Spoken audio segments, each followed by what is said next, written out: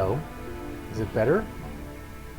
I had to change some stuff up here real quick because it was booming. Sounds better at least, which is good. Alright. Go ahead and set everything. Seems like it's good to go. Oof. Okay. That off.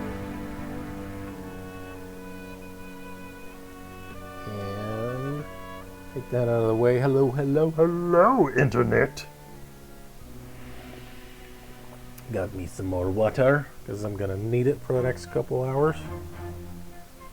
I'm gonna try to play till 9 p.m. Pacific.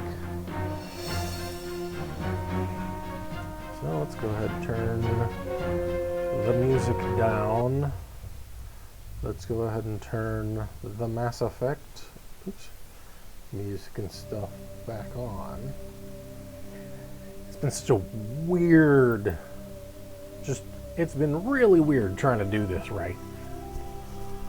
I haven't changed out the resolution. I don't know, at least for the stream. I don't know how much that's going to affect my gameplay. We're going to see.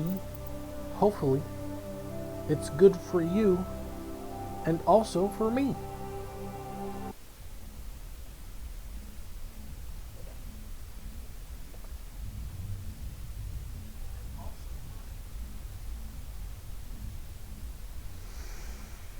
And I've got my stuff in the background doing its background thing.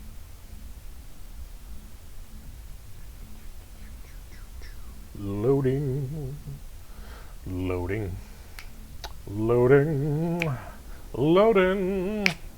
I don't know what I'm doing there. Alright. Yes, I'm in the hub with stare into the world, into the nothingness with the messed up face and eyes and stuff. People. Okay. Map. Albina, I've already talked to. Let's see. I do need to go to the consort chambers. Talk to that lady. Who's this? Another Avina. Apparently. Multiple Avinas. Where's your nearest car? I'm like over here. So I think if I back out, because I think I'm facing this way. I've been playing so much EverQuest just in the last couple of years that I sometimes forget that I can't use E to auto run, and I want to press E sometimes like that. Damn it. Okay. See, I've been playing a lot of P99. Loading. Alrighty. I mean, if you're gonna get on a if rapid transit's gonna be a thing, let's have this be a thing at some point, please. All right. Wards, Citadel. I don't even know if I went to the right place. We'll find out.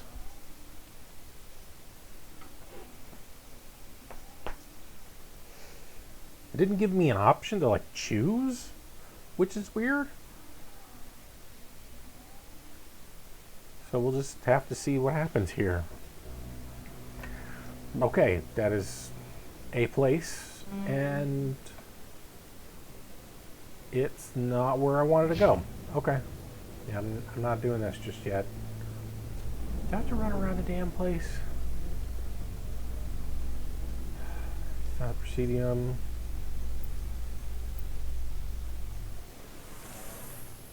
It's over here. Can I not go in here? No.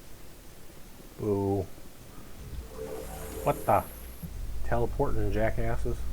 The council isn't going to ask me any questions, are they? I doubt it. We've made our reports. Now we just have to trust Ambassador Udina. No, we don't, sir.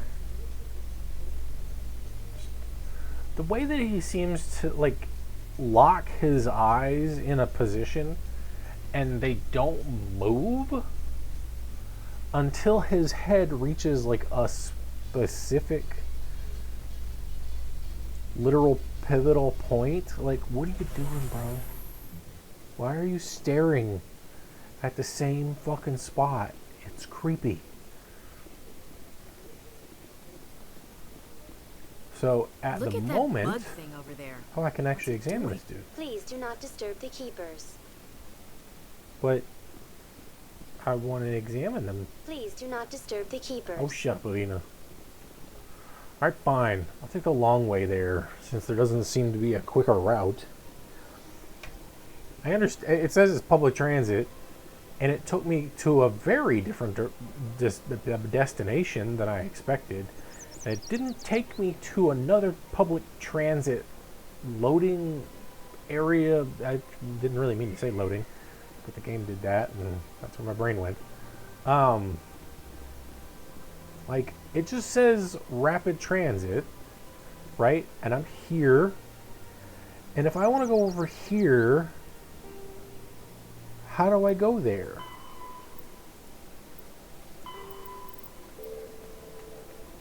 Like, I want to set destination. Okay. Not what I wanted to do, because I'm used to E being what it is. City locations. Embassies. See, this doesn't... Just exit, hold on. Map. This says, it just says Citadel Rapid Transit, but it doesn't say specifically. And I don't know where wards are. Transition. Like, I don't know what a ward is versus whatever the other options were. Like, they're just not there telling me what's what. Ward access, embassies. I don't want to go to, I don't want to go to an embassy, so I guess I'll go to wards and see what happens here. And where am I? I'm not where the fuck I wanted to be. Because I don't see wards anywhere. So what happens if I do that again? Damn it. I'm blocked. Yeah, you're blocked. That's fine. Financial district?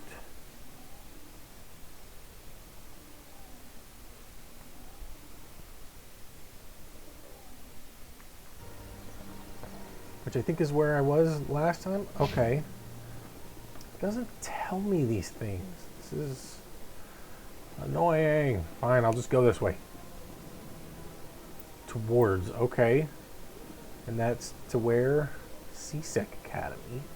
Which I thought was way up here. Whatever. Shopkeeper. I'll have to go check this out, see what I can do. Where are you at? Oh, there you are. That's a shopkeeper? Cool. Ah, human. This one is greatly pleased to see you here in my decadent emporium. So long. I should be going. Aw, I As you thought it was wish. literally Do like return when you are about the able. length of the legs. Stupid game. Commander, it is good to see you again. Would you care to see some of its fantastic items today? Investigate. Personal question. Who are you? This one's face name is Delaninder, though many in this place simply refer to it as Delan. Please take time to examine the fine goods it has for purchase, all of great worth. Yeah, let's investigate. Why do you refer to yourself as this one and it? For the same reason that humans are so inquisitive. It is part of our culture. I like that answer. Specifically, Hanar only refer to themselves in the first person with family or intimates. And we rarely do so with other species. It is just our way. Alright. What exactly do you sell? Only the finest and most luxurious items that credits can buy. So stuff I can't afford. This one is able to procure almost any item the human would desire, for a price, naturally. Alright. I'd like to see these rare and wonderful items. Oh, this one is pleased to do so, human. You will not be disappointed. Okay, let's go standard. Can I sell? Because that's what I want to do first. I got multiple pistols I don't need.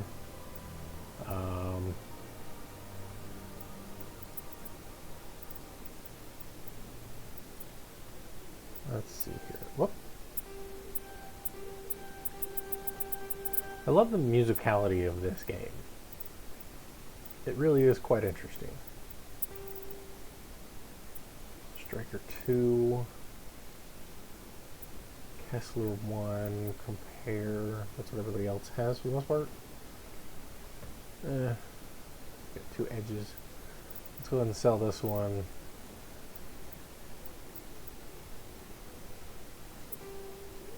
Oh wow, that sold for 10. Maybe I shouldn't. Sell. Armor. Striker 2.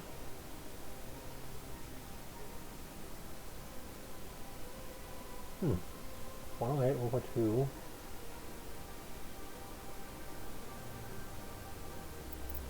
Maybe I won't sell anything at the moment. Especially because these things don't really sell that well.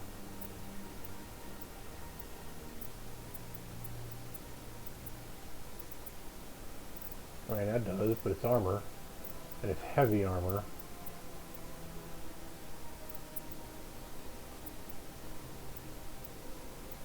Compare. Alright, what do you get for purchase? Yeah, nothing I can afford. Get this. What the hell?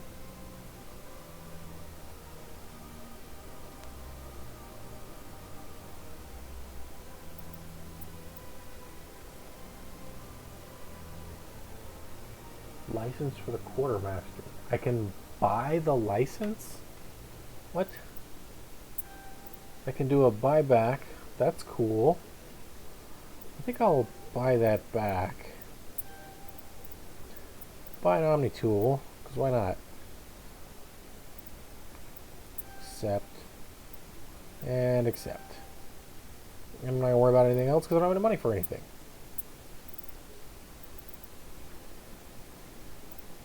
Okay, now, what else do you got? Commander, it is good to see you again. Would you care to see some of its fantastic items today? Sure. Show me your items. That was basic. Oh, this one is pleased to do so, human. You will not be disappointed.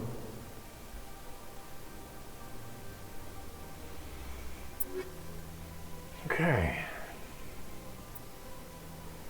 5. Oof. Whatever the sort option. Type, price, level.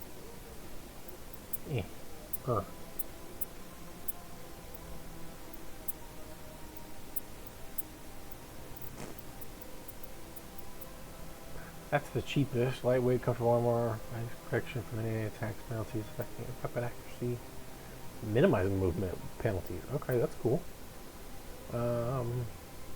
Increases movement penalties. Interesting.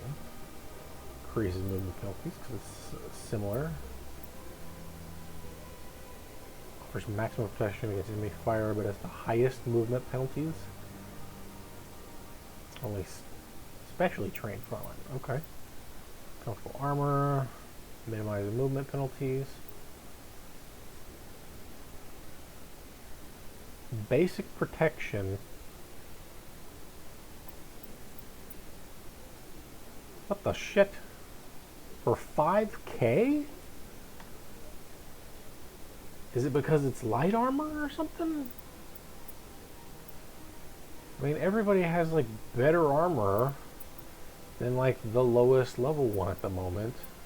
It feels like.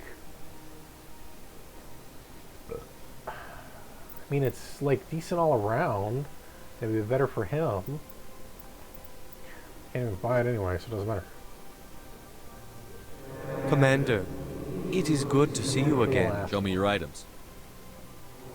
Oh, this one is pleased to do so, Upgrades. human. You will not be disappointed.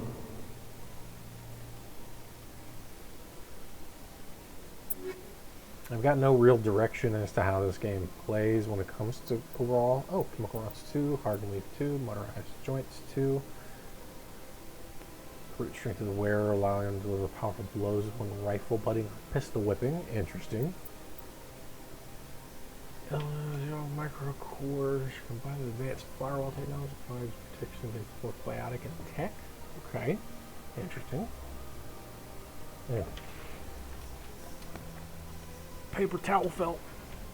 I use it as a coaster, even though I don't really need to, but I do it anyway. It's because it helps. And of course, toxic 2, baby. All right, well, I'm just gonna hang off for now. I don't know how things are gonna go. But yeah, I forgot about that. Okay, cool. Can't talk to you or your computer. Let's see. You know, for a shop, you have a very wide open behind you. Whatever.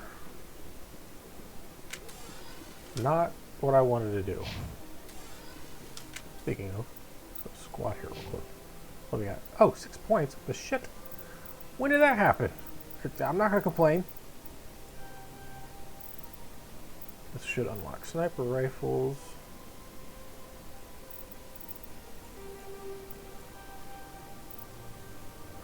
Unlock sniper rifle, people. Come on!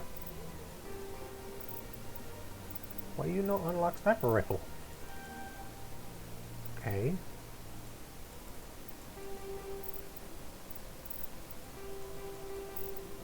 Why won't it unlock the goddamn sniper rifle?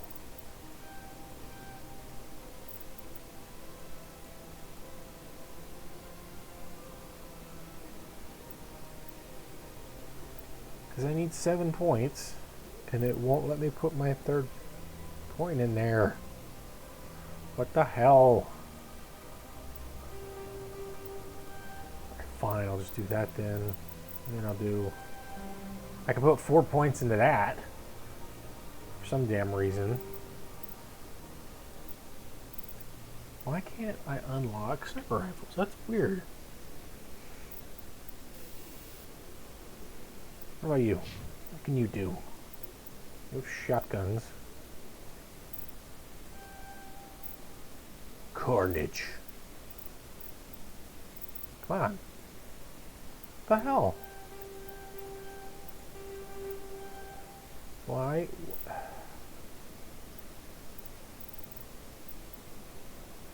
Only available when using shotguns. Fires blast particles. Okay. Cool. Why won't you let me increase? Do I have to be able to go to the next one or something? Is that the thing? But I mean, I would have 2 points, so... And it doesn't say that you have to go further. It's not saying, hey, you have to have pistols level 7 or something like that. That sounds kind of cool.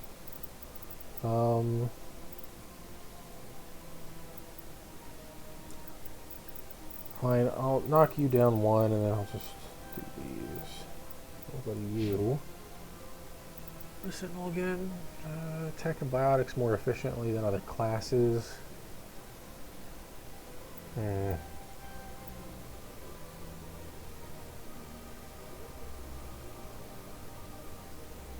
Neural shock. Interesting. Electronics overload. Okay. Stasis. Alright. What the shit? Dude. He's kind of awesome. But why can't I get that? Oh, 5 points, duh. Derp. 5 points, 4 points, 6 points, 7 points. Jesus Christ. Reduce the cooldown of throw, lift, barrier, and yeah. Increase pistol damage, pistol accuracy. Okay.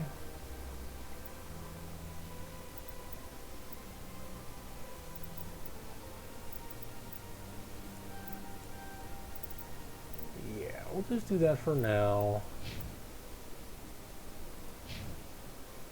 I still want to know what the deal is with fucking sniper rifles. Why can't I put all 3 points into assault rifles? Whatever.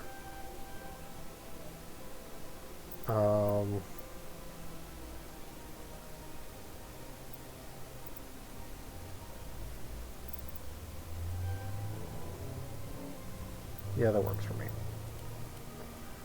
All right.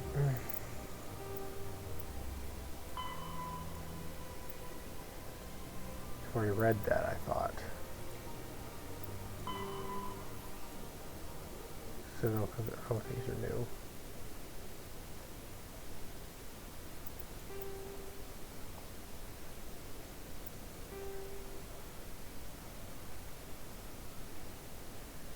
Huh. Humanity.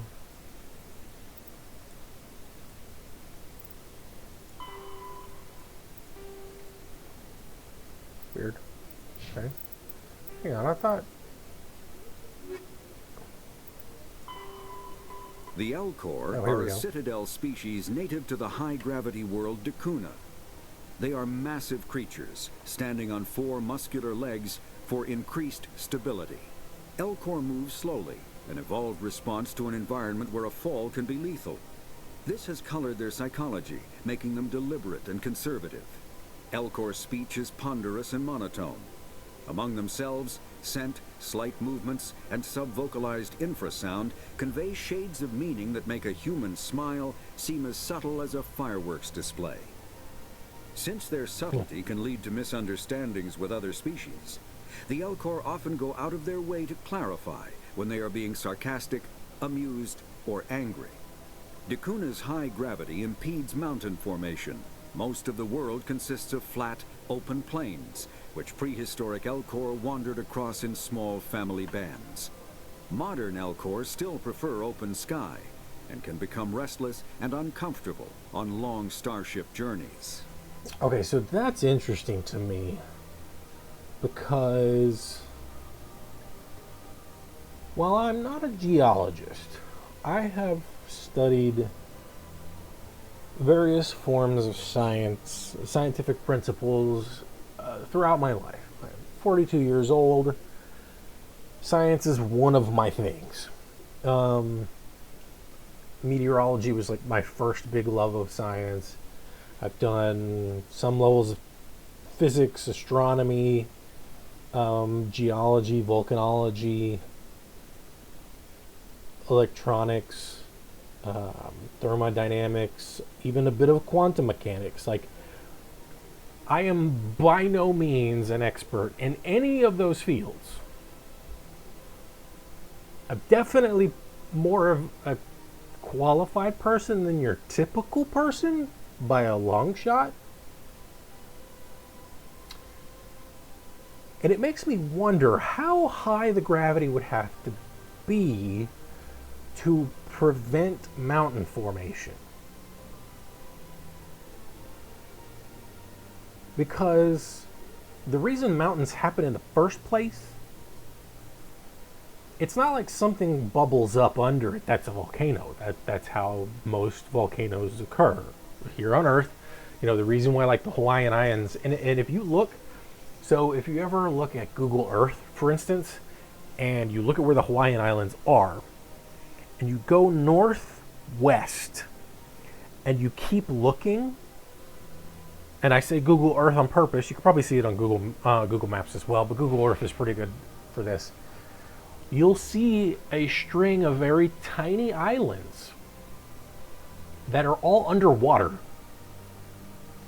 They're called seamounts. Seamount. And these seamounts are basically mountains that were formed from the hot spot that is the big island of Hawaii right now.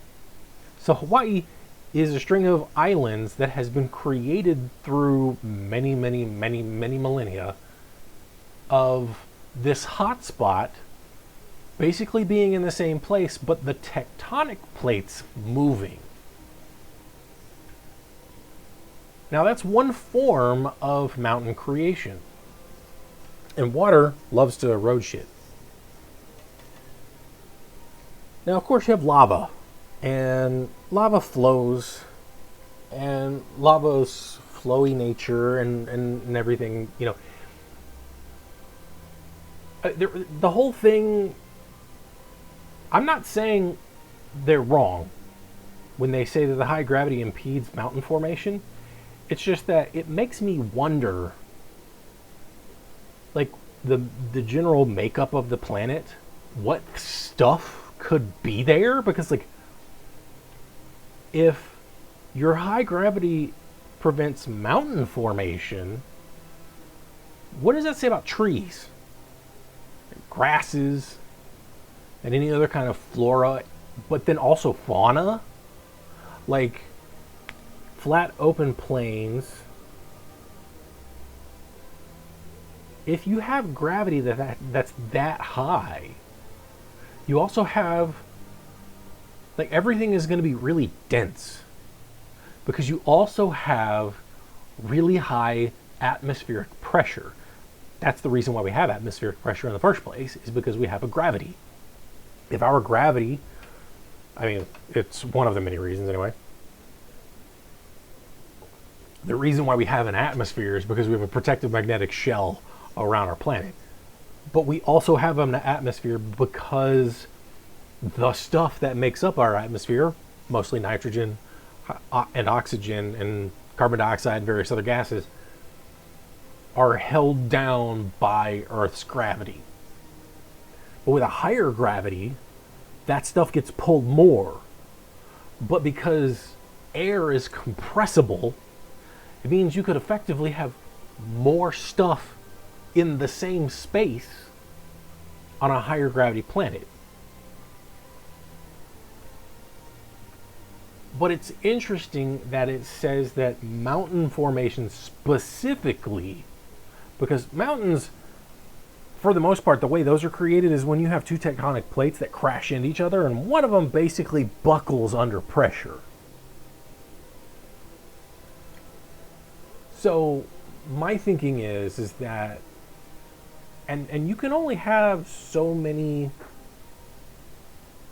earthen masses, if you want to call it. Like, we found an exoplanet, I think, that has like 1.5, maybe? Or maybe it was bigger than that. Maybe it was like 2.5. The mass of Earth. That's a lot, by the way. So that means that you have a gravity that is also 2.5 that of Earth. So everything weighs 2.5 times as much. And that's the thing. Every weight is dependent on is based on gravitational attraction. But a kilogram being a form of weight, but also a form of mass measurement.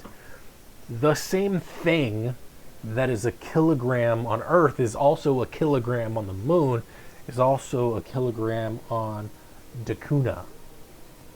But apparently Dacuna, that would be interesting. I would like to see a simulation of how a planet like that works. That would be fascinating, if it even works at all. Tangent over. The Hanar are a citadel species known for excessive politeness. They speak with scrupulous precision and take offense at improper language. Hanar that expect to deal with other species take special courses to help them unlearn their tendency to take offense at improper speech. All Hanar have two names. The face name is known to the world. The soul name is kept for use among close friends and relations. Hanar never refer to themselves in the first person in conversation with someone they know on a face-name basis. To do so is considered egotistical, so instead they refer to themselves as this one, or the impersonal it. Their homeworld, Kajay, has 90% ocean cover and orbits an energetic white star, resulting in a permanent blanket of cloud. Due to the presence of Prothean ruins on the world, many Hanar worship them, and Hanar myths often speak of an elder race that civilized them by teaching them language. All right.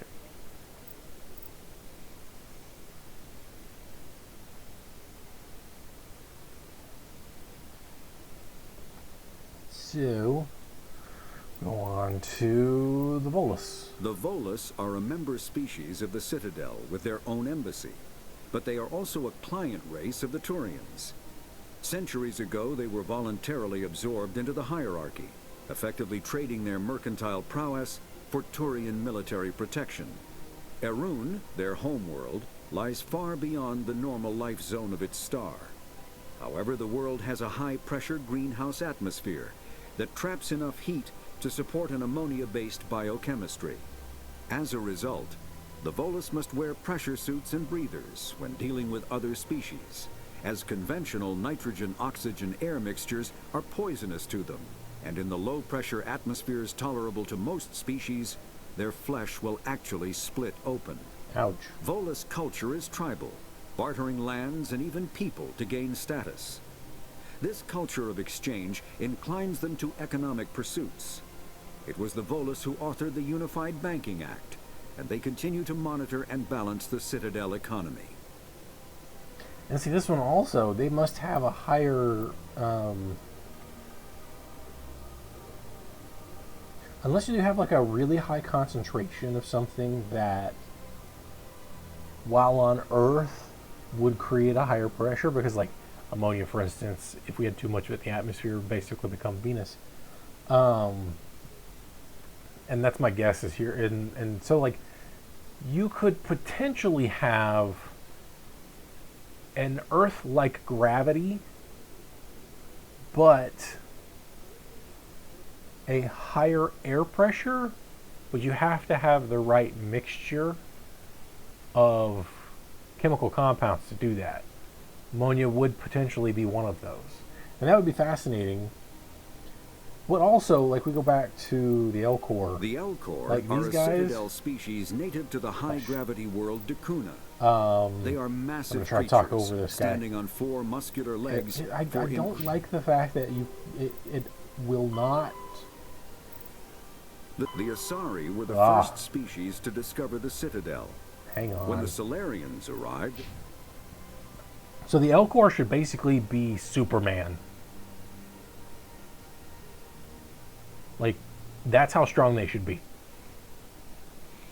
Because in order for them to walk on a super high gravity, it would be like them bouncing around on Earth or whatever our gravitational equivalent would be in the Citadel, like when we take people to the moon.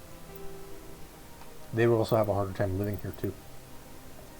After the Geth secure a location, already they did round that. up and impale dead and living bodies on... The Citadel is an ancient deep space station, presumably constructed by the Protheans. Since the after the Geth secure... The Elcor are... The Volus are a member... The Asari were the first species to discover the Citadel. When the Solarians arrived, it was the Asari who proposed the establishment of the Citadel Council to maintain peace throughout the galaxy. Since then, the Asari have served as the mediators and centrists of the Council. An all-female race, the Asari reproduce through a form of parthenogenesis. They can attune their nervous system to that of another individual of any gender and of any species to reproduce. This capability has led to the unseemly and inaccurate rumors about Asari promiscuity. Asari can live for over 1,000 years, passing through 3 stages of life. In the maiden stage, they wander restlessly, seeking new knowledge and experience.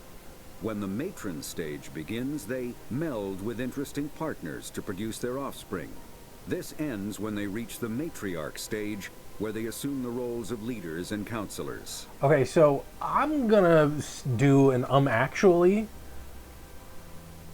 My understanding of parthenogenesis, which does happen, I believe, in like very rare circumstances on the planet, our current planet Earth, parthenogenesis is essentially a form of self-cloning, but it's not the same as asexual reproduction. So like a sponge or what are those like geothermal vent tube worms that you can find way down in various plants and stuff too. Those essentially reproduce through asexual reproduction. There is no merging of DNA from another. It's just a form of self-replication. But here's the thing about parthenogenesis, from my understanding. That would be like a human female here on the planet Earth. 2 of her eggs reach her uterus, merge together, and then become another human being that's viable. And then successfully, not only being viable, coming to term, by the way, would have to be female. Because that's where the mitochondria is basically, like everybody is the same on a mitochondrial level, because our mitochondria is essentially like the same throughout generations. But that would be the only way for humans to work, or for it to work, because sperm can't do that, and plus the egg does what it does. Anyway, not only would those 2 eggs have to merge with each other, they would have to grow up, become viable. All data would have to work, be born. It would be a clone, but not 100% identical to the mother. And the reason why it wouldn't be identical is because the way like genetic markers and telomeres and various other things work, and gene expression, like there would be many things that would be similar, but like for instance, her eye color might be the same, but it's not going to be the exact same because of the nature of how like just chaotic eye creation is. Because the only way that everything would be 100% identical is if all circumstances, no matter how big or small, even on a molecular scale, would have to work precisely how they worked before. So like the reason why somebody has blue eyes, for instance, like myself, is because they don't have pigment in their eyes. If you didn't know that, now you know. So a person with brown eyes has pigment in their eyes, but a person with blue eyes does not. The only way that a person with blue eyes gets blue eyes is because A, they don't have the pigment, and then B, the scattering within the eye structure itself causes blue to be reflected. Like you can't, somebody doesn't have blue eyes when there's no light. Even if you can see them very clearly in the dark, they will not have blue eyes because there's no light. Now, you may see a slight tinge of blue, but it's very unlikely because instead of the color, the color sensing cells in your eyes, the cones, they won't really be active. Your rods, which are the light sensing cells in your eyes, those will be more active, and everything's kind of skews towards black, gray, blue. And so you might, maybe, if you're super, like if you have like some amazing fucking eyes, you might see blue, but the chances are extremely low. But like for instance, but like it would be possible, but very, very, very slim possibility that a person with, let's say, blue eyes, who reproduces via parthenogenesis, could have a child with brown eyes. Possible, really low though. Because blue eyes are recessive. And while there would be 2 recessive donors, increasing the chance of blue eyes happening. And then also, the genetic markers and everything mostly acting similarly through gene expression. There's a really high chance they're going to still have blue eyes. But there's still the probability that brown eyes would happen, which is what's fascinating about genetics.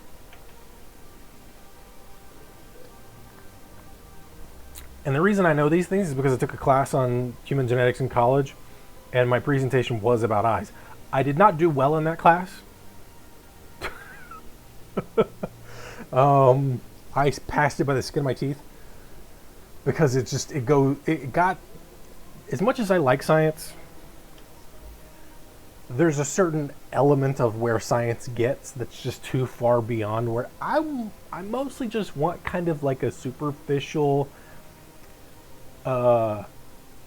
like level of understanding to where I could like turn around and maybe teach it to somebody else, but like in a casual setting, not in an academic setting. Yet another tangent. All right. I don't even know what I'm doing again. I forgot. That's right. I need to go over here to the consort, who I guess is going to be her. But well, it's going to look like her anyway. But yeah, so they're all going to be female, which makes sense. They're all most likely going to have very similar eyes, very similar facial structure, but not necessarily the same. I mean, you might even have like birthmarks or slightly different noses and whatnot, depending on so many factors. I've had my office rearranged 5 times. Because like 5 times. all of those things can be influenced by environment, and the environment even being the womb. So, okay. Everyone just lets them go on doing whatever it is they do. All right, Choice well, do we whatever. have? If you try to stop them, they just shut down and... No, I don't want to. I don't want to do that. I wanted to actually go in here.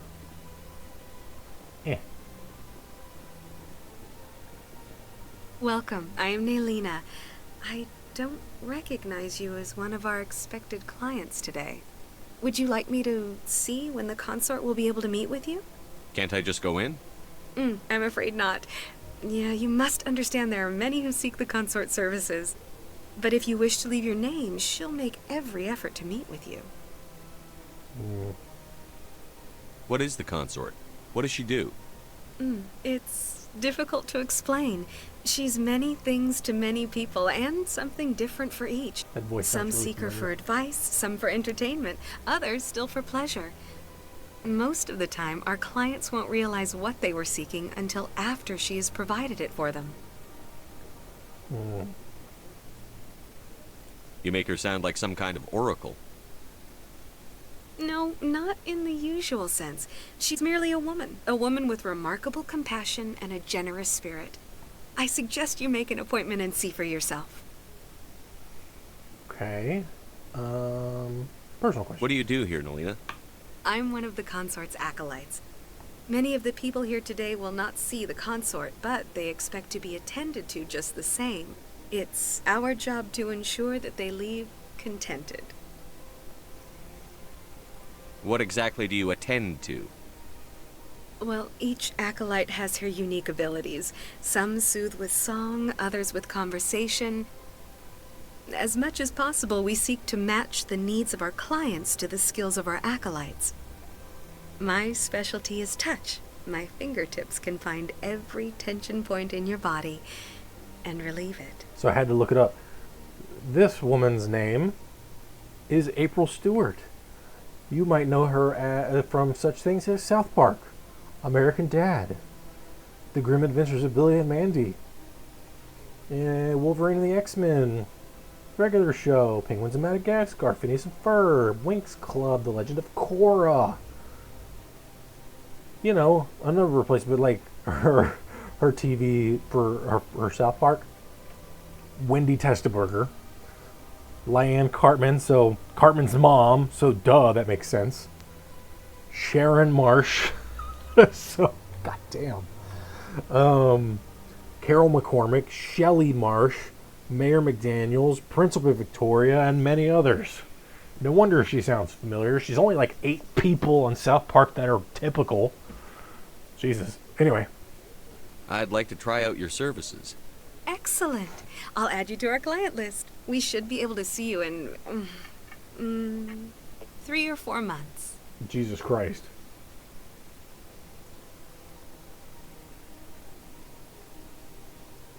Nobody's worth that much of a wait. Well, that's not for me to judge. I have your name and you'll be contacted. Is there anything else? All right. I think I'm done here. Oh, well, I hope you'll return again in the future. We always enjoy seeing new clients. Nalina, Yes, Shaira? send the commander up to see me. I wish to speak with him. Okay. Yes, of course, mistress. Are we making this all mysterious? Huh. It appears the consort has taken notice of you. She'd like to meet with you now. Do we know why? What does she want to see me for? I don't know. You'll have to ask her yourself. Just head upstairs. She'll be waiting for you.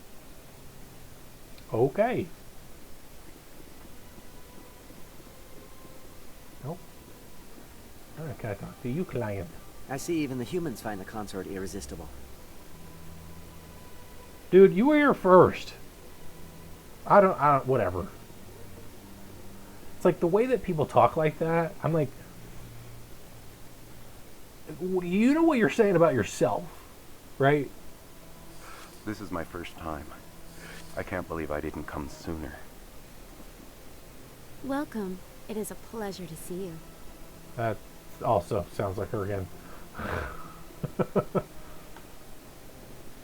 You're with the Alliance? My brother's a private back on Earth. Oh yeah, I needed a bump up. So one of the things that I had done to myself, making life more difficult, I'll keep it that way though, is that I had 2 mic inputs, or 2 audio inputs on OBS. So it was just bumping everything up and basically making it double. So that didn't sound good. Who is this? Gwendolyn Yeo. X-Men General Hospital, Broken Trail, Teenage Mutant Ninja Turtles. What kind of TV stuff she's been in? Grounded for Life, The OC, Eli Stone. Oh wow, she's been in all kinds of stuff. Voice acting. There's Invincible Iron Man, Dead Space, Aftermath, Green Lantern, Emerald Knights, Charming, Animal Attraction, watch Batman Dark Knight Returns Part 1. She hasn't been in a lot of stuff, okay. That is close enough. I've heard a great many things about you Whoops. since your arrival here in our citadel. I don't like people spying on me. I apologize, Commander. I make it my business to know when important people arrive on the station. Many of them become clients. But that is not why I asked you here. I have a certain problem that could use your expertise. Maybe I can help. I have a friend, Septimus, a retired Turian general. I won't discuss the details, but he wanted me to be more than I could be. We had a falling out. Now he spends his days in Korra's den, drinking and spreading lies about me. If you would speak to him as a fellow soldier, I believe he will listen to you and let the matter be. What happened between you? I respect his privacy too much to go into the details.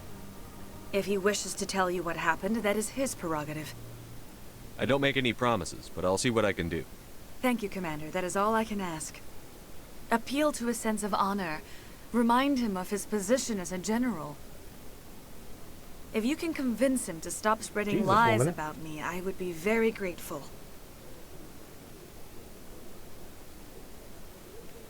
Now I must ask you to take your leave.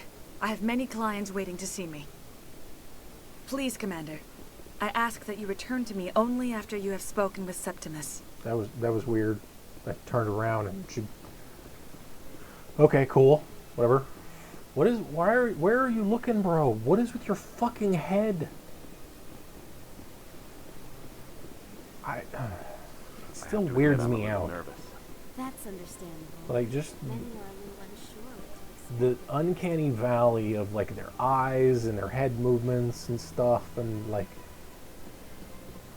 it's awkward. Damn it. Anyway. Moving on.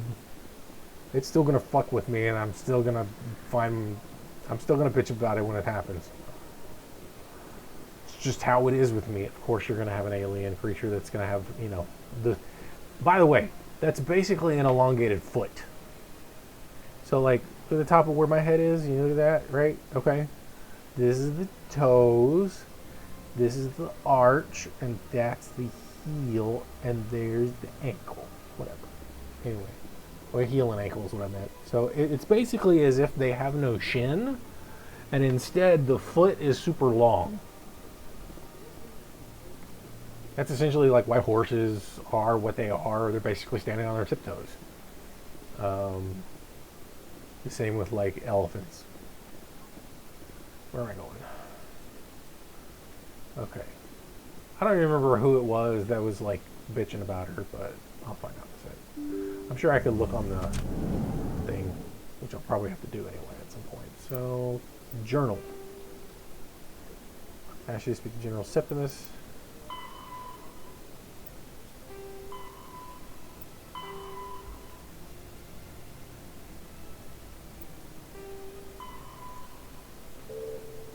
Where is he at again?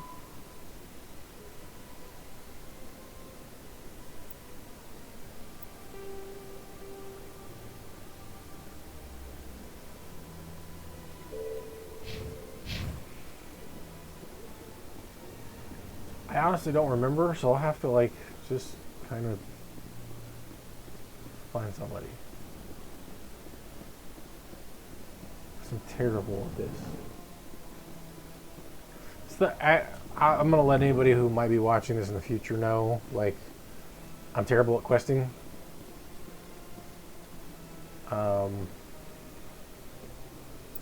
It's easy for me to forget.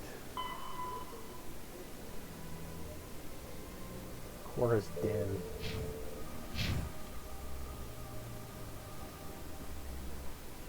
What the hell is a den? This doesn't tell me much. Strange greeting, human. This is really not a good time. You seem distressed. Is there Alarmed something- response. You overheard that, did you? Okay. This is all going so wrong. And it is the Asari consort's fault. She's the one who started all this. What did this Asari do to get you so upset? I cannot speak more about this problem. It is too sensitive. What? I already talked Suffice to it her. to say, she has compromised my authority as a diplomat. Where can I find this Asari consort? She is across the bridge from here. Her offices are easy enough to spot. These guys should be like super Good human. day, human. So, what?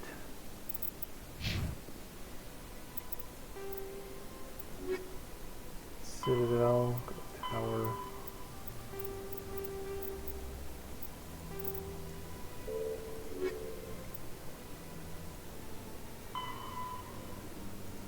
General Septimus. Which is a weird ass name. Just saying.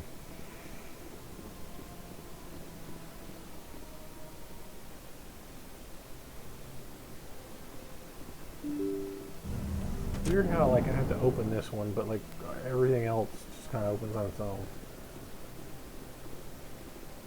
Jesus, my computer is just not great for this. Turned off, what's it,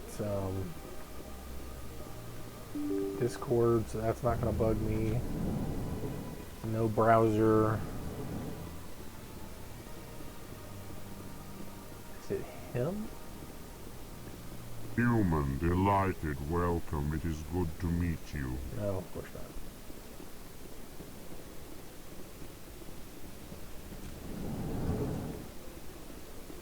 I don't remember who General Septimus is.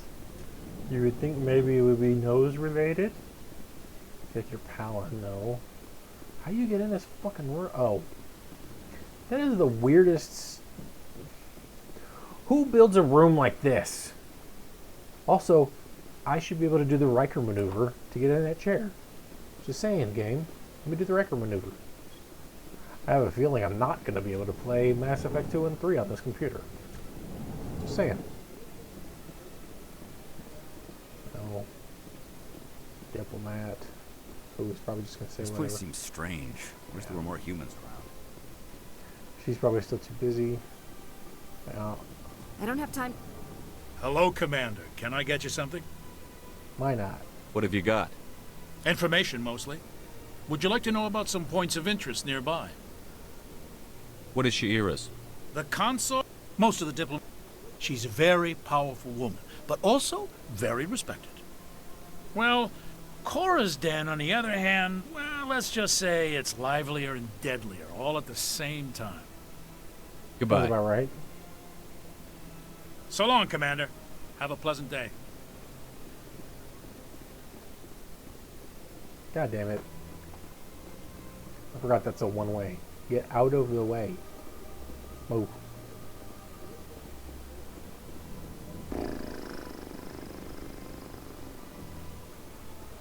See, I should be able to hop over this. Gemmed waist-type fences.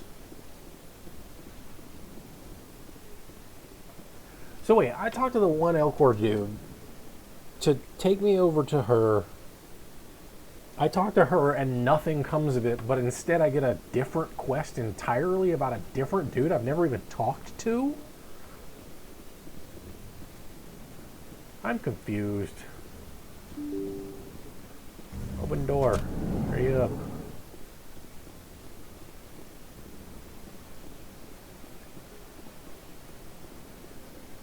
So... either way. Wait, damn it. Yeah, this will be easier because it's just more of a straight shot. No need for, So we'll go back to her and talk to her again and just see. There's a pretty good chance it's not going to matter, but I just want to cover my bases.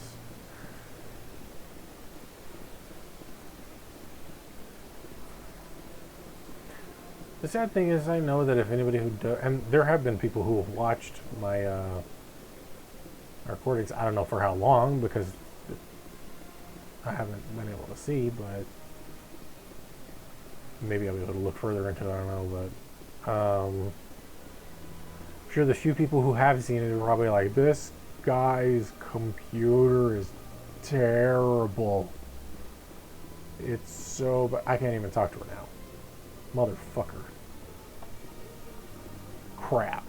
Well, I'm gonna talk to one lady. I'll go talk to Winnie Testaberger. It'd be interesting if, like, because, like, what's the point in having it if I can't talk from here? It'd be cool if, like, I press the space bar and he just walks up to her to talk to her. It'd be interesting. Not to say that it would be good. If you are ever asked to aid Sha'ira, it's quite an honor. Septimus. What do you know about the General? He's been seeing the consort for longer than I can remember. Then one day, he stormed out of here furious. He hasn't been back since. He was always very respectful to the acolytes, very noble. I think I'm done here.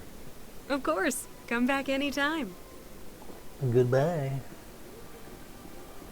Where the hell is he is the question. Is it him? No. Aquarium, bank. What exactly is a bank for?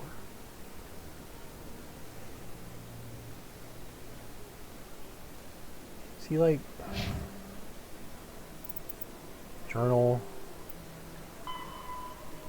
Go to the tower. That's for Saren. General is at Cora's den in the lower wards. How do I get to the lower wards again? embassies.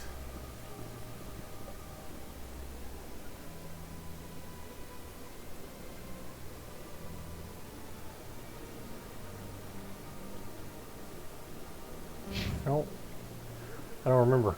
So I guess I'll just run around until I find it.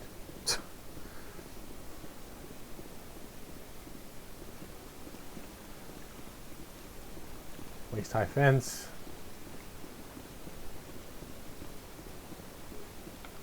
Over here. Not the way I need to go. I assume.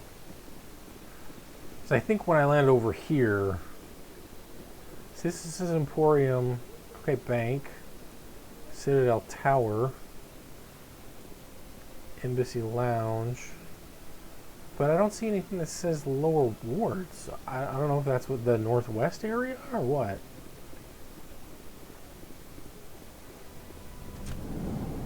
Okay, so the wards is this way. And it's what symbol? Sort of like the rising sun, if you will. Oh, because it's the silhouette of the thing. Of the citadel itself. With like the 5 arms. Cool. Beautiful place. Who, what? Oh, that's my dude. I was like, wait, who is that person I should talk to maybe? Oh, never mind. It's dude in the party. And apparently I can't save Leroy, which is unfortunate.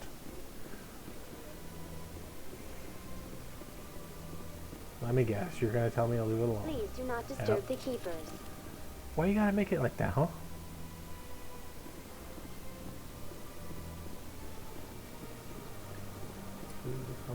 Maybe? And she said to appeal to his sense of honor.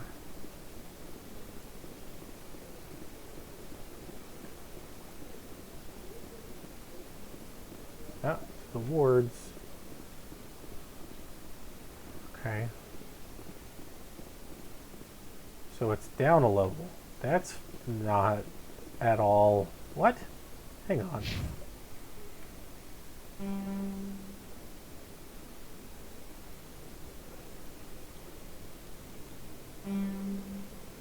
I can't even see myself.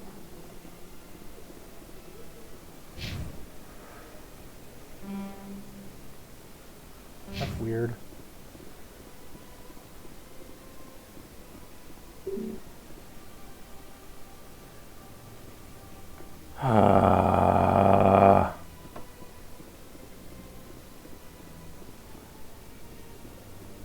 Damn it, game.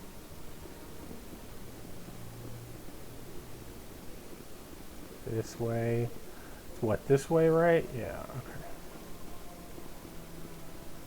okay. I wish I had known that before I decided to go on this wild fucking goose chase. Because here's the thing. I'm bad at quests, but I also want to do them. In light of the recent attack on Eden Prime, many colonial investors are pulling their support for future projects. Proponents of expanded human colonization insist that Eden Prime was an isolated case. Nevertheless, colonist enrollment has dropped sharply.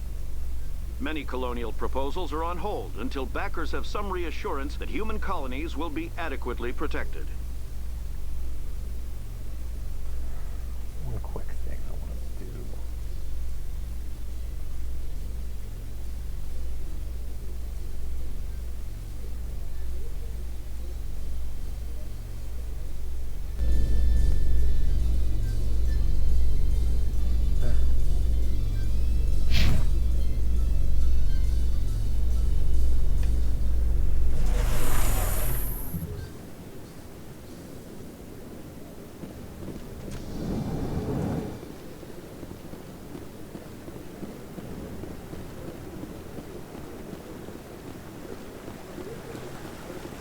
Saren's hiding something.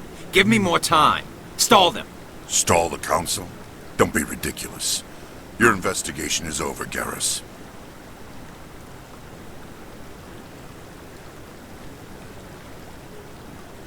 Commander Shepard, Garrus Vicarian.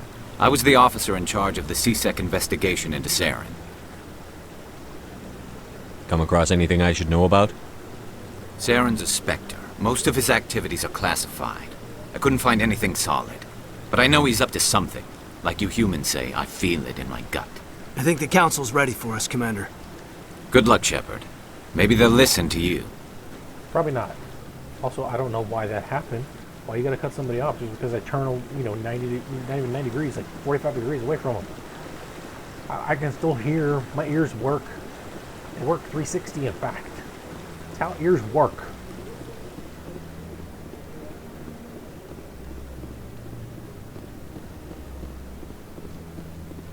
Don't be ridiculous.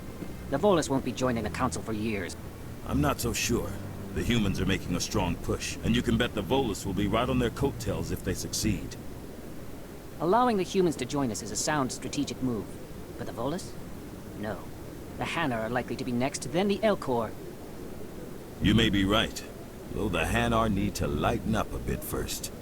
You just don't like them because you have trouble understanding them. That diplomat? The man with the very, very dark-sounding voice? That's General Warfield from StarCraft 2.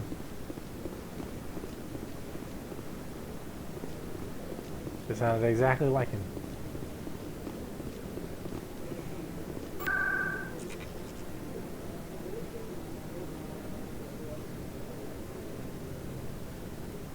Why not? Let's just see what happens.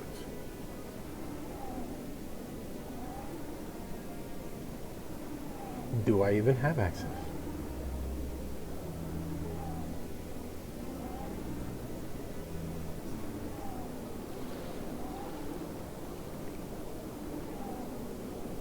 We shall see. Okay, so we don't have access to the ports. Okay.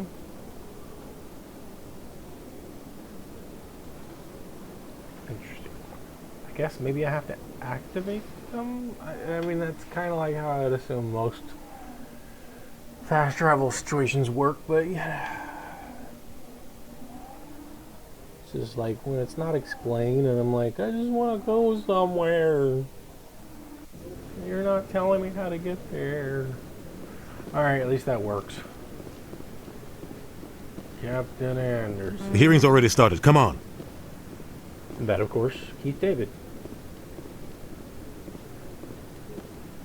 The Geth attack is a matter of some concern, but there is nothing to indicate Saren was involved in any way. The investigation by Citadel Security turned up no evidence to support your charge of treason. An eyewitness saw him kill Nihilus in cold blood. We've read the Eden Prime reports, Ambassador. The testimony of one traumatized dock worker is hardly compelling proof. I resent these accusations. Nihilus was a fellow Spectre and a friend. That just let you catch him off guard. Captain Anderson, you always seem to be involved when humanity makes false charges against me. And this must be your protege, Commander Shepard, the one who let the beacon get destroyed. The mission to Eden Prime was top secret. The only way you could know about the beacon was if you were there. With Nihilus gone, his files passed on to me. I read the Eden Prime report. I was unimpressed. But what can you expect from a human? Typical. Saren despises humanity. That's why he attacked Eden Prime. Your species needs to learn its place, Shepard. You're not ready to join the Council. You're not even ready to join the Spectres. He has no right to say that. That's not his decision. Shepard's admission into the Spectres is not the purpose of this meeting. This meeting has no purpose. The humans are wasting your time, Counselor, and mine. You can't hide behind the Council forever. There is still one outstanding issue. Commander Shepard's vision. It may have been triggered by the beacon. Are we allowing dreams into evidence now? How can I defend my innocence against this kind of testimony? I agree. Our judgment must be based on facts and evidence, not wild imaginings and reckless speculation. Do you have anything else to add, Commander Shepard? You've made your decision. I won't waste my breath.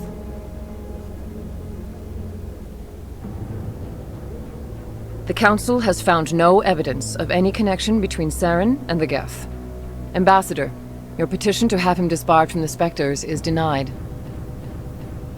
I'm glad to see justice was served. This meeting is adjourned. I mean, that's how it was going to go anyway.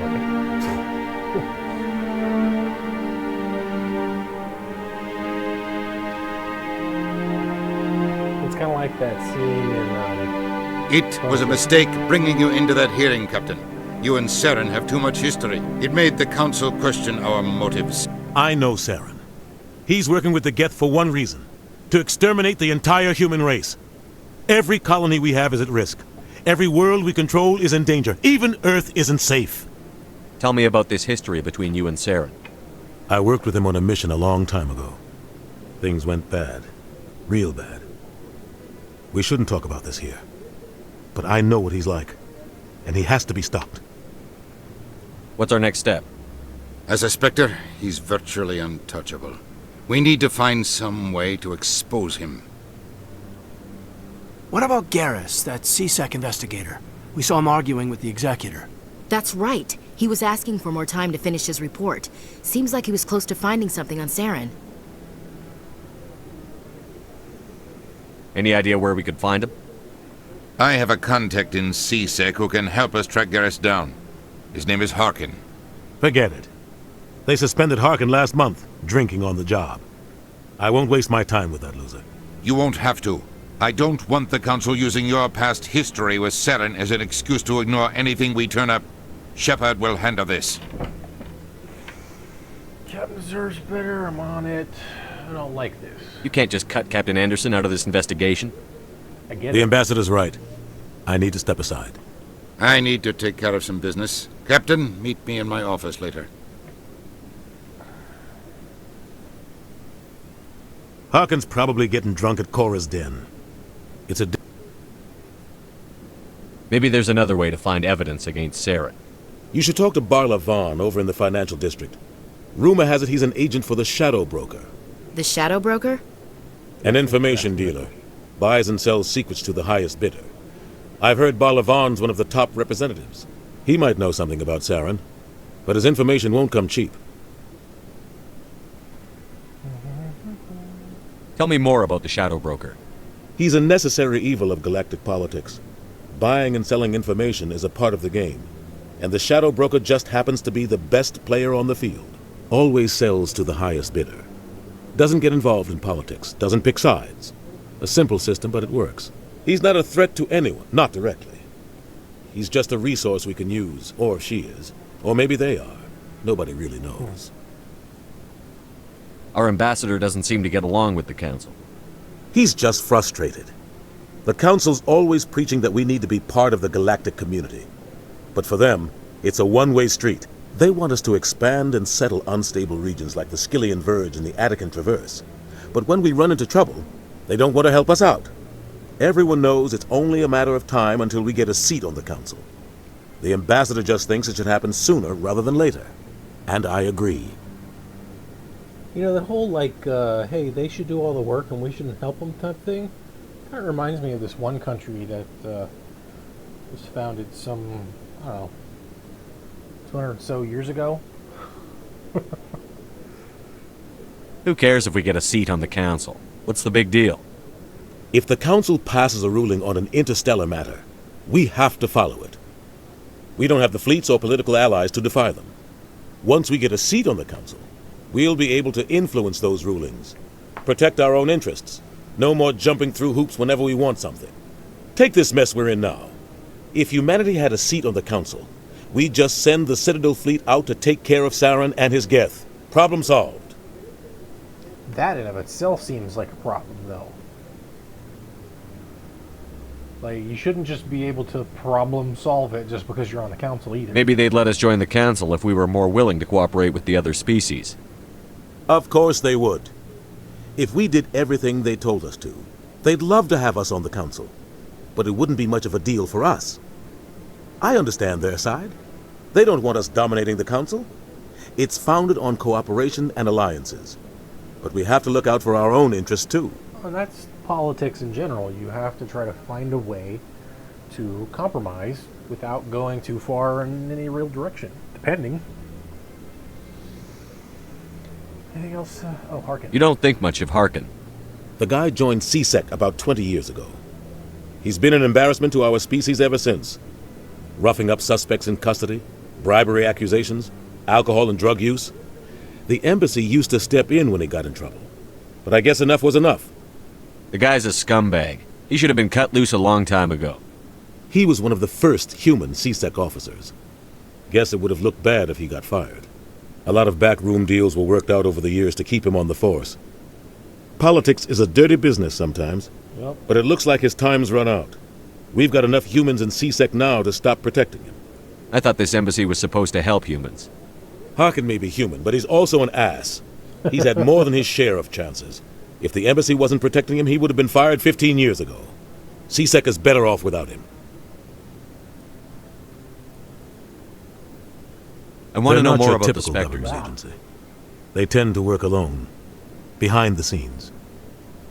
They take care of problems the Council can't. It's not easy preserving peace across an entire galaxy.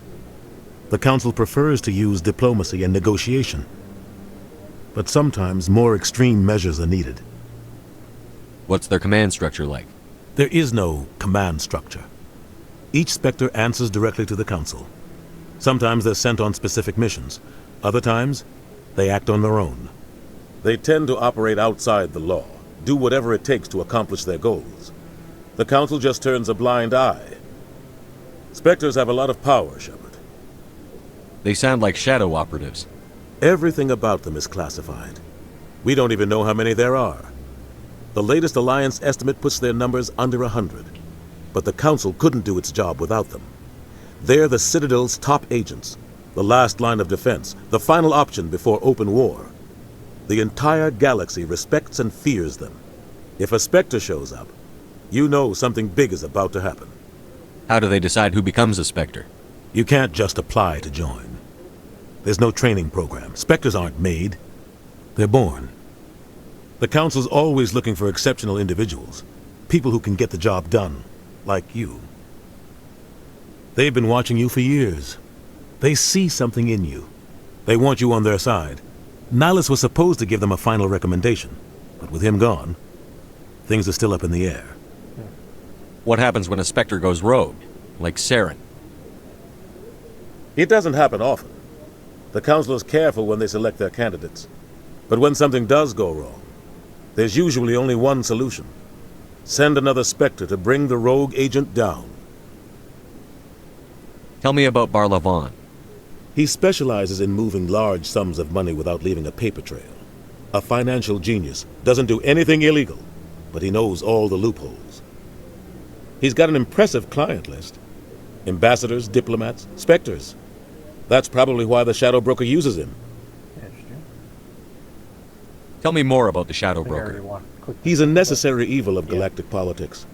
Buying and selling information is always said. He's not a threat to anyone, not directly. Right. He's just a resource we can use, or she is. Or maybe they are. Nobody really knows. I should go. Good luck, Shepard. I'll be over in the ambassador's office if you need anything else. Okay. It's the Codex Journal. See Barlow 1. To Harkin.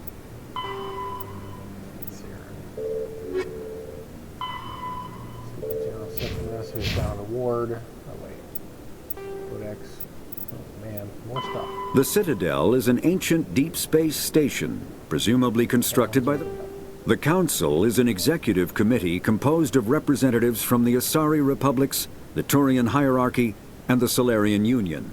Though they have no official power over the independent governments of other species, the Council's decisions carry great weight throughout the galaxy.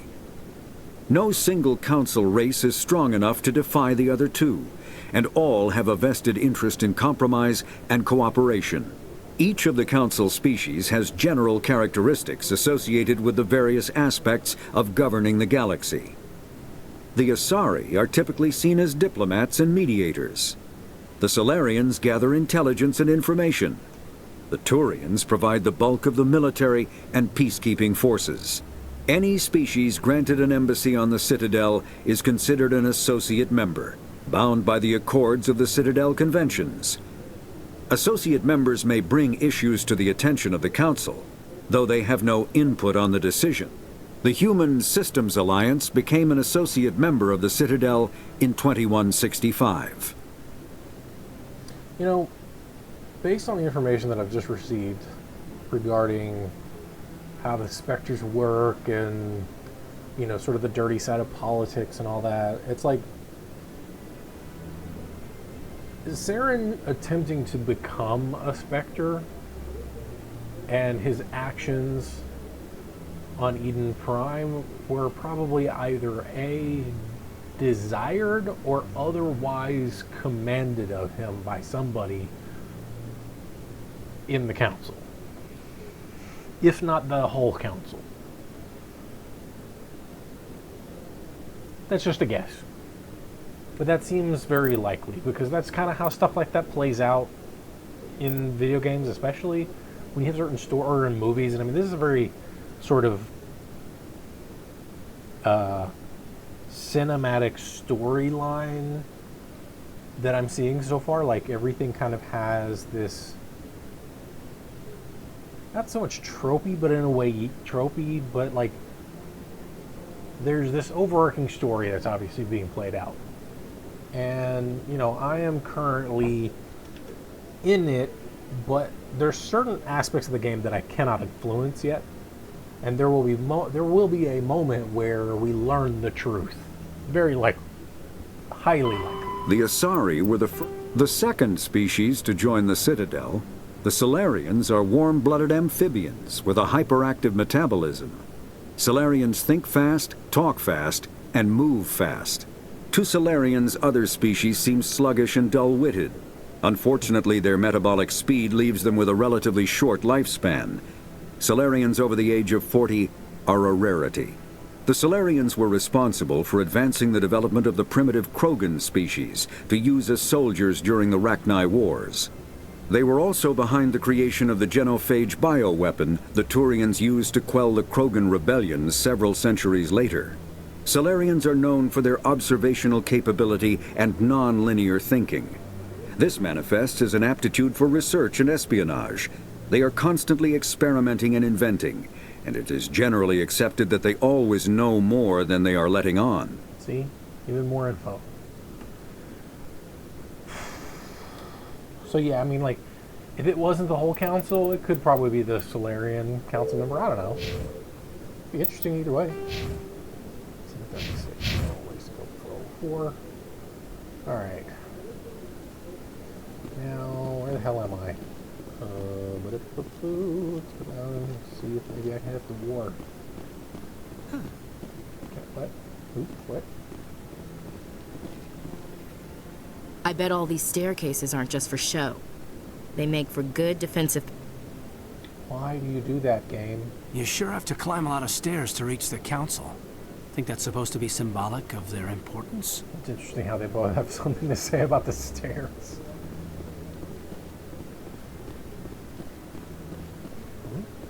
Sure. That guy...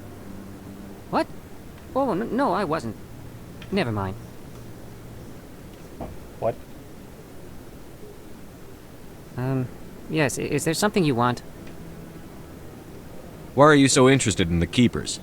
Keepers? I've got no interest in the Don't get coy. I know what I saw. I'm not so sure I should be talking to you about this. Just tell me what you're doing. I'm not here to get you into trouble. All right. I guess it wouldn't hurt to tell you. I'm using a small scanner to gather readings on the Keepers. So far I've had mixed results. I find it difficult to get near the creatures. Why were you being so secretive about it, though? Well, technically we're not supposed to disturb the Keepers. I don't really think my scanning disturbs them, but the authorities might disagree. I'd like to do it more openly, but it's not really worth getting arrested over. I could help you out. I'm not worried about the authorities. I don't even know who you are. I'm Commander Shepard, with the Alliance military. Well, I suppose I could use the help. You'll need this. It's the scanning device I developed. Activate it each time you see a Keeper. All collected data will automatically upload to my database. I'll even send a few credits your way for each unique scan. What are you doing with the data once you've scanned it? trying to learn whatever I can about the Keepers. We see them working everywhere, yet we know so little about them. I'm a scientist. I want to know what makes them tick. I should get going then. Yes, I have much work myself. So long, and good luck with the scanning. Thanks, bro. Can I scan you? Okay. Ooh, that's more XP than everything else. Holy crap. Well, that's nice. Words. Where's Den?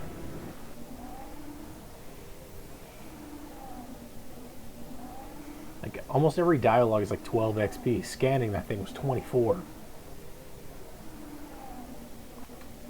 And I've got like 1,000 I need for my next level, so I might as well get as much XP as I can.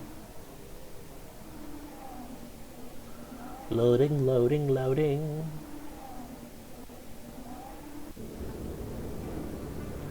Gentleman's Club in the wards. Okay, so I don't know what this place is going to be like. If, like, there's going to be boobies or anything. That's him. What? The fuck? Ooh. What?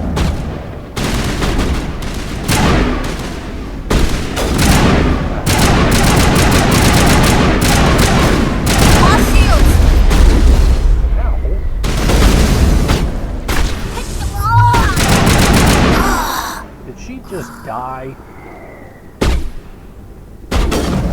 What? First of all, where are my other guns? Second of all, what? Oh, because I was pressing the wrong fucking buttons. You don't want to pop out.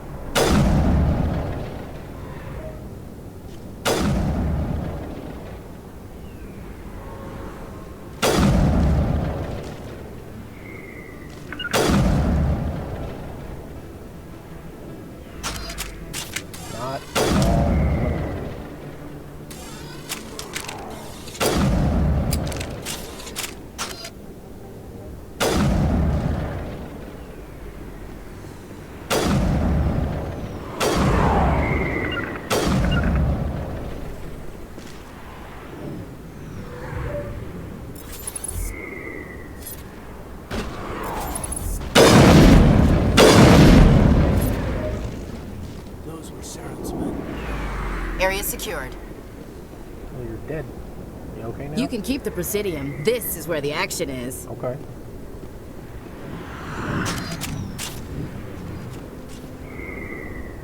It did say something about people dying, so...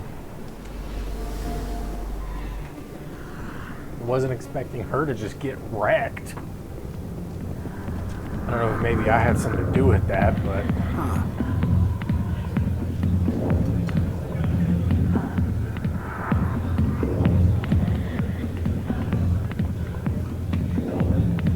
Jenna. Sorry, I'll get to you when I can. Aw, I wanted to talk to you.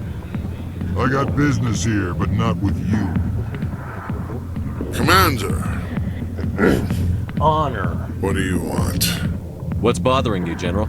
I've seen a lot of horrible things in my days, and there's only one woman in this damn galaxy that helps me forget it. So if you feel that way, then why spread lies about her? Because she rejected me! Me! Septimus Oraka, General of the Turian Fleet! Is she really worth it? There must be other women. It's not just any woman I want. It's her, and her alone. Look, kid, I appreciate what you're trying to do, but don't waste your time. You need to start acting like a general if you want to beat this. I spent all my life acting like a general, and what did it get me? Huh? No, those days are over. I'll just be what I am. A tired, lonely, worn-out soldier. You're a damn general. Quit your whining. Ha! You got balls, kid. There are only 5 people in this damn galaxy who talk to me like that. So you think it's that easy? Just straighten up and act like a general? I don't think it could hurt. Huh. Maybe you're right, Commander. Shaira's worth the effort, even she won't have me back. Now get up and get moving, General. All right, I'll go to her. After I've had a cold shower or two. Say, you're a bright kid. Would you be interested in earning a few extra credits? What do you want me to do? There's an L-Corps diplomat out there who believes Shaira gave up his secrets. Why does he think that? Because I told him. Look, I just need you to convince him of the truth. Why can't you tell him yourself? Well, the last time he saw me, I was disparaging his ancestors and shouting his secrets in public. Take this data pad. It shows where I got my info. It will exonerate Shaira and convince the L-Corps. Who am I taking it to, and where is he? His name is Zaltan. He's an L-Corps diplomat. He's over in the embassies complaining about Shaira. Yeah. Well, here's to soldiers acting like soldiers. Thanks, Commander. You know, you might make a good general yourself one day. Hard to imagine a general like that getting so upset about a woman. That's because The you don't music just understand women. stopped. And now it's back. A million light years from where humanity began, and we walk into a bar filled with men drooling over half-naked women shaking their asses on a stage. I can't decide if that's funny or sad. What? You don't think they're here because of the food? Jesus Christ, game. You ain't gotta be that self-aware. Hi, be with you in a minute. Holy shit balls. Not now. I'm watching the show. Back off, Rex. Fist told us to take you down if you showed up. What are you waiting for? I'm standing right here. This is Fist's only chance. If he's smart, he'll take it. He's not coming out, Rex. End of story. This story is just beginning. Out of my way, humans. I have no quarrel with you. What was that all about? Who knows? Let's just try not to get caught in the middle. I don't know, maybe we get caught in the middle. Find him and talk to him, possibly. The music is weirdly directional. Human military, huh? Chair. I can sit down. Relax, maybe? I don't know. Yeah, why not? Fuck it. Some kind of stupid shit happens.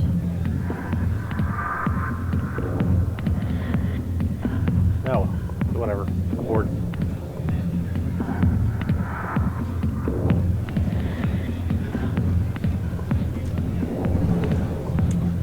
Guess I could go talk to...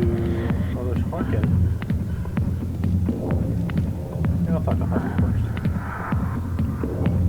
Alliance military. I could have been a Marine, you know. Instead, I joined the goddamn Citadel security. Biggest mistake of my life. Harkin, right? I was told you could help me find someone. A Turian CSEC officer named Garrus. Garrus? You must be one of Captain Anderson's crew. Poor bastard, still trying to bring Saren down, eh?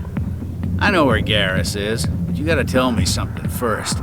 Did the captain let you in on his big secret? Is there something I should know about the captain? The captain used to be a Spectre. Didn't know that, did you? It was all very hush-hush. The first human ever given that honor, and then he blew it. Screwed up his mission so bad they kicked him out. Of course, he blames Saren. Says the Turians set him up. Well, that explains things. You said they covered all this up. How'd you hear about it? I spent 20 years working cases here on the Citadel. People on this station love to talk. Secrets are like herpes. If you got them, you might as well spread them around. Why'd they kick him out? Have to ask him. I never heard any of the details. Bet it's a good story, though. The heroes fall. Classic tragedy. Why'd they kick him out? Have to ask him. I never heard any of the details. Bet it's a good story, though. The heroes fall. Classic tragedy. You said they covered all this up. How'd you hear about it? I spent 20 years working cases here on the Citadel. People on this station love to talk. Secrets are like herpes. If you got 'em, you might as well spread 'em around. Just tell me where Garrus went. Garrus was sniffing around Dr. Michelle's office. She runs the med clinic on the other side of the wards. Last I heard, he was going back there. What's it like working for C-Sec? You mean, what was it like? The executor suspended me without pay. Recurring violations. C-Sec was keeping a file on me. Every mistake I ever made went into the books. Get a little rough with a suspect, note in the file. Have a couple of drinks on duty, note in the file. Skim a couple of credits off a drug bust, note in the file. It's a goddamn witch hunt. You got off easy, if you ask me. What the hell do you know? Working for C-Sec isn't like being a Marine. People get pissed off if we shoot somebody. Investigations, inquiries, rules, regulations. Every day I plow through enough red tape to choke a rhino. That's how you gotta be to do this job. So don't talk to me about right and wrong. You soldiers got it easy. You need to look in a mirror. Sober up and take some responsibility for yourself. Save your sermons. This ain't no church. What do you know about Garrus? Damn hothead is what he is. Still figures he can save the world. Always bucking heads with the executor. He'll pay for it soon enough. The executor loves to put us lowly field agents in our place. Just look what happened to me. You need to look in a mirror. Sober up and take some responsibility for yourself. Save your sermons. This ain't no church. I'm out of here. Yeah, good. Go. Let me drink in peace. Well, I got some info, which is cool. The back rooms are private. Who's Fist? He owns this club, but the customers have to stay out front. What did that other Krogan want? Rex? Personal matter. Not real chatty, is he? Goodbye. Enjoy the club. Not much to enjoy, to be honest. Hey, Jenna, can I talk to you now? Enjoy the entertainment. I'll get to you soon. Nope. Alright. Why didn't Captain Anderson tell us he used to be a Spectre? Maybe it's not true. Harkin's an ass. Bet he's just messing with our heads. You're probably right. A lot of traffic here. How fast do you think those cars are going? That has nothing to do with the conversation you guys were just having. What the fuck? Damn it, game. Why you gotta mess with me like this? Alright, so we said something on the other side of the ward. Over there. That's not what I wanted to do. Heading out. Yeah, shut up. Moorland. Hello there. Welcome to Moorland's famous shop. You want many good supplies, yes? Let me see what you have. Oh, you will be pleased, I think. Very good things I have. You will see. Standard items. God, he's just like staring into fucking space and it's awkward as hell. Oh, that's expensive as shit. Oh, yeah. I'm gonna do that. Oh, yeah. Price. What the... What, why you do this, game? Risk control license. Alright, we'll get that too. I don't know what it's for, but someone tells me it'll be useful. Damn. Okay. Back out. Talk to you again. Hello there. Welcome to Moorland's famous shop. You want many... Oh, you will be pleased, I think. Very good things I have. You will see.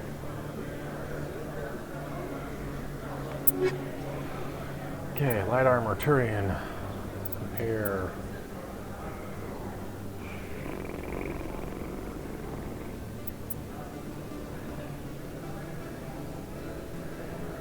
I can technically afford that. That's not bad. Nobody even used that, I think.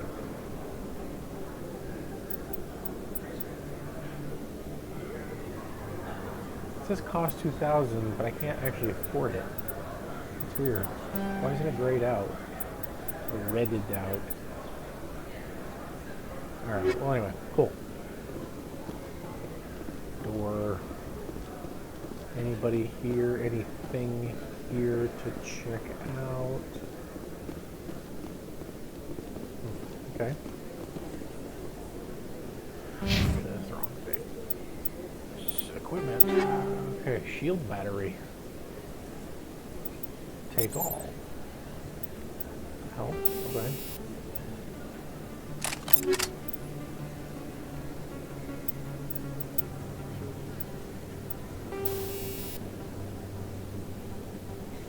Store energy for generators. Okay. I'm gonna put that on her since I don't know how the hell she died. Maybe it was because I was shooting at her or something. I don't know. But we'll just put that in there. Because he can heal, and that's me. So I need somebody who can kind of tank a little bit.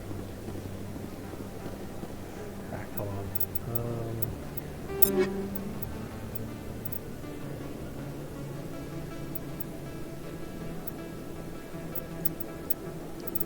So I guess I can omnigel that.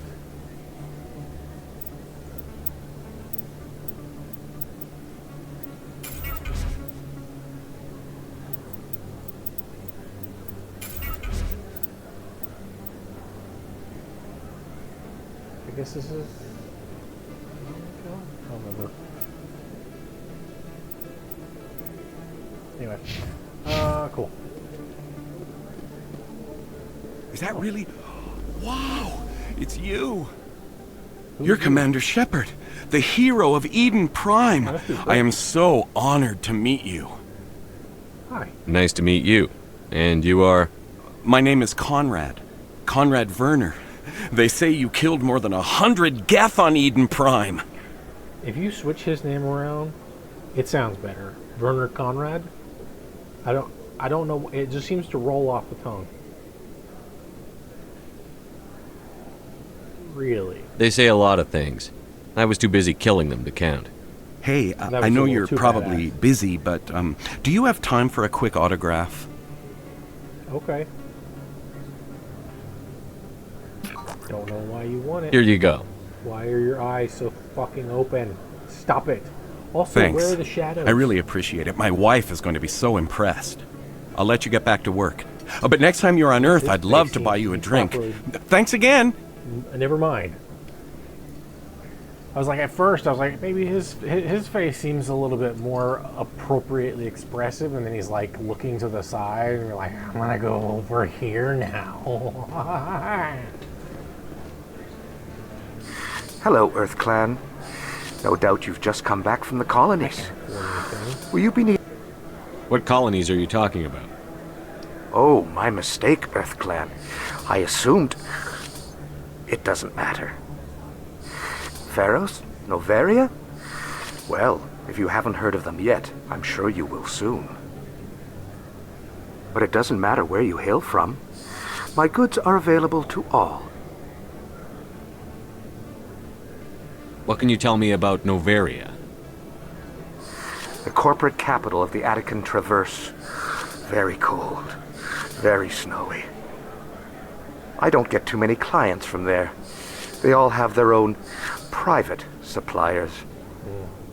I'd like to know more about Pharos. Phrasing of privacy. It's an old Prothean world. Their buildings still litter the surface.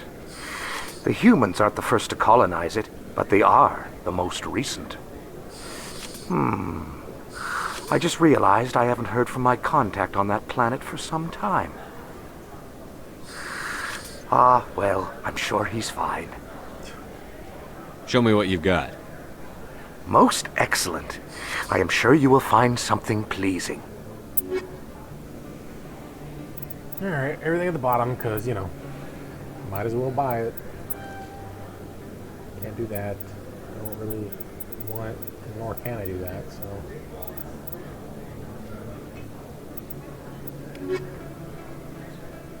Okay. Best place on this ward to buy upgrades.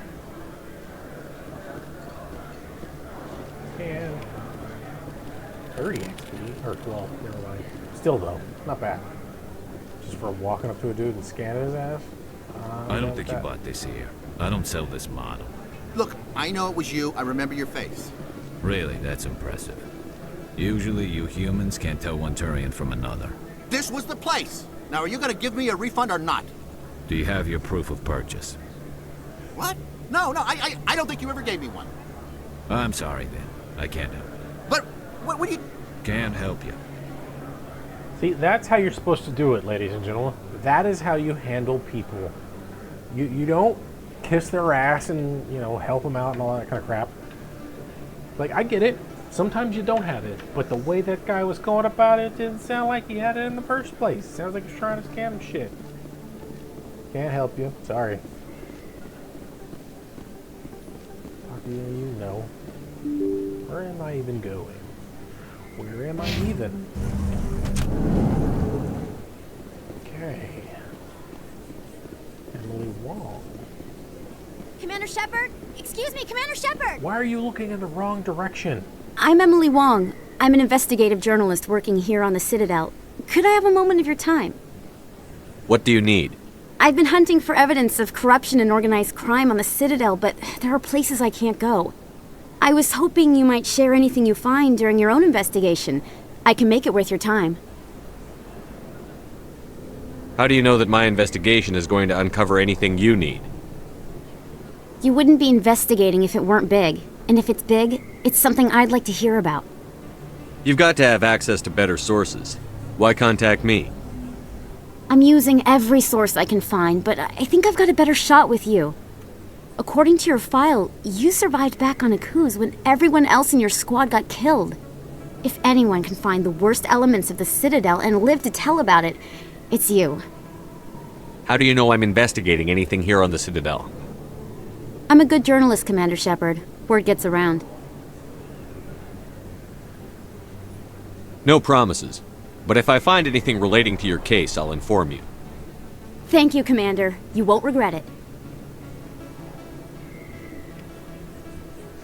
And now she just walks off. Not only was she looking in the wrong direction, waving in the wrong direction. Anyway, let's mark its corners down. Seaside.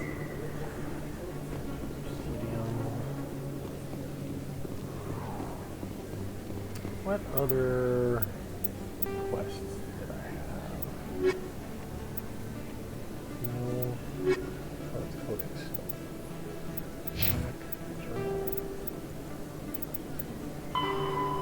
Speak with Shiara again. Okay. Yeah, okay. Probably a good idea to talk to him first. I haven't seen the last of Conrad.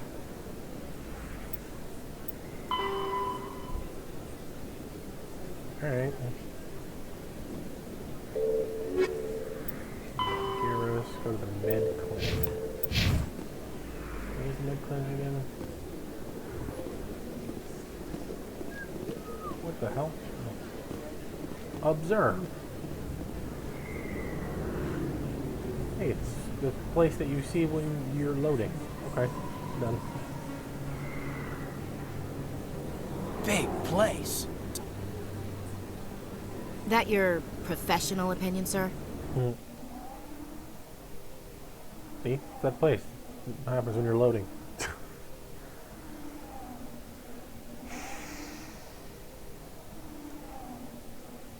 Why are you taking so long to load? I would be like this. This isn't a station. It's a city. There must be millions here. It can't be possible to track everyone coming and going. This makes Jump Zero look like a porta-john, and it's the largest deep space station the Alliance has. Jump Zero is big, but this is a whole nother scale. Look at the ward arms. How do they keep all that mass from flying apart? The Council represents more races than I thought. No wonder they're careful with newcomers. They probably just want to keep everything running. It has to be hard keeping all these cultures working together. Or maybe they just don't like humans. What's not to Why like? not? We've got oceans, beautiful women, this emotion called love. According to the old vids, we have everything they want. If you expect to get me in a tinfoil miniskirt and thigh-high boots, I want dinner first. Sir. That will be enough, Chief. At ease, Lieutenant. I can't see her in a skirt anyway. Damn straight you can't. Ready to move out, sir. That was funny. Finally getting to see a little bit of personality in these people was nice. It's Academy. Med Clinic. That's where I go. Garrus. Ah. I didn't tell anyone, I swear! That was smart, Doc. Now if Garrus comes around, you stay smart. Keep your mouth shut or we'll... Who are you? Let her go! Ah!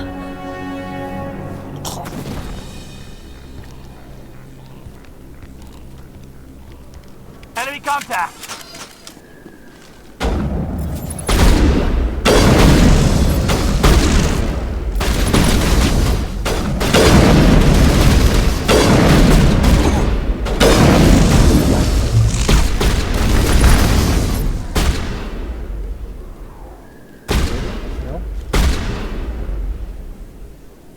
One right in front of me somewhere. On me!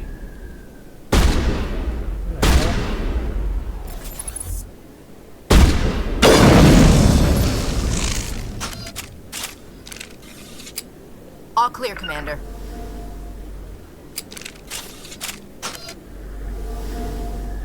Get away from the wall, damn it.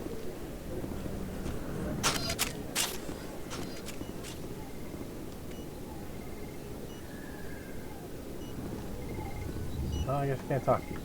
Surprised she's not dead, though. Perfect timing, Shepard. Gave me a clear shot at that bastard. You took him down clean. Sometimes you get lucky. Dr. Michelle, are you hurt? That's not her. No, I'm okay. Thanks to you. All of you. Why were they threatening you? Who do they work for? They work for Feast. They wanted to shut me up, keep me from telling Garrus about the Quarian. What Quarian? A few days ago, a Quarian came by my office. She'd been shot, but she wouldn't tell me who did it. I could tell she was scared, probably on the run. She asked me about the Shadow Broker. She wanted to trade information in exchange for a safe place to hide. Where is she now?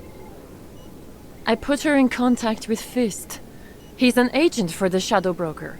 Not anymore. Now he works for Saren. And the Shadow Broker isn't too happy about it. Fist betrayed the Shadow Broker? That's stupid even for him. Saren must have made him quite the offer. That Quarian must have something Saren wants. Something worth crossing the Shadow Broker to get. What else can you tell me about the Quarian? I'm not sure. Like I said, she wanted to trade information for a place to hide. She didn't... Wait a minute. Geth. Her information had something to do with the Geth. She must be able to link Saren to the Geth. There is no way the Council can ignore this. Time we paid Fist a visit. This is your show, Shepard. But I want to bring Saren down as much as you do. I'm coming with you. You're a Turian. Why do you want to bring him down? I couldn't find the proof I needed in my investigation, but I knew what was really going on. Saren is a traitor to the Council and a disgrace to my people. Welcome aboard, Garrus. You know, we aren't the only ones going after Fist. The Shadow Broker hired a Krogan bounty hunter named Rex to take him out. Yeah, we saw him in the bar. A Krogan might come in handy. Last I heard, he was at the C-Sec Academy. What's he doing there? Fist accused him of making threats. We brought Rex in for a little talk. If you hurry, you can catch him at the Academy before he leaves. Move out. Oh, I can put Garrus in my party. Interesting. And there's 3 more that I can get. Okay.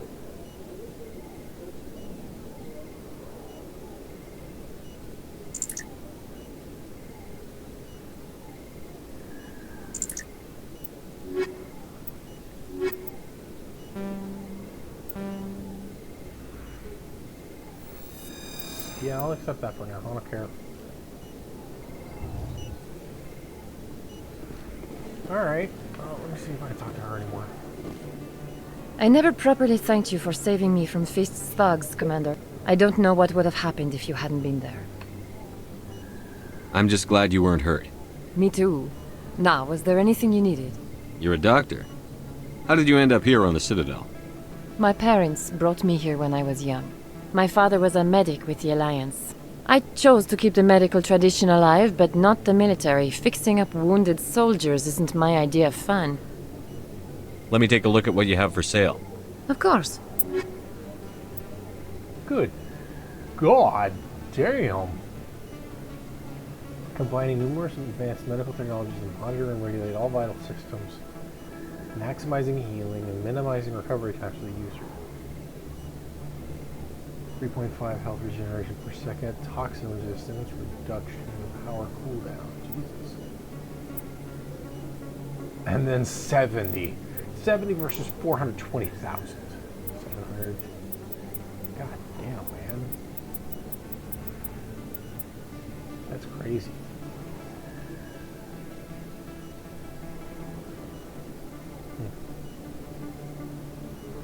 For only 70, that's not bad. I'll go ahead and do that. And then I think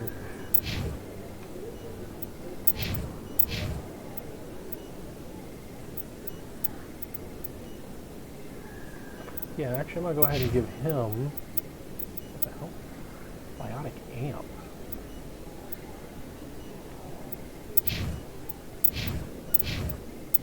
Okay. Anyway, yeah, I'll put it in his armor. Right? Armor. Oh wait, over here. Good. Wait, hold on. Oh, he can't. I can put other armor anyways. And then he'll equip that. That way he doesn't have to heal himself that much, and he can focus more on the other two, me and her.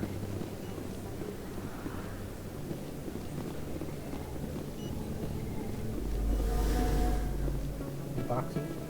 What? Fire containment system. That.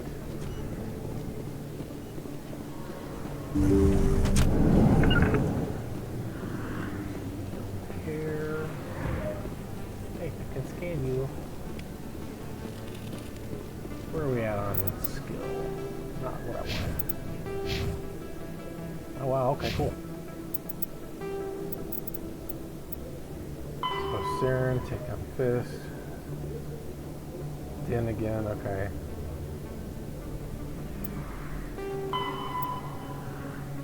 Raise the academy.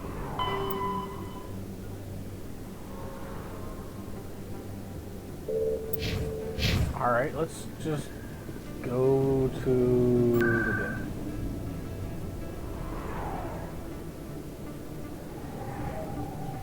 See if I can find him there. I bit my lip earlier. I took a bite out of some chicken thigh that I had cooked and it was sitting there for and like at one point it felt like I had ripped through my lip. It hurt so bad. My lower lip. It's feeling better, but Jesus Christ, it sucked.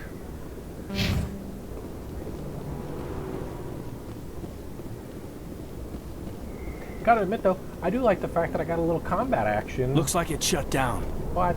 Fist knows we're coming. What do I see?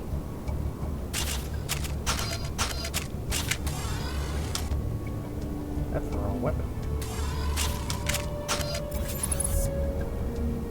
Thug.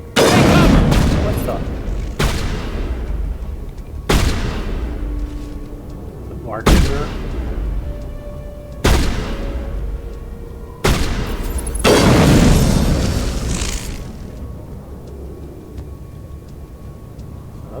Somewhere. There's a lot of people in there. Holy shit. Let's do that. I can't make it!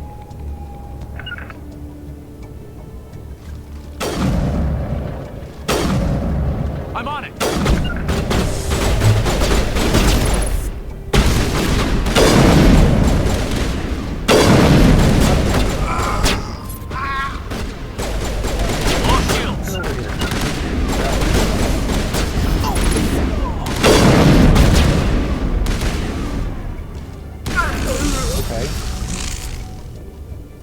dumbass got himself killed.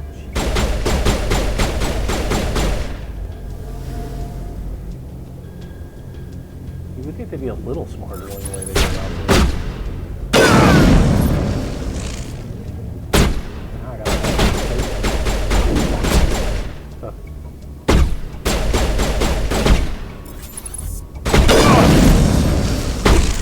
It's not a headshot, it's a face shot.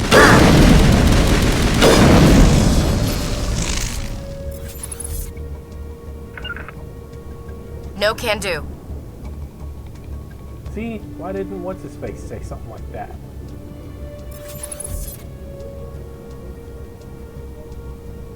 Instead of running in there and getting his ass killed. So they're over there somewhere. Hi. Hi.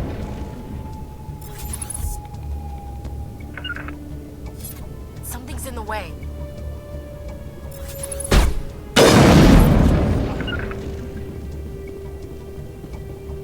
Just a scratch. Your ass killed like that, dumbass.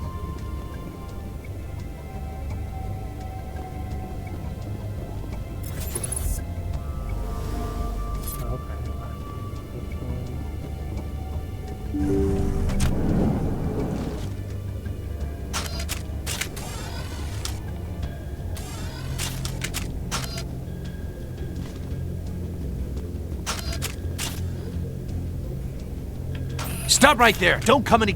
Warehouse workers. All the real guards must be dead. Stay back or we'll shoot.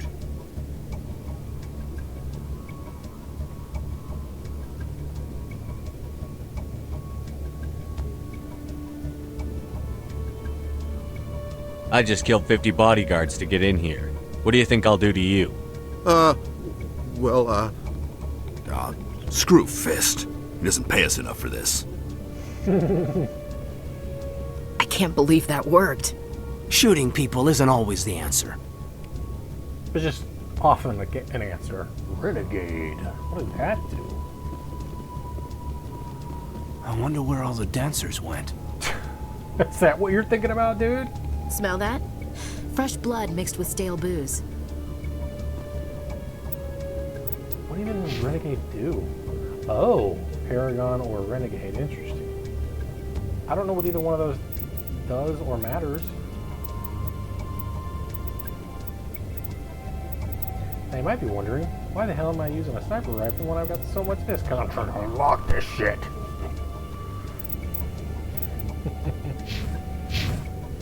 Wait.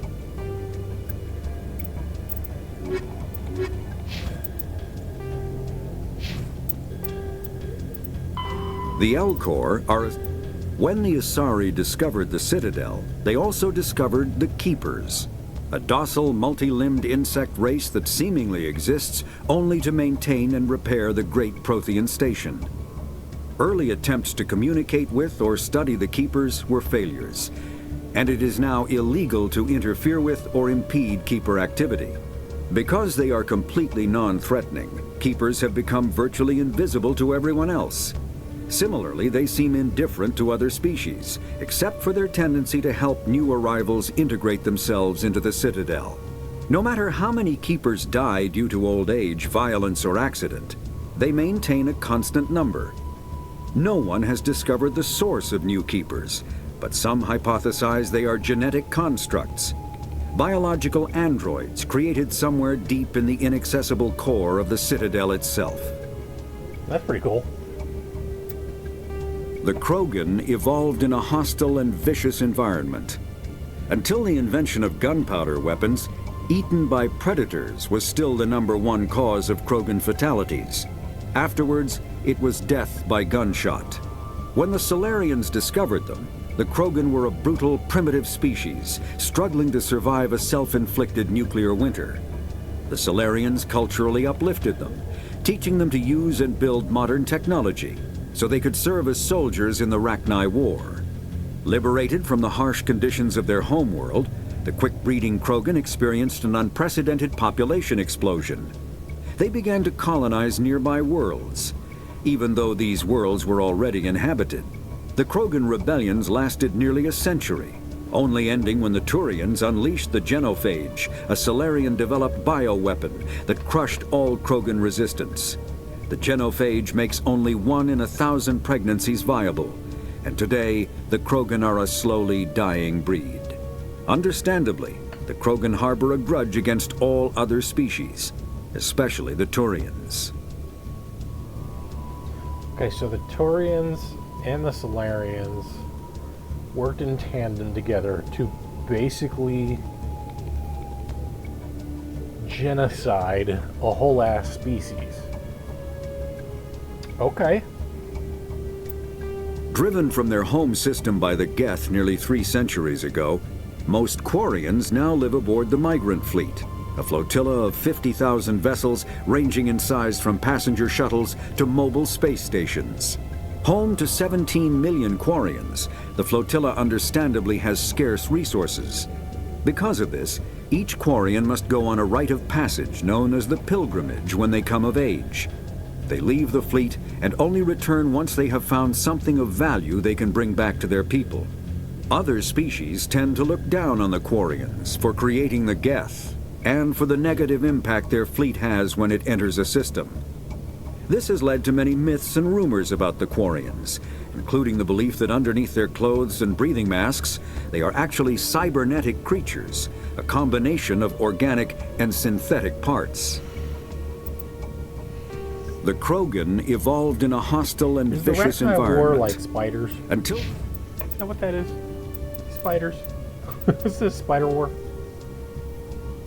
Pharos is a habitable world in the Attican Beta Cluster. 2/3 of the habitable surface is covered with the ruins of a crumbling Prothean megatropolis. In the millennia since the Prothean extinction, the ruins have been repeatedly picked over by looters many times. Pharos was considered a poor prospect for colonization, as little open ground remains for agriculture. The only sizable freshwater sources are the poles, which are tapped by the decaying Prothean aqueduct systems. The dead cities, while in good condition considering their antiquity, are of uncertain stability. Ground level is congested by a dozen meters of fallen debris, and the air is fouled by dust. In 2178, the Human Exogeny Corporation announced its intention to place a permanent colony on Pharos to thoroughly explore the ruins. The pioneer settlement was placed on the upper levels of several intact skyscrapers, using the surviving Prothean aqueducts and rooftop hydroponic gardens to support the population. What the fuck happened to the Protheans, man? Like, how does a whole ass species basically just disappear like that? Like, will the Solarians use their, 1 in 1,000 birth genocide fucking gel thing, whatever weapon? Noveria is a cool, rocky world with most of its hydrosphere locked up in massive glaciers. A privately chartered colony world, the planet is owned by the Noveria Development Corporation Holding Company. The NDC is funded by investment capital from 24 high-technology development firms and administrated by an executive board representing their interests. The investors built remote hot labs in isolated locations across Noveria's surface. These facilities are used for research too dangerous or controversial to be performed elsewhere, as Noveria is technically not part of Citadel space and therefore exempt from Council law. By special arrangement, Citadel's special tactics and reconnaissance agents have been granted extraterritorial privileges, but it remains to be seen how committed the Executive Board is to that principle. Given its unique situation, it is understandable that Noveria is often implicated in all manner of wild conspiracy theories. The Cayman Islands. What's lit up? Biotics is the ability of rare individuals to manipulate dark energy and create mass effect fields through the use of electrical impulses from the brain. Intense training and surgically implanted amplifiers are necessary for a biotic to produce mass effect fields powerful enough for practical use. The relative strength of biotic abilities varies greatly among species and with each individual. There are 3 branches of biotics.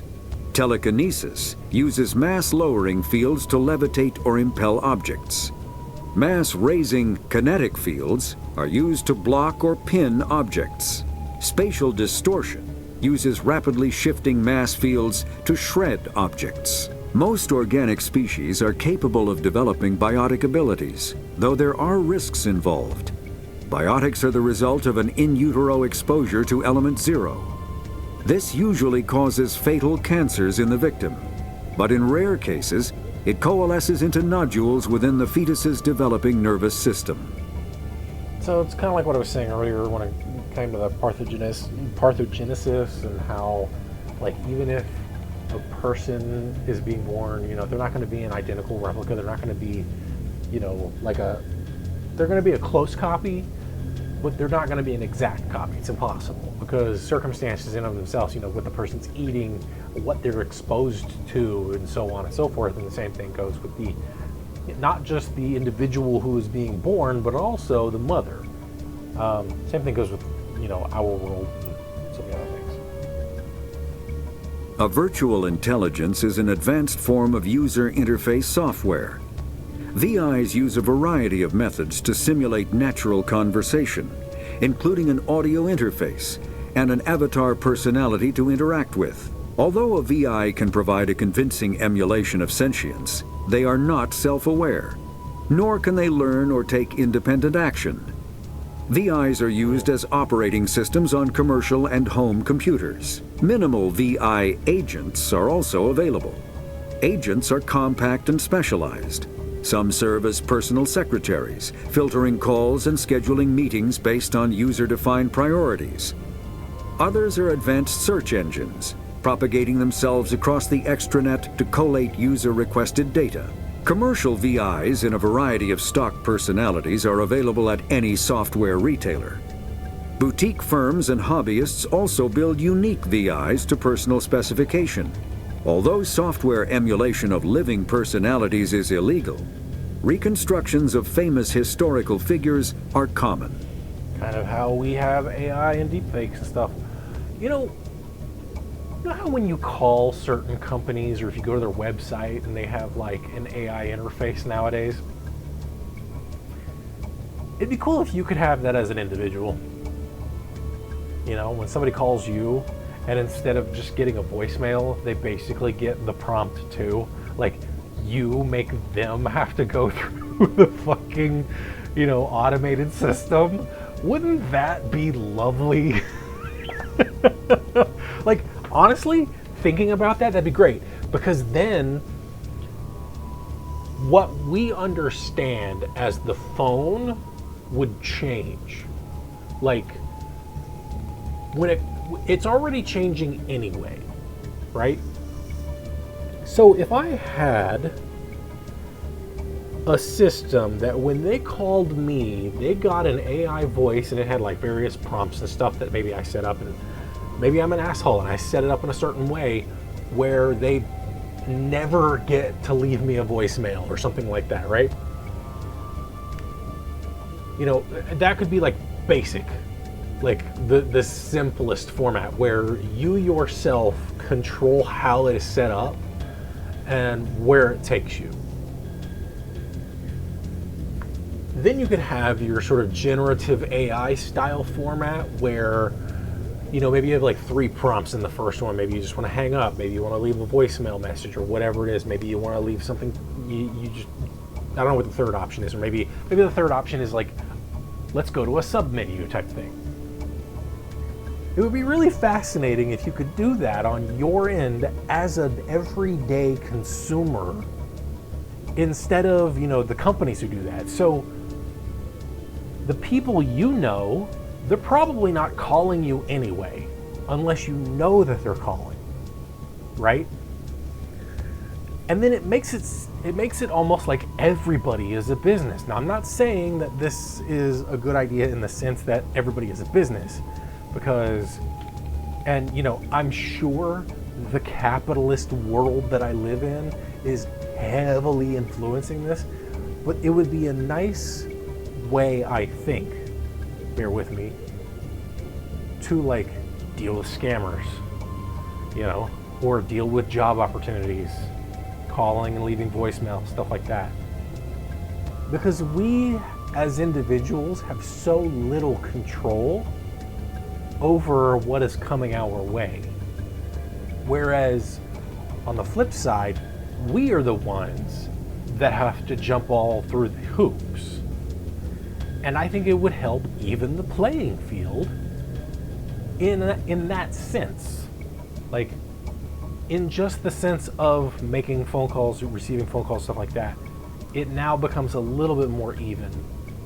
And yeah, the chance is they could probably just send you a text message, which, you know, that's probably how you and your family and friends communicate with each other, or through WhatsApp, or, you know, Facebook Messenger, or any other messaging app, or whatever. But it's a thought. It's just an interesting thought that I had. How close are we? Still got 500 to go. Shit. Alright. Weapon locker, easy decryption.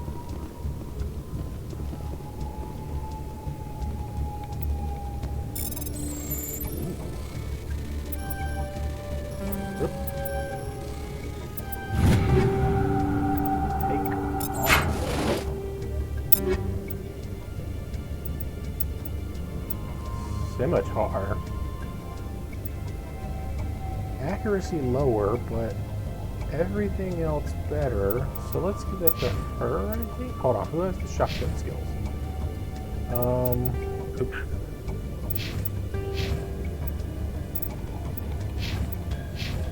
She does. Okay, cool.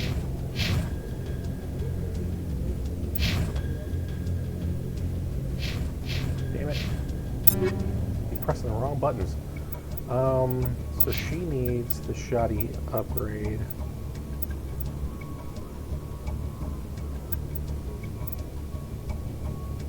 Yeah. Got anything for you? Ooh, ammo upgrade. Armor piercing. Okay. Nothing. Alright. And what else did I pick up?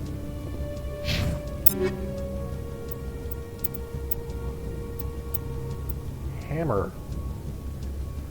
That is only okay. Accuracy down by a little. Hang on, what if I... Ooh, radioactive.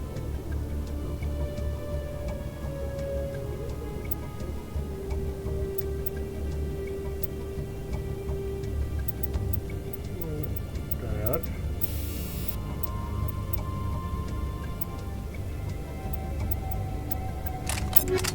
Right now, could bump it. Yeah, why not? Fuck it.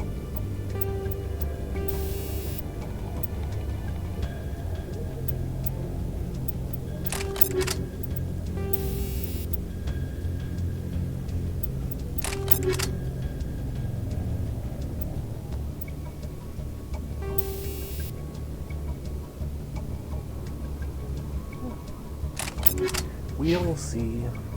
Hang on. Check him. So Omni-Tool do? Shield bonus, tech cooldown bonus. Interesting.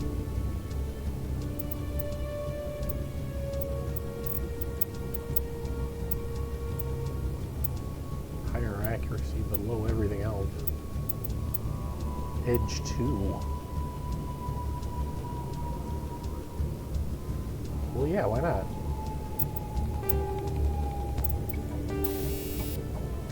And why not?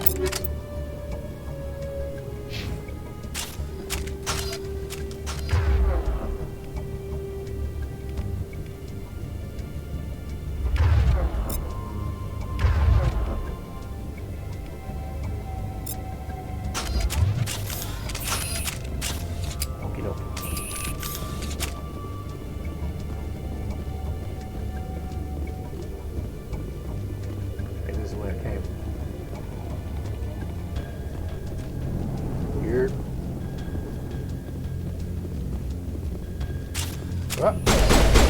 Why do I have to do everything myself?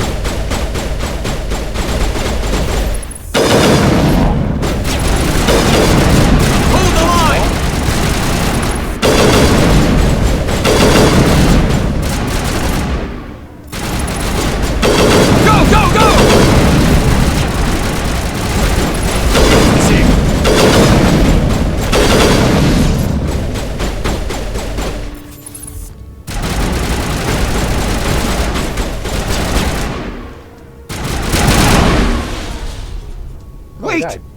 kill me, I surrender. Tell me where the Quarian is, and I won't have to shoot you in the kneecaps. She's not here. I don't know where she is. That's the truth. He's lying. You better start explaining before I lose my temper. The Quarian isn't here. Said she'd only deal with the Shadow Broker himself. I thought the Shadow Broker only worked through agents. Maybe she's one of the agents. Nobody meets the Shadow Broker. Ever. Even I don't know his true identity. But she didn't know that. I told her I'd set a meeting up. But when she shows up, it'll be Saren's men waiting for her. Give me the location. Now. Here on the wards, the back alley by the markets. She's supposed to meet them right now. You can make it if you hurry. Am I supposed to just forget your part in all this? Hey, I came clean. I told you about the meeting. Besides, I've got my own problems now. The Shadow Broker wants me dead. I have to disappear. Forget about me. I'm a ghost. You're not my concern. Don't worry, you'll never see me again. Shoot him in the head? No. Oh shit. Timing.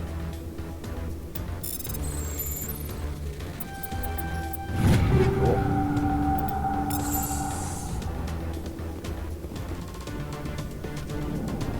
See people out there getting ready to ambush my ass, looks like.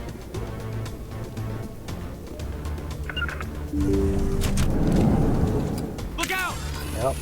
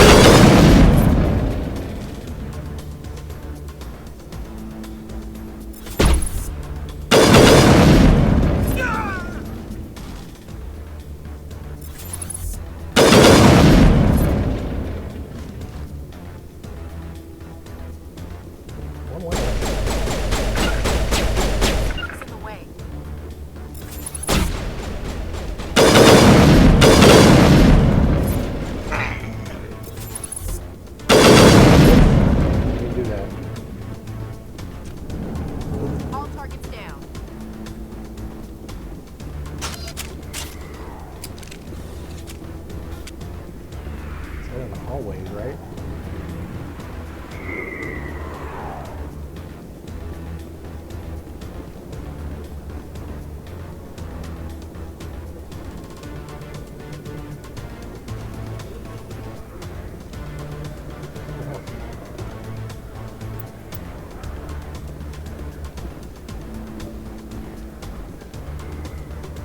Too many lights, too much noise.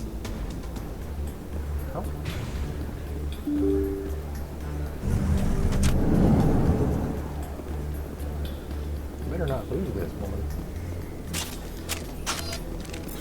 Nope.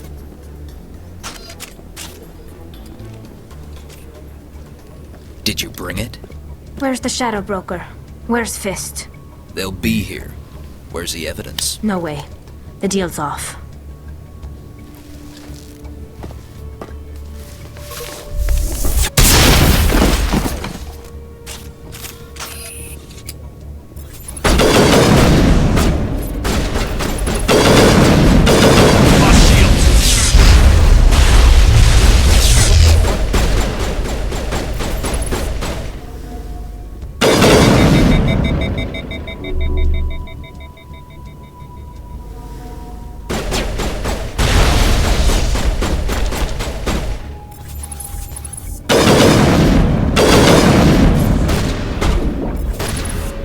Form up!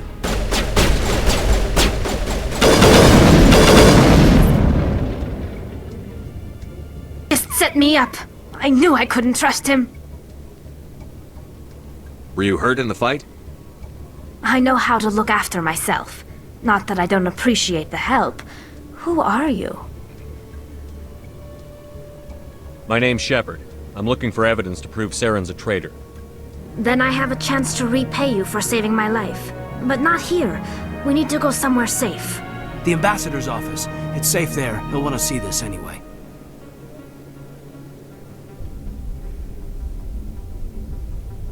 This game's just getting more and more interesting. I was thinking about quitting around this time, but now I don't want to. You're not making my life easy, Shepard. Firefights in the wards, an all-out assault on Korra's den. Do you know how many... Who's this? The Quarian? What are you up to, Shepard? Shut up and I'll tell you. You wanted proof Saren's a traitor. This is it. Really? Maybe you better start at the beginning, Miss... My name is Tali. Tali Zora Naraya. We don't see many Quarians here. Why did you leave the flotilla? I was on my pilgrimage. My rite of passage into adulthood. Yeah, I'll let her talk. I've never heard of this before. It is a tradition among my people. When we reach maturity, we leave the ships of our parents and our people behind. Alone, we search the stars, only returning to the flotilla once we have discovered something of value. In this way, we prove ourselves worthy of adulthood. What kinds of things do you look for? It could be resources like food or fuel, or some type of useful technology, or even knowledge that will make life easier on the flotilla. Through our pilgrimage, we prove that we will contribute to the community, rather than being a burden on our limited resources. Tell us what you found. During my travels, I began hearing reports of Geth. Since they drove my people into exile, the Geth have never ventured beyond the Veil. I was curious. I tracked a patrol of Geth to an uncharted world. I waited for one to become separated from its unit. Then I disabled it and removed its memory core. I thought the Geth fried their memory cores when they died. Some kind of defense mechanism. What did you find out? Most of the core was wiped clean, but I salvaged something from its audio banks. Eden Prime was a major victory. The beacon has brought us one step closer to finding the conduit.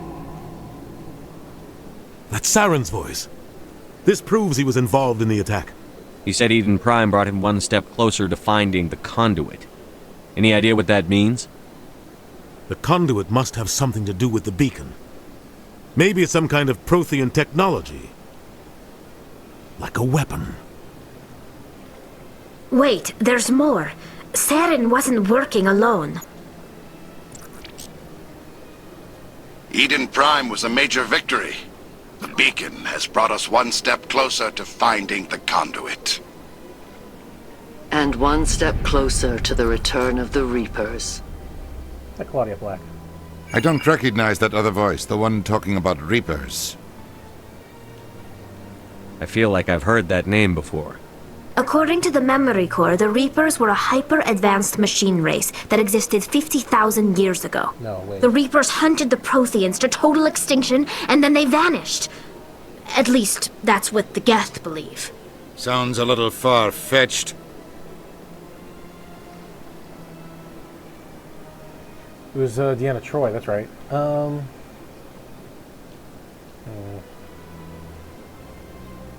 I'll go with her. The vision on Eden Prime.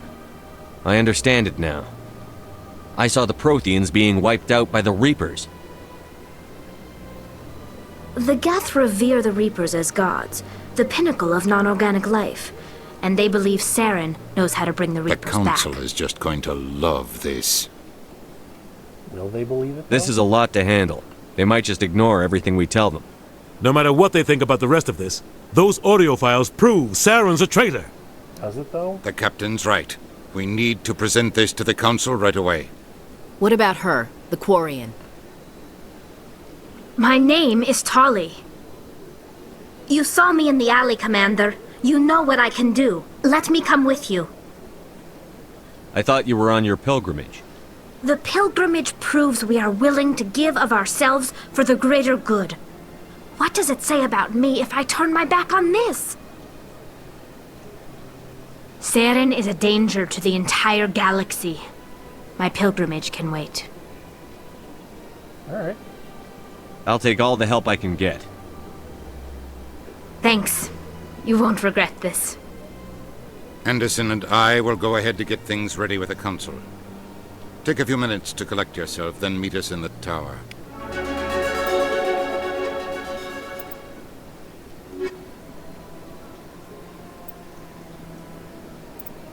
She has like no combat capabilities whatsoever. It's fine. Yeah, we'll go ahead and keep the squad that I have at the moment.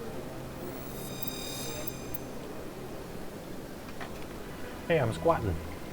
Now I'm not. Now I'm squatting. Now I'm not. Now I'm squatting. Now I'm not. Okay, so I like Toppy so far.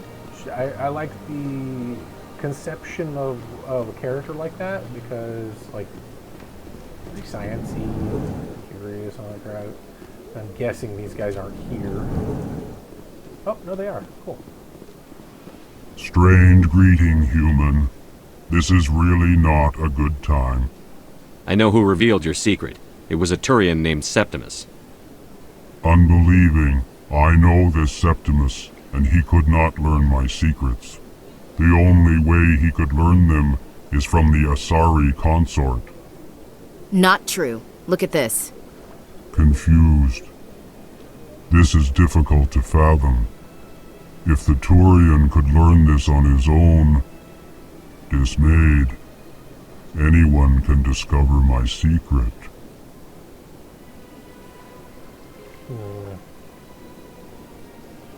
Septimus is a powerful man, and it wasn't easy for him to find. Relieved. I suppose you are correct, human. Thank you for this information. Oh well. Startled realization. I must speak with the consort. She will be most displeased with my actions. Probably. Anxious request. Please, human, if you will excuse me, I must go now. Don't worry. I'm sure she'll forgive you. It was an honest mistake. Doubtful. Perhaps you are right, human.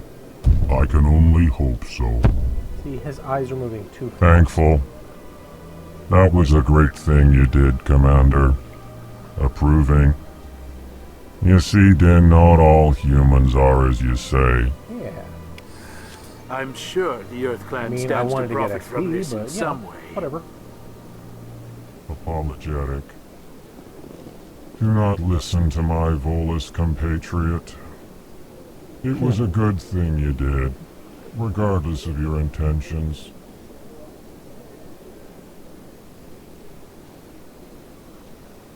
I'm just testing something real quick. It's like, I don't know if you can see it, but on my end, I have this circle that happens every time I hit control. It's helpful for me. It's a nice little sort of, I think it's an accessibility option in Windows. I actually like it quite a bit. And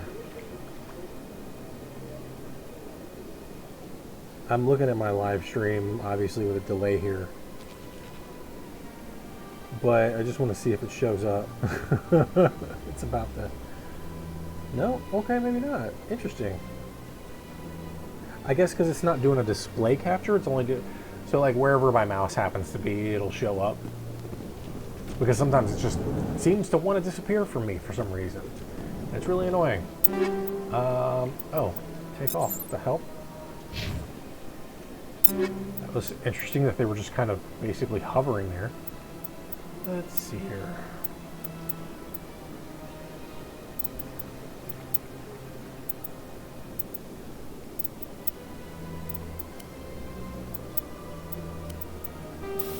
I can upgrade the grenades. Interesting. Whoa. Combat sensor. You know what I'm going to do is I'm going to switch back because I don't really care right now for a triple fire sniper rifle. It's weird.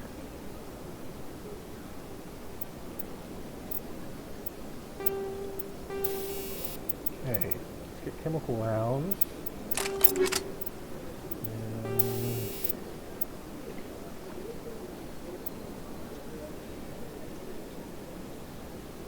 Combat scanner upgrade improves detection levels. Oh.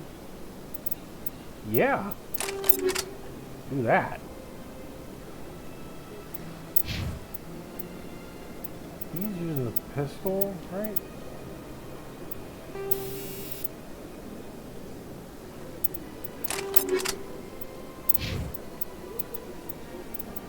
She's using shoddy. Hey, why not? Get her to blow shit up more. Okay. Oh, right. Is it this one? No. I got points. Can I? Yeah, boy.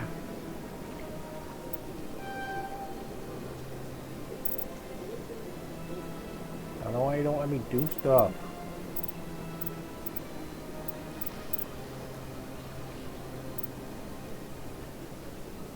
Increase health.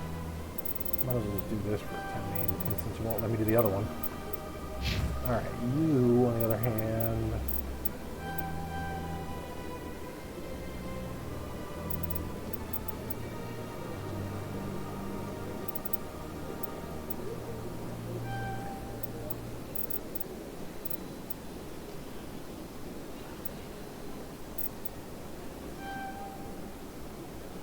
Okay, yeah. You have fun there, buddy.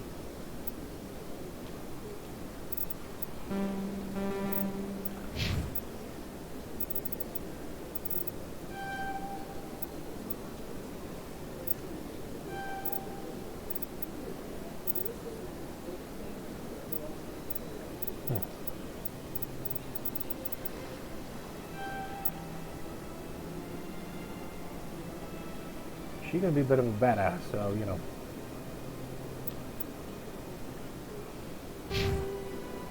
At least for now, until I put the other two in my party and see. Speaking of, can I change out the squad at the moment?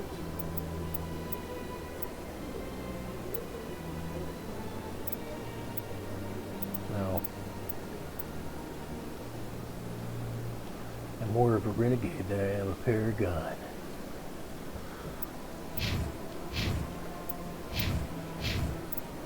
She has a decent amount of health too, which is cool. Anyway, journal. Unusual readings. Investigate system. Hydro system. Turn to Fist's office.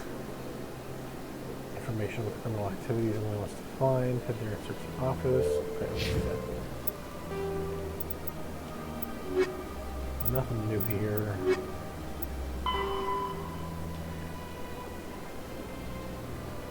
We already learned a little bit about that anyway. Alright, all that. Journal. Let's blink it. Turn to the tower. Before I do that, I'm going to go back to the ward, though. Where am I at? Okay.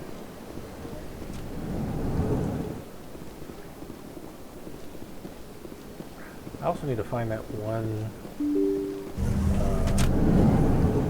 bug dude that's like outside the bar. Oh, hey. Sure. Commander Shepard, my name is Samesh Bhatia. Forgive the intrusion, but I have nowhere else to... What do you need? My wife was a Marine. She was in the 212 on Eden Prime. Wait, the 212? Your wife was serviceman Nirali Bhatia. I'm Gunnery Chief Ashley Williams. I served in her unit. Chief Williams, it is a pleasure. Nirali spoke of you with great respect. I'm so sorry for your loss, Mr. Bhatia. Nirali was a good woman. What can we do for you?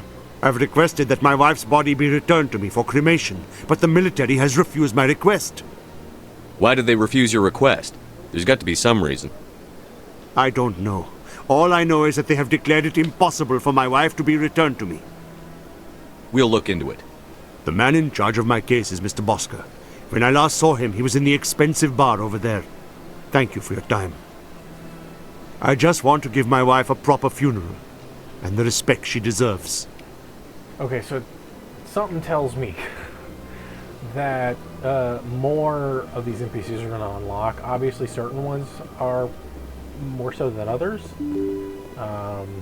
That's the inclination I have so far. Ah! What do you do this? Alan. That's not who I was Shepard, thinking I was talking to. What can I do for you now? Investigation. Tell me about your investigation into Saren. Sorry, Commander. Oh, yeah. I don't make a habit of giving out details about ongoing investigations. Okay. I'll be going now. Goodbye, Commander. That's right, I already talked to him about that stuff. I thought he was the same Turian as the other one. Was it Turians? I can't remember. Let's see, diplomat. I can't believe I landed a job here. Human, That's right. delighted, welcome. It is good to meet you. Cash, baby. 50 credits. What is my total cash anyway? 100. Or 1,000 rather, sorry. Oh, I thought I said 100.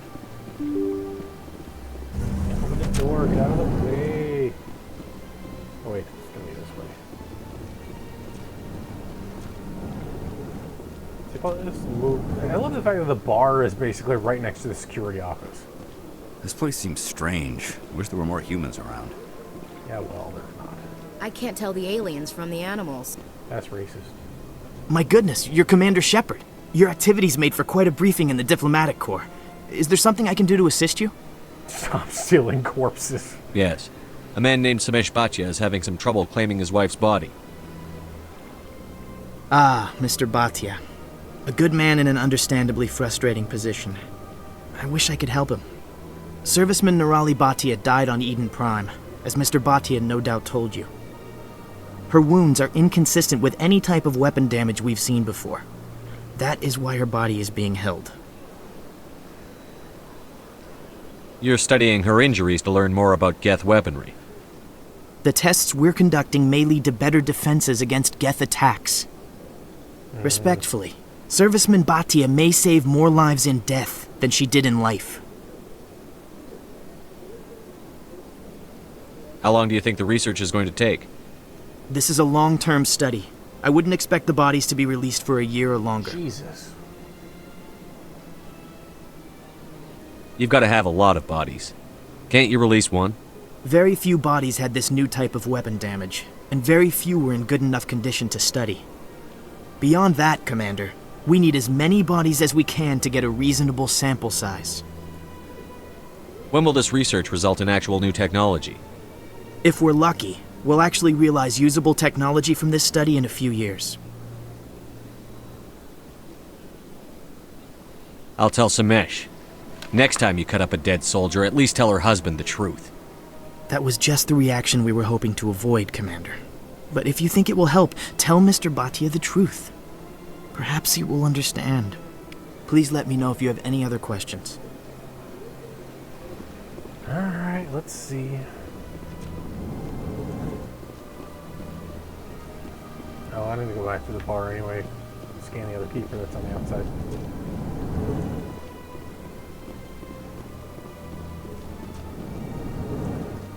I wish all the doors would do that. That would be nice. A new game.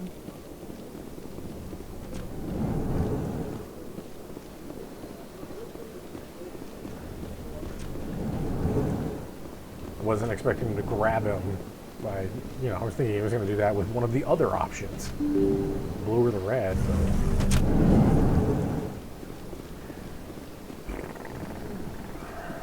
Let's see what he says. Hello, Commander. Has any progress been made with Mr. Bosker? Will he return my wife's body?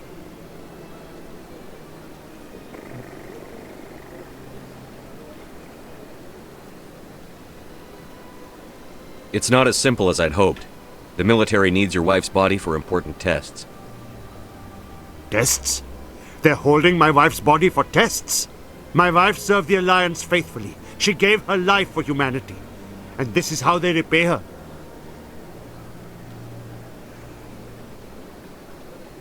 It's unacceptable. I'll let you know what I can do. Thank That's not what I was expecting. Please let me know what can be done. If anything.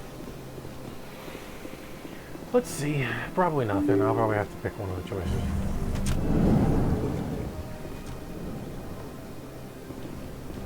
Or I could just ignore it. Honestly. It's not like they care. Hello again, Commander. Can I help you? I'd like you to reconsider releasing Nirali Bhacha's body. I'm sorry, Commander. The needs of the living outweigh the needs of the dead. Studying Nurali Batia's body could save the lives Have of you countless considered going soldiers. and talking I to the can't dude? release her.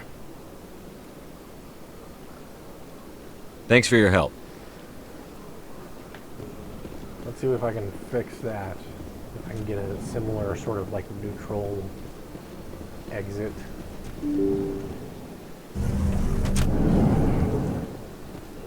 Probably not. Hey, I remembered his name right.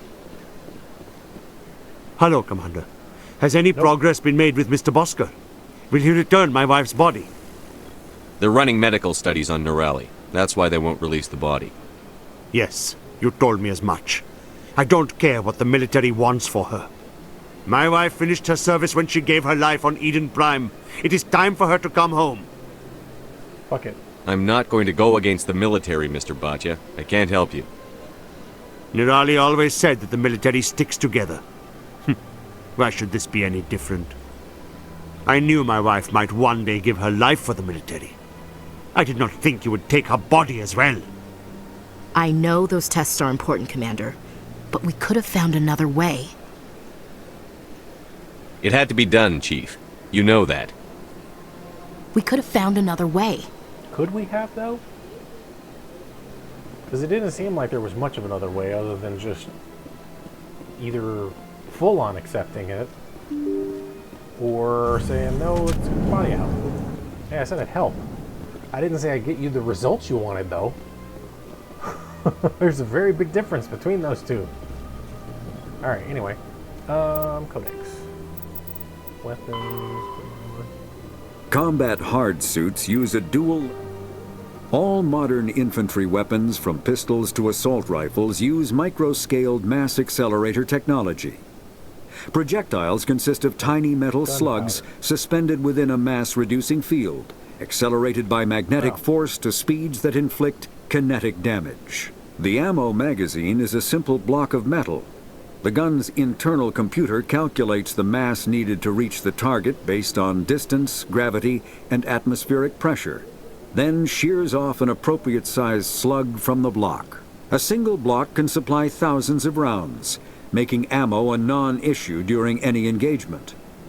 Top-line weapons also feature smart targeting that allows them to correct for weather and environment. Firing on a target in a howling gale feels the same as it does on a calm day at the practice range. Smart targeting does not mean a bullet will automatically find the mark every time the trigger is pulled. It only makes it easier for the marksman to aim. Yeah, this part, straight up fucking magic. And more so than basically the railgun aspect of it all. Okay. What I was trying to do was journal stuff. So that's done. Make a decision. Because, I mean, really, when it came to this one, there was only one of two choices. And me being the sciencey person, I'm going to go with the sciencey person. Okay.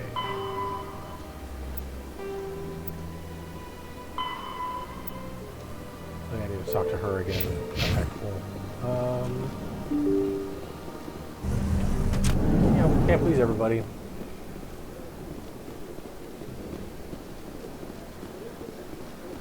Not desirable that, you know, makes it seem like I'm kind of like siding with the military, but it's whatever.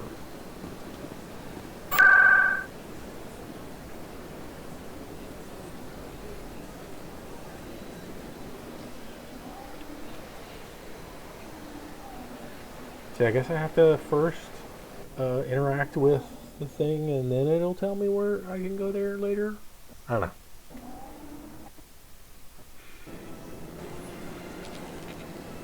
Well, hey. Hello, buddy.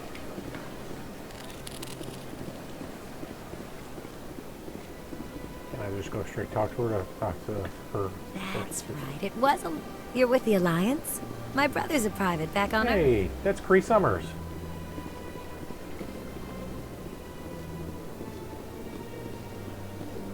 Almost certain of it. Commander, I recently received a lovely note from Septimus. Thank you for speaking with him. Even the Alcor diplomat has withdrawn his campaign against me. It was my honor to aid you. You are too kind, Commander, but I would not expect you to help me out of the kindness of your heart. I also have one more thing to give you, if you are interested. What are you offering me? I offer a gift of words, an affirmation of who you are and who you will become. I see your skin, tough as the scales on any Turian, unyielding, a wall between you and everyone else, but it protects you, makes you strong. That strength is what kept you alive when everyone around you was dying. You alone survived. You will continue to survive. I kind of have to. This may be who you are, but it is not who you will become. It only forms the basis for your future greatness. Remember these words when doubt descends, Commander. You have quite a gift, Shaira. Thank you. Not everyone appreciates it as you do. Never underestimate the power of words. Here, Commander. In light of your efforts with the Elcor ambassador, I would like you to have this small trinket. What is it? A small mystery. I have never learned its use or purpose, but I sense it is time for me to pass it on. And now I must ask you to leave. I have done everything I can for you. Okay. Remember my words, Commander Shepard. Paragon. They will give you strength.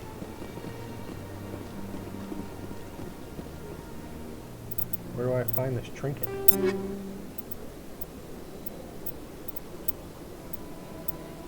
Is it this? It's not that great, that's for sure. Sure, a little bit more damage, but whatever. Oh. It didn't tell me what the trinket was. I need to go verify though. Take a seat if you like. It may be a while. Yep, that's her. It's Cree.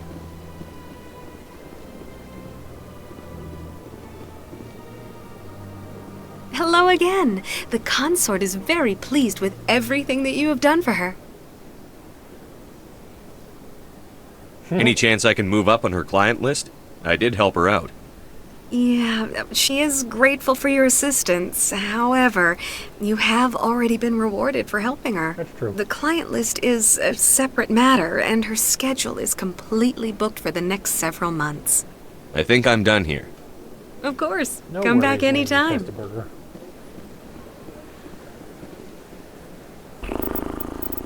What was I thinking of?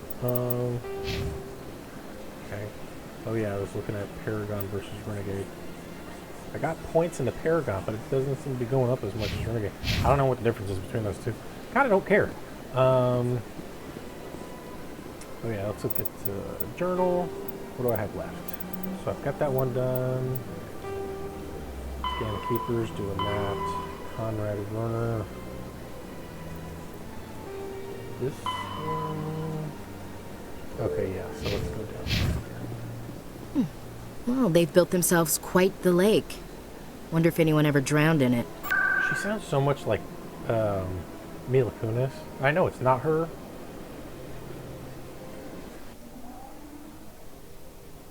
I guess I could check the bank at some point too. So yeah, Deanna Troy, Mirna Sirtis. Sirtis? Yeah, Mirna Sirtis. She was the other voice. I picked up on it in like the first video that I had, but I didn't have game audio, so you know. Yeah. So someone's back there with a quest.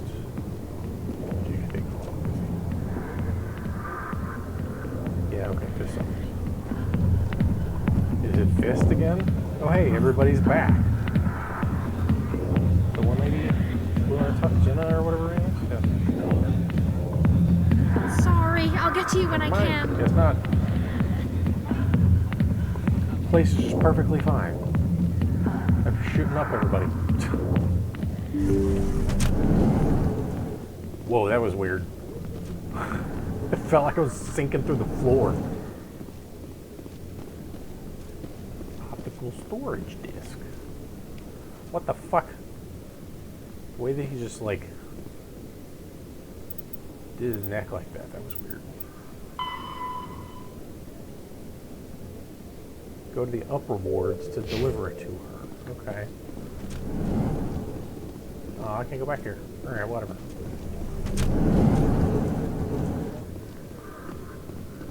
Ba-ba-da-ba-da-ba-da. Ladies and gentlemen, welcome to the stage, Cinnamon! She's spicy. If you get it in her eye, or if you get her in your eye, it doesn't matter anymore. I fucked that up. I keep going the long way around, too, for this crap. Because that's a slightly longer detour there. It's over here again, I forget. Doors that take too fucking long to open, that's what. Oh yeah, the hallway with the shootout. Keeper, scan. More XP, baby.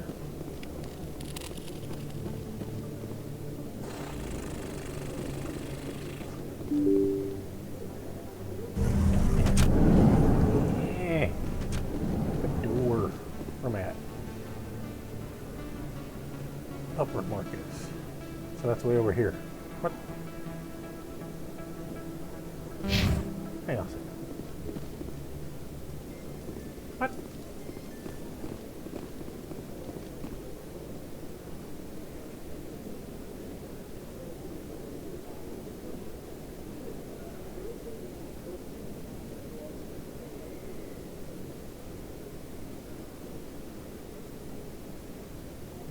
Oh, there she is. Okay, cool.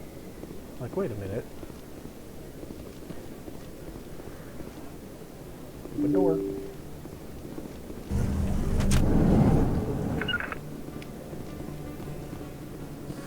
Don't kid yourself. Word on the street is that you've been busy. Congratulations on taking down Fist. These outfits are weird. I was sure he was a big player in anything going on here. Did you find anything in his office that could help me? These OSDs might have the information you're looking for. You've got Fist's files? This could be even bigger than I'd hoped. Here, Commander, for your trouble.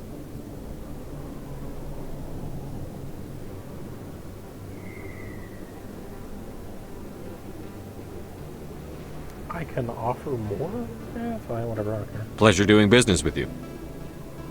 Thank you, Commander. I'll What certainly the hell? let you know if I find out anything that helps you. Multi-shake. Now, if you'll excuse me, I should go see what's on these discs. Cool. Cash. XP. Alright.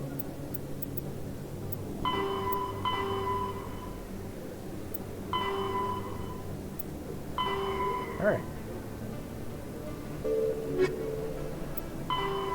Turn to the tower. Rex. Where the hell's Rex at? CSEC Academy. Okay. Where the hell is the CSEC Academy again? There it is. Left.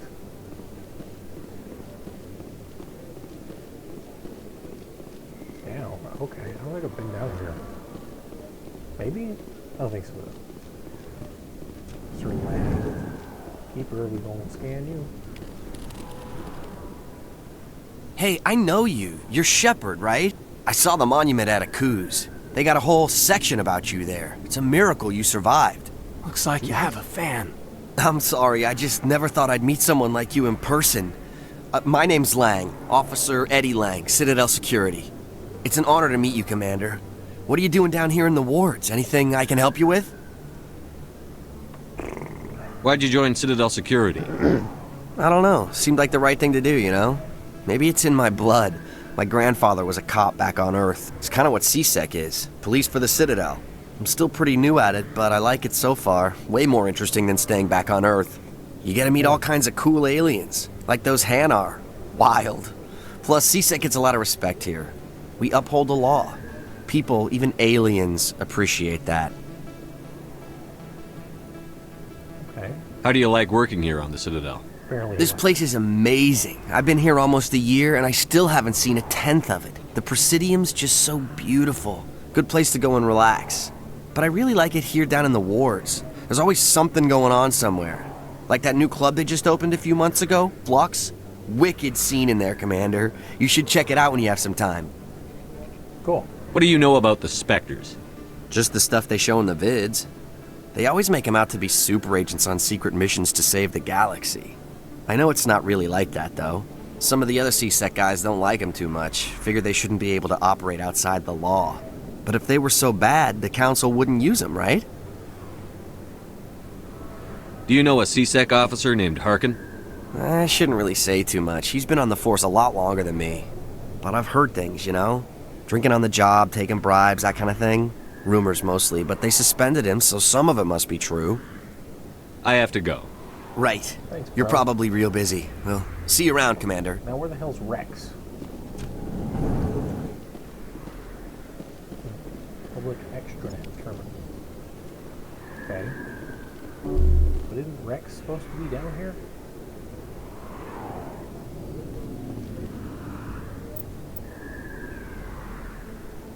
Might be able to help you with Sarah.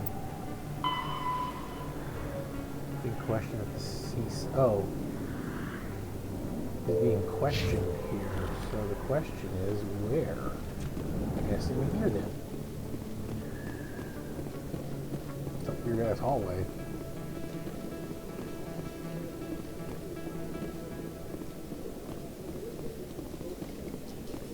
So, Williams, you happy you signed on with Commander Shepard? I'm not sure, Lieutenant. Every time I think I have a handle on things, the universe banks hard to port. Well, don't let anybody know. A big gun and a confident attitude will get you through a lot in life. The only way I know port is left is port, and left are both 4-letter words. So starboard is on the right, because they're both longer words. Bow is the front, stern is the back. Bow like bow, so they're kind of like pointed, roundish-ish. What's up, dude? You, human. You the one they call Shepard? That's me, Commander Shepard. Stop. The name's Rex. Eyes. The Shadow Broker paid me a lot of money to get rid of Fist. Only you got there first. It's not my fault you were slow on the draw. When I get paid to do a job, I finish it. Alone. I don't like where this is going. Yeah, But I didn't finish this job, Shepard. You did. So the payment is yours. Bounty hunters don't just go around paying off people who take their contracts. I won't take credit for someone else's work. I transferred the payment into your account. I like the way you handled Fist. Now I hear you're going after Saren. I was thinking I should come along. He sounds kind of like John Goodman. You're a bounty hunter. What do you get out of going after Saren? I'm not in this for the money. I want to be where the action is. There's a storm coming, and you and Saren are right in the middle of it. Why me? Saren's already got a lot of Krogan working for him. Those aren't Krogan. They're servants. They grovel at Saren's feet to lick his boots, trading their freedom for promises of wealth and power.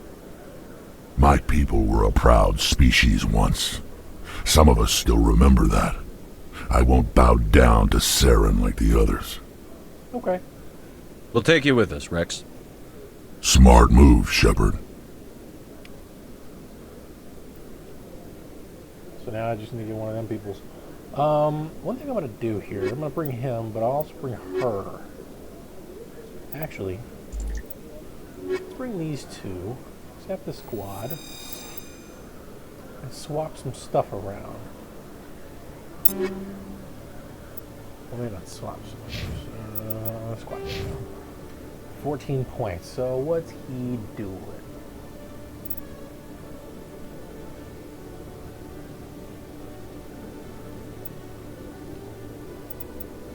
Aid. Increases accuracy with all weapon, increases damage with assault and sniper rifles. Interesting.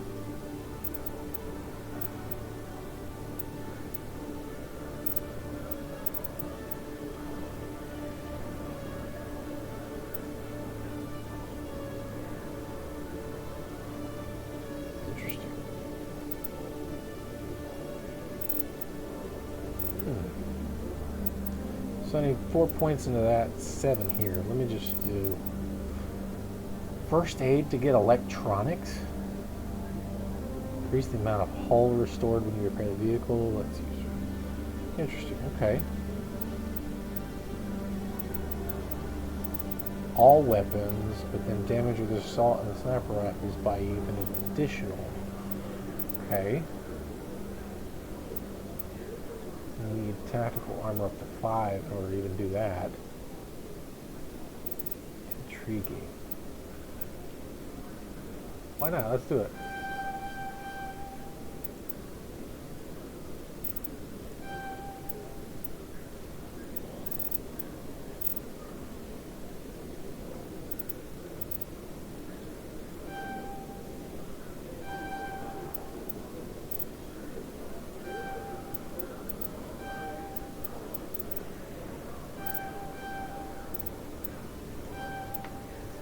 Great. I don't care. Okay, so she's got kind of the same thing. Hacking.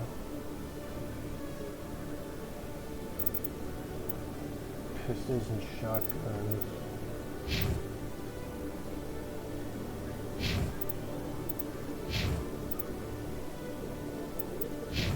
And I'm guessing increases tech resistance. Oh, okay. Oh, see, she's like very much on like defensive slash. Okay. So I already picked decryption and damping with him. Interesting. Need 7 on that though.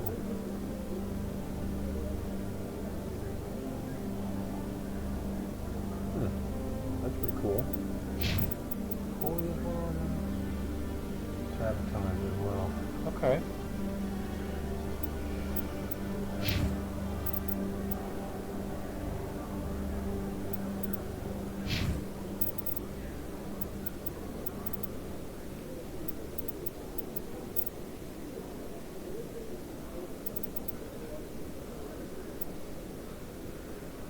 Interesting.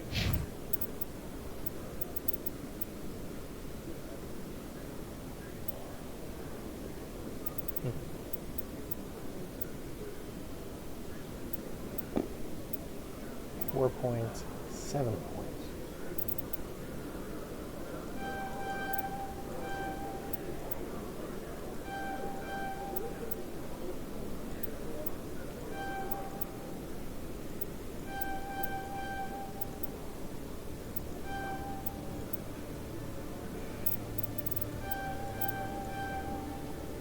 Screw it, why not?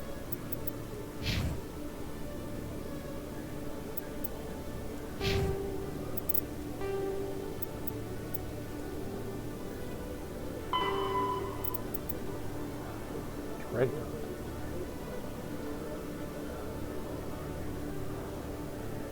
Power lies in the length of its main gun. Yeah, that's what every dude says. Turn-on's range from 800 meters to 1 kilometer long. That's a fucking long gun, though. With a main gun of commensurate length and 800 meter mass accelerators capable of accelerating 1 2-kilogram slug to a velocity of 283 kilometers every 2 seconds.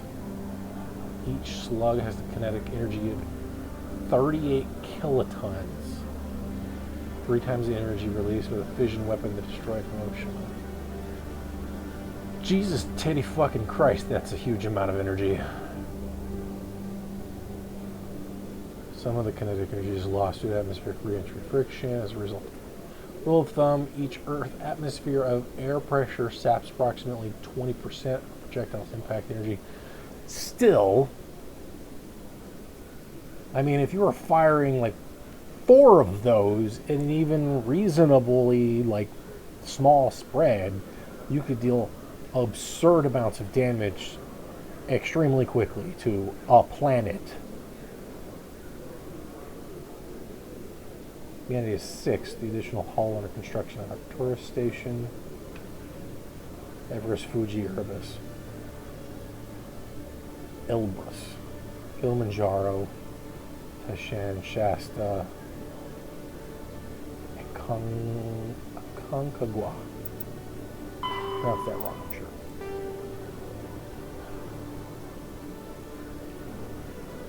Yeah, I mean...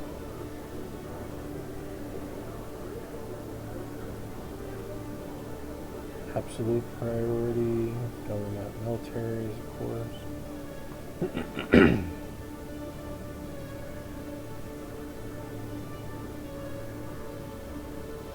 You gotta wonder, like, if you have a kind of internet like that,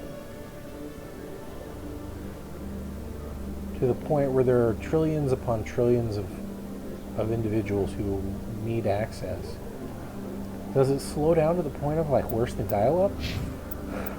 I'm gonna save real quick because I haven't saved it forever.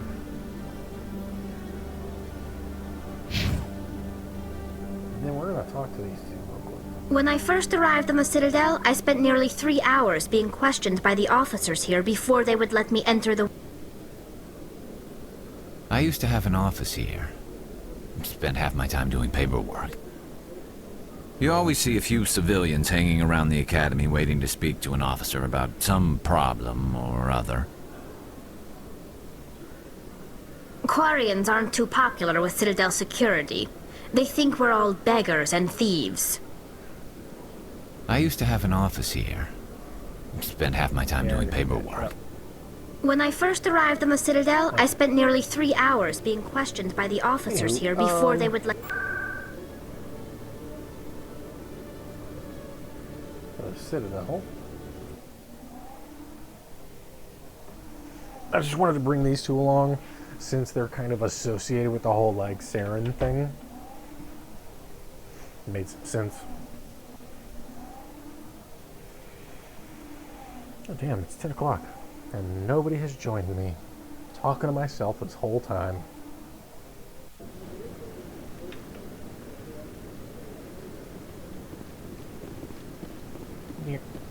Oh. Oh. Come on. Udina's presenting the Okay. Eden Prime was a major victory. The beacon has brought us one step closer to finding the conduit. And one step closer to the return of the Reapers. You wanted proof? There it is. This evidence is irrefutable, Ambassador. Saren will be stripped of his Spectre status, and all efforts will be made to bring him in to answer for his crimes. I recognize the other voice, the one speaking with Saren. Matriarch Benezia. Who's she? Matriarchs are powerful Asari who have entered the final stage of their lives. Revered for their wisdom and experience, they serve as guides and mentors to my people. Matriarch Benezia is a powerful biotic, and she had many followers. She will make a formidable ally for Saren. I'm more interested in the Reapers. What do you know about them? Only what was extracted from the Geth's memory core. The Reapers were an ancient race of machines that wiped out the Protheans. Then they vanished.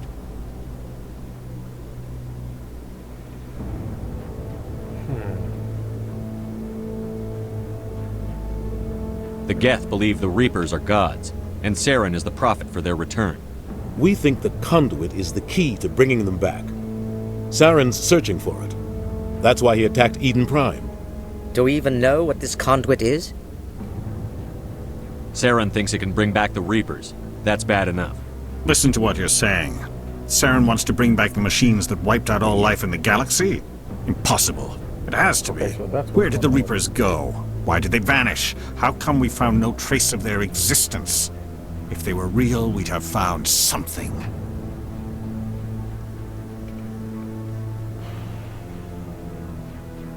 I tried to warn you about Saren, and you refused to face the truth. Don't make the same mistake again. This is different. You proved Saren betrayed the Council. We all agree he's using the Geth to search for the conduit, but we don't really know why. The Reapers are obviously just a myth, Commander. A convenient lie to cover Saren's true purpose. A legend he is using to bend the Geth to his will. Have we seen... You've got a vision. 50,000 years ago, the Reapers wiped out all galactic civilization. If Saren finds the conduit, it will happen again. Saren is a rogue agent on the run for his life. He no longer has the rights or resources of a Spectre. The Council has stripped him of his position. That is not good enough. You know he's hiding somewhere in the Traverse. Send your fleet in! A fleet cannot track down one man. Why not? A Citadel fleet could secure the entire region, keep the Geth from attacking any more of our colonies. Or it could trigger a war with the Terminus systems. We won't be dragged into a galactic confrontation over a few dozen human colonies. Every time humanity asks for help, you ignore us. Shepard's right. I'm sick of this council and its anti-human bull... Ambassador, there is another solution. A way to stop Saren that does not require fleets or armies. No! It's too soon. Humanity is not ready for the responsibilities that come with joining the Spectres. I like this answer. It was a Turian Spectre who betrayed this council, and it was a human who exposed him. I've earned this.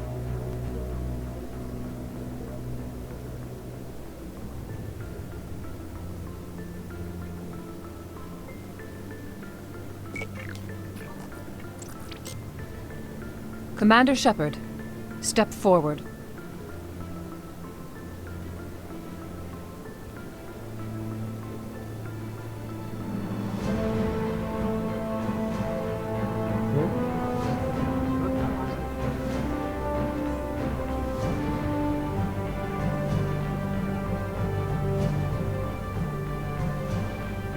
It is the decision of the Council that you be granted all the powers and privileges of the Special Tactics and Reconnaissance Branch of the Citadel. Spectres are not trained, but chosen.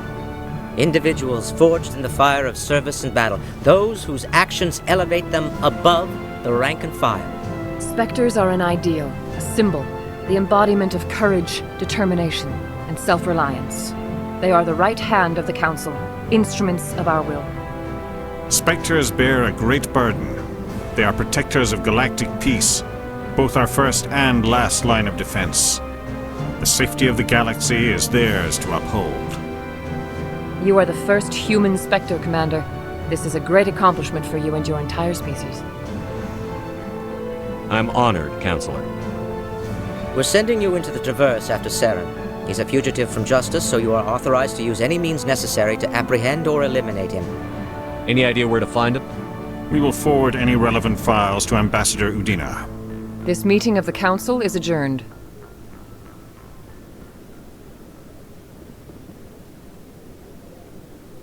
Congratulations, Commander. We've got a lot of work to do, Shepard. You're going to need a ship, a crew, supplies. You'll get access to special equipment and training now. You should go down to the C-Sec Academy and speak to the Spectre Requisitions Officer. Anderson, come with me. I'll need your help to set all this up. Yeah, I'm pretty sure that achievement is for everybody who gets this far into the game. I thought the ambassador would be a little more grateful. He didn't even thank you. What do you expect from a politician? Come on. I like that answer. Right behind you, Shepard. Spectre training talent unlocked. Of course there's more stuff. Squad. Oh, goddamn. Spectre training. Increase the damage and duration of all your powers and attacks by 1. Health by 5%. And was it accuracy by 2? Okay. Store dead squad members with 30%. Okay, cool. You know. Don't have any points to spend on anything else. I'm still more renegade. One thing I wanted to say though is like, I didn't like those dialogue choices. Like, the way that I've been approaching this game so far, and I get it, you gotta move the story forward and the like. It's like, there wasn't an air of, look, I understand that what we're doing is risky. And I understand that the information we have is sparse. But we still need to take action on it. You know, that kind of thing. It's like, everybody already has their, it's like the choices that they had that gave me anyway, felt like my mind was already made up. And I get it that Shepard's mind was made up, but based on the information that I've acquired, I don't feel like my mind was made up in that sense. I wanted to approach it smarter, more cautious.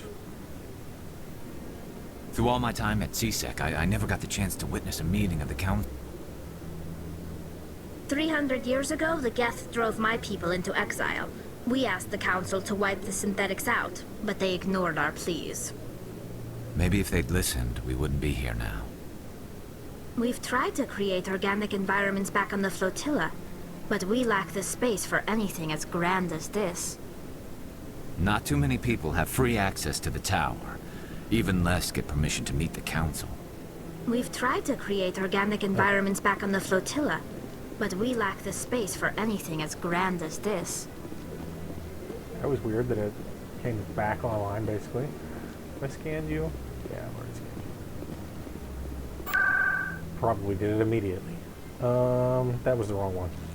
Back. Ward's locations. CSEC. Didn't realize I'd be spending as much time here. I've spent a lot of time here already on the Citadel.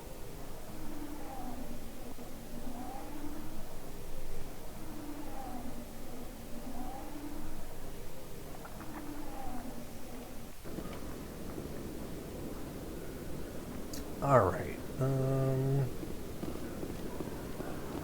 Elevator. What's this?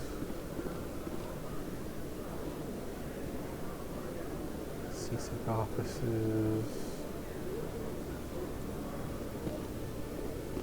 I don't remember where exactly I needed to go in here, so we'll just wander around a little bit.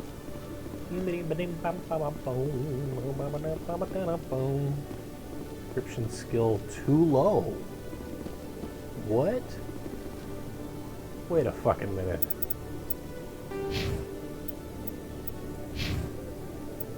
Four and a 4. Neither of them can do it? What? That's not really what I wanted to do, but whatever.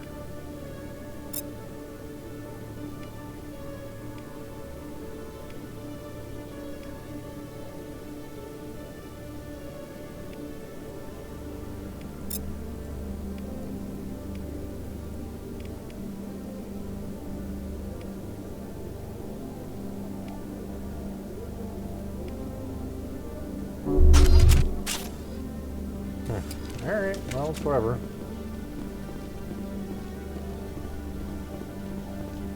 Okay, Jalid. Let me get this straight.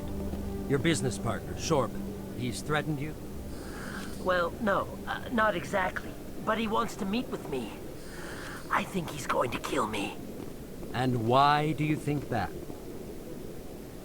I can't really get into the details. But Shorban will kill me if I leave here unprotected. I can't help you. Not unless you give me something more to go on. I can't. I'm sorry. Well, that was a Canadian. Then I've got other work to do. But But nothing. Don't bother me unless you're willing to give me details. Hey there. Oh, you're not CSEC, are you? Did you want something? What were you trying to explain to the officer before? My colleague is trying to kill me, and I thought we were friends. How do you know he wants you dead? He's changed. He won't talk to me at work anymore, and he started following me. Maybe he likes you. Yesterday, he followed me all the way home, just waiting for a chance. I don't care what anyone thinks. He wants me gone. I know it. Is there something I can do? Talk to your friend, maybe? Would you? That's all I want. Someone to talk to him. Tell him to leave me alone. He thinks he can just push me around, but you'll show him, won't you? Just tell me where he is and I'll go find him. Oh, right. Well, he wanted to meet with me down in the wards near the markets. He said he just wanted to talk, but I know better. His name's Shorban. He's a Solarian. You shouldn't have any trouble. He's just a scientist. Wasn't that the Solarian who asked us to scan the Keepers? The Keepers? Well, even more reason to go after him. That's against regulations. I better look into this right away. Find out what he's up to. Anything's possible with Shorben these days. Well, good luck.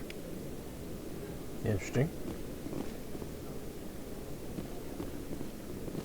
Hello, Commander. Hello, Commander. Hello, Mahoney. Why am I doing that song again? I did that with the glitch yesterday. I guess it just works, because, like, it's the right number of syllables. Hello, Commander. Hello, my baby. Whatever. Anywho. We're going to go ahead and scan you anyway. Decryption? Nope. Tracking terminal, examine. Okay, cool. Just get some XP without any issue. Nice. Okay, so... There's more than another one, maybe? I thought I was trying to talk to this dude. No? Nope. Okay, cool. Where are we at on XP anyway? Oh, wow. Oh, wow. Jesus Christ. 3 XP. Fuck. Of course.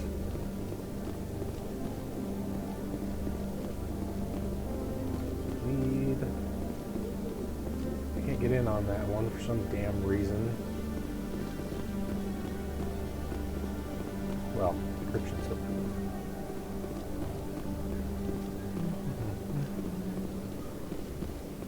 Down here. The exit.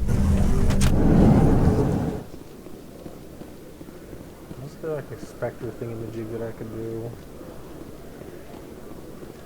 I'm sure I could check requisition officer. Here we are. Oh, there it is. And a level. That was the wrong one. 4 points.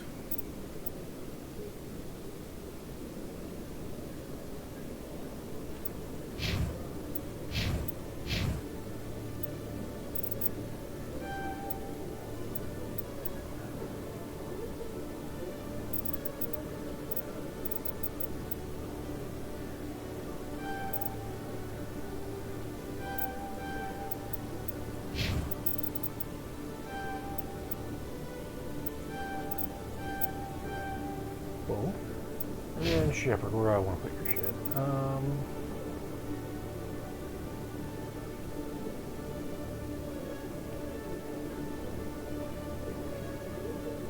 That's cool.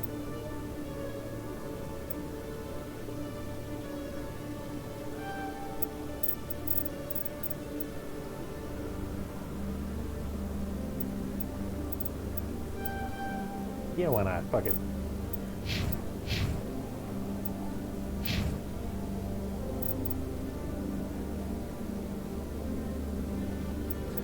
Why is it I was like, why am I unlocking electronics via first aid? It's just this, anyway. That's so weird. Does damage. Okay. It's gonna be interesting trying to use those skills. Oh, I guess I could probably just like, hold on, let me undo this. Never mind, I can't. Nope. Okay, well, it doesn't matter. Journal.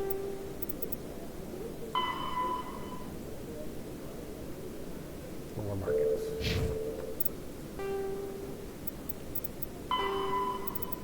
Fighters.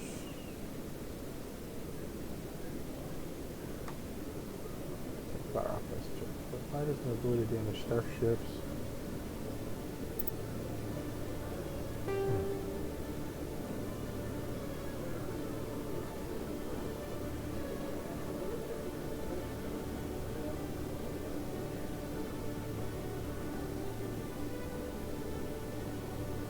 Interesting.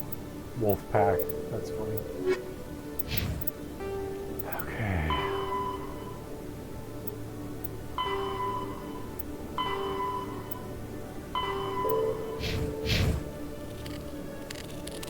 Requisition officer. One sec. Looking you up.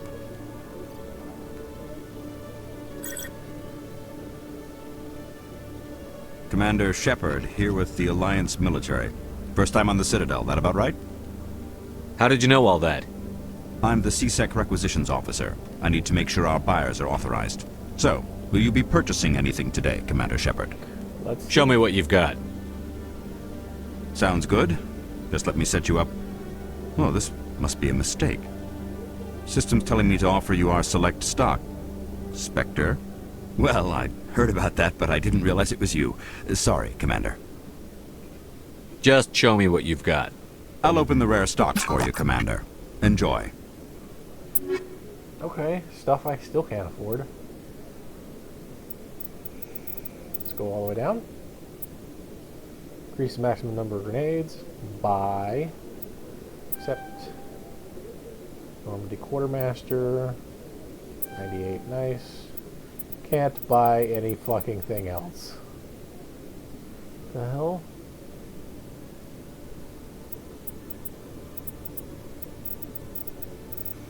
That's fine.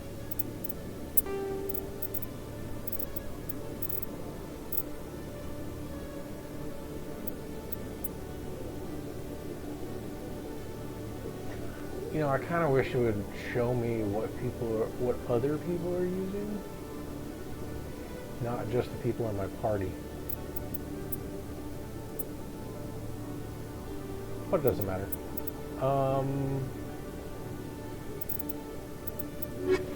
I don't really care too much right now. I've been doing pretty decent with what I've got. Speaking of what I've got, I forget, what are their... So that's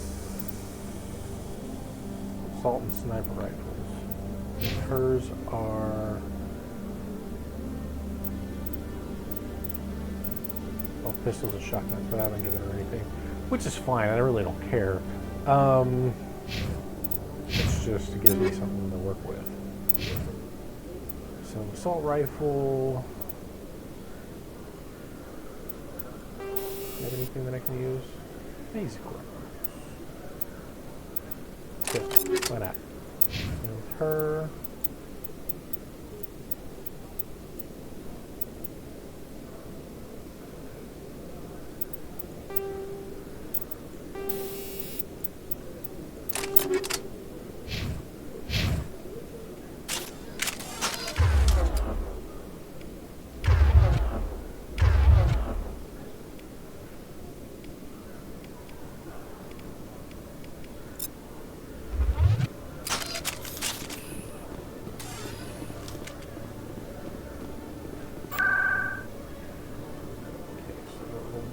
Where what's his face is in the markets, I think.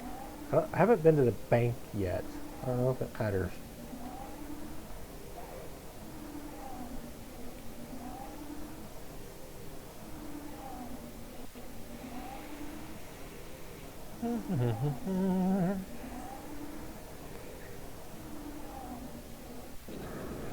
Ah.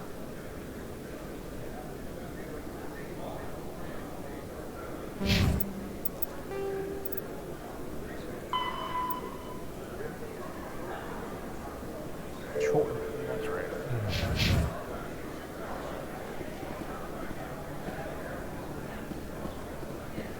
Can I scan this one yet? Yes.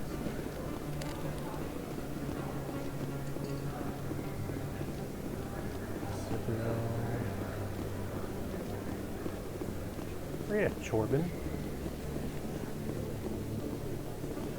Not anywhere over here.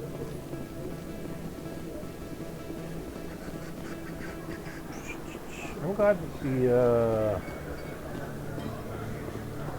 area rapid transit is working well. Nope. Okay.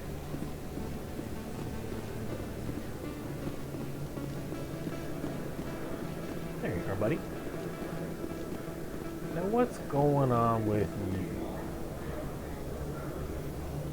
Commander, I wasn't expecting to see you again. Is there something you want? You can start by telling me the truth, Shorban. I'm not sure what you're referring to. My experiments are... We're not buying it. Jalid told us you've been after him. You spoke with Jalid? Then you know about the data? See, this is the thing. Like, everybody's coming in all like, we know what's going on, and I'm all like, I don't know what the fuck's going on. No, but you're gonna tell me. Everything. You boys can go. Looks like my plans have changed. It's not as bad as you think, Commander. Jalid and I just got a little over our heads. Keep talking. The company we work for developed an experimental procedure for use in medical scanners. Jalid and I saw even more potential, so we stole the plans and secretly developed a tool to scan the Keepers. Can you imagine? A tool that can actually get readings from the Keepers? This reminds me of Deus Ex Human Revolution, when the guys are stealing neuropozyne so they can give it away, but then one of the other guys essentially blackmails his coworker who's helping him, because basically things are just getting a little too heated. This reminds me of that situation. What's so special about that? The Keepers are almost impossible to scan, and you can't capture them or get samples. They just self-destruct. After centuries here, we still don't know anything about them. Don't you see? We were the first to scan them, ever. You've seen it yourself, Commander. You know we can do it. Why are you trying to kill your partner? I'm not trying to kill him. Jalid's job was to disseminate our initial findings. But he decided to keep the data for himself. Maybe to sell it. I don't know. Yeah, that's a good answer. I should kill both of you idiots. We lost our heads. We just couldn't let an opportunity like this pass us by. Commander, if you'll just continue gathering data for me, imagine what we might learn. And you'll stand to make a bit of a profit yourself, remember? I suppose a little scanning here and there won't hurt anyone? Very good. Maybe if you wouldn't mind speaking with Jalid. The data you're gathering for me is useless if Jalid won't help me analyze it. If I have time, I'll talk to him. Thank you. And happy scanning, Commander. See, I knew it wasn't as nearly as nefarious as he thought it was. I'm gonna go to C-Sec. So, where's the nearest car?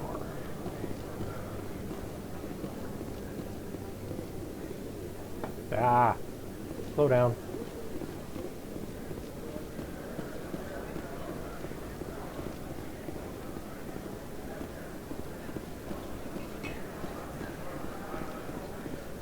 Yeah, it just, like, he seemed too paranoid for this to be, like, a legitimate issue. Like, his paranoia was unwarranted, is what I'm after.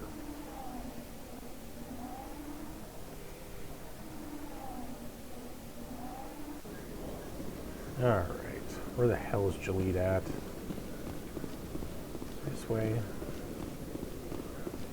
I think so. Nope, that's a Rick officer, and I can't afford anything from him. Over here. I can never remember. No, not that way.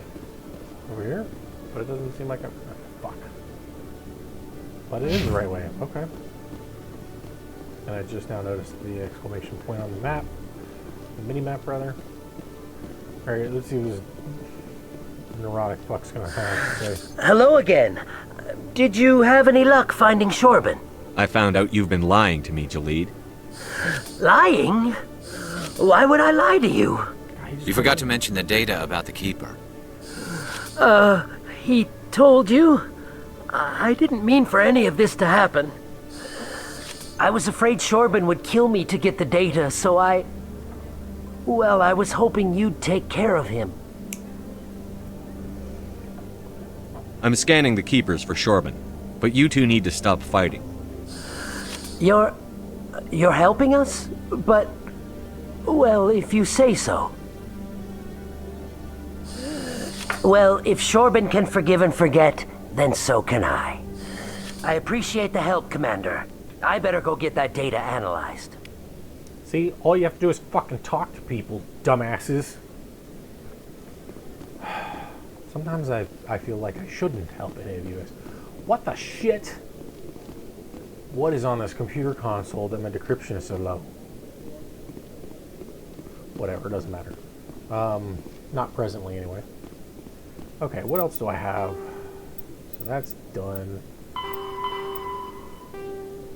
Scan.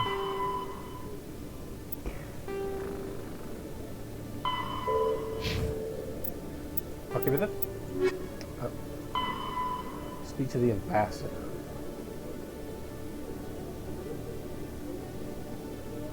Central elevator. Let's see. Okay. Alright, looks like all my side quests are done for the time being. So I'm going to hit up this central elevator. And I think what I will do was, once I get to... Do you ever regret leaving Citadel security to pursue Saren, Garrett? Fighting a rogue Spectre with countless lives at stake and no regulations to get in the way? I'd say that beats CSEC. I'm pleased that the imminent destruction of all organic life has improved your career opportunities. Yep. Starting to like Tali even more. Yeah, this is a long goddamn elevator.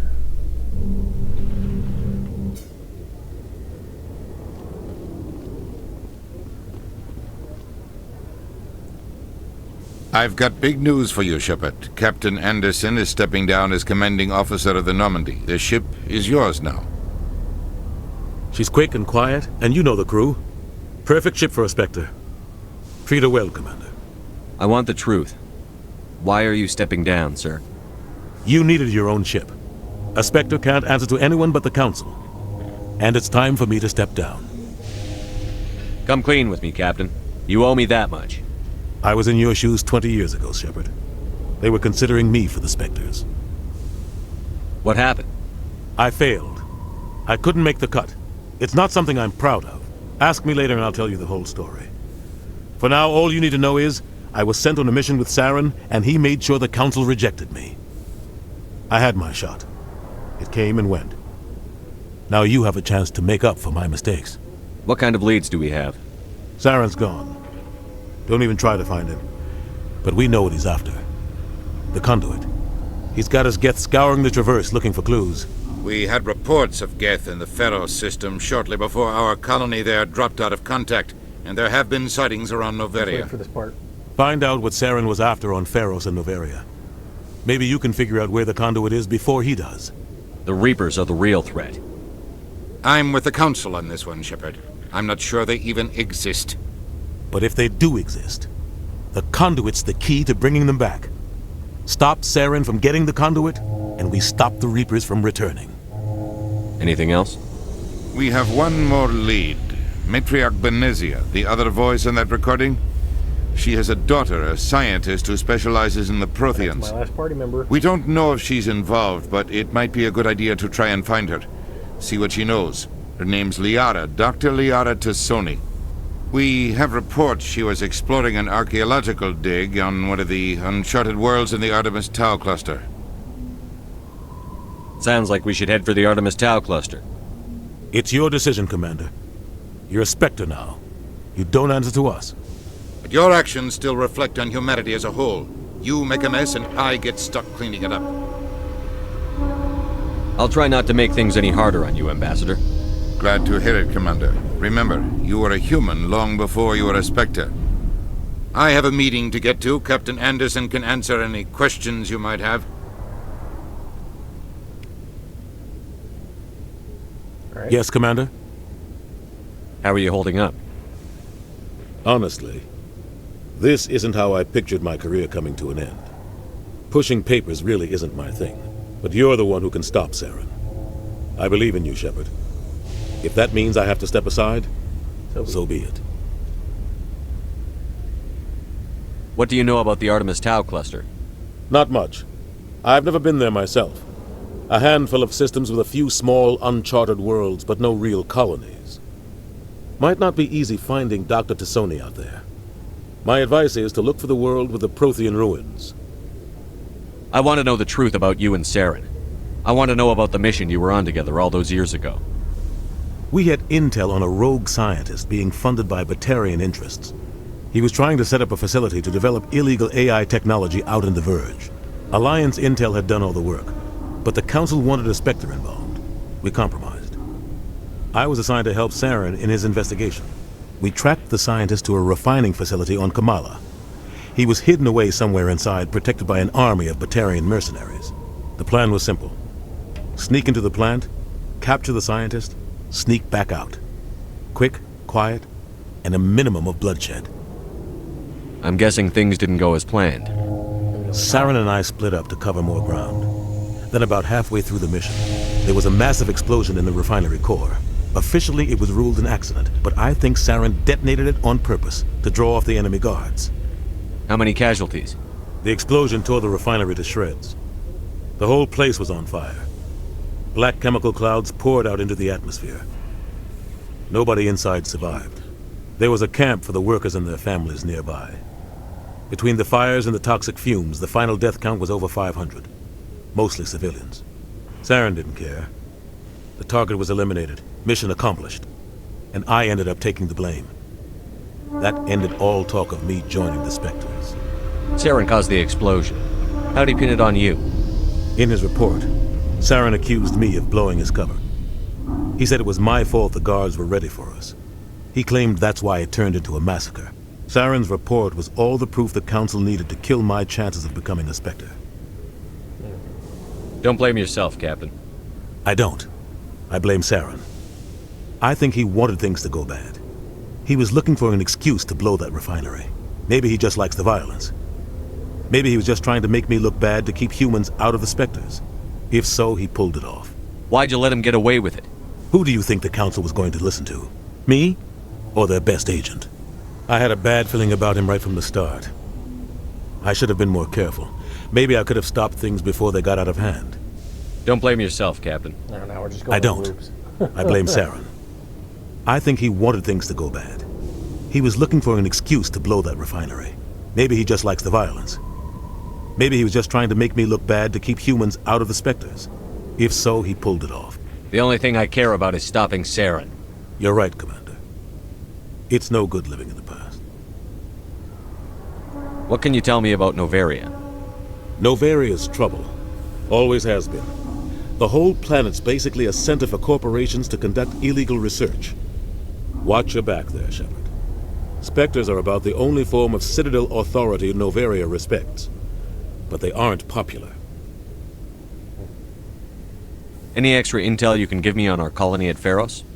The entire planet used to be one giant Prothean city. Mostly ruins now. But some of the infrastructure is still intact. The colony tried to build on what the Protheans left behind. We lost all contact with them when the Geth attacked. I should go. I'll be here if you need anything. So you have this like highly advanced race of creatures.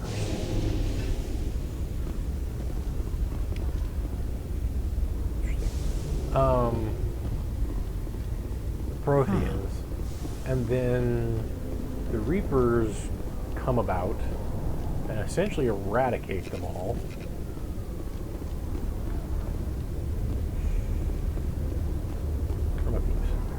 The Normandy is amazing, Shepard. It's an honor to be among her crew. The Normandy combines the best of Alliance technology and Turian engineering. It shows what we're capable of if we work together. SR1.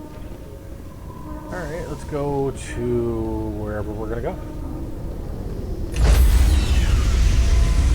like going on an airplane. Stand by, shore party. Decontamination in progress.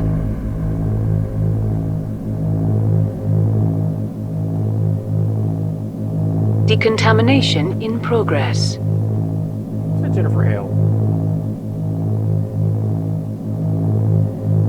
Decontamination in progress. It does sound like her.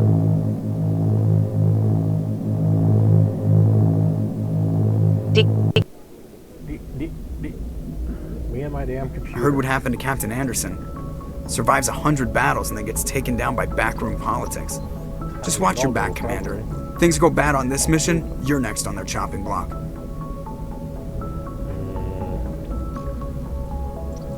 Saren's out there somewhere, and we're gonna find him. Everyone on this ship's behind you, Commander. 100%. Intercom's open. If you got anything you want to say to the crew, now's the time. This is Commander Shepard speaking. We have our orders. Find Saren before he finds the conduit. I won't lie to you, crew. This mission isn't going to be easy.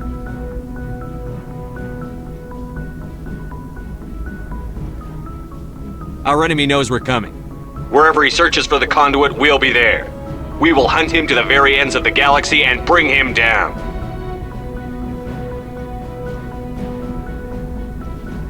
Humanity needs to do this. Not just for our own sake, but for the sake of every other species in Citadel space. Saren must be stopped. And I promise you all, we will stop him. Well said, Commander. Captain will be proud. The captain gave up everything so I could have this chance. We can't fail. Yes, sir. Paragon.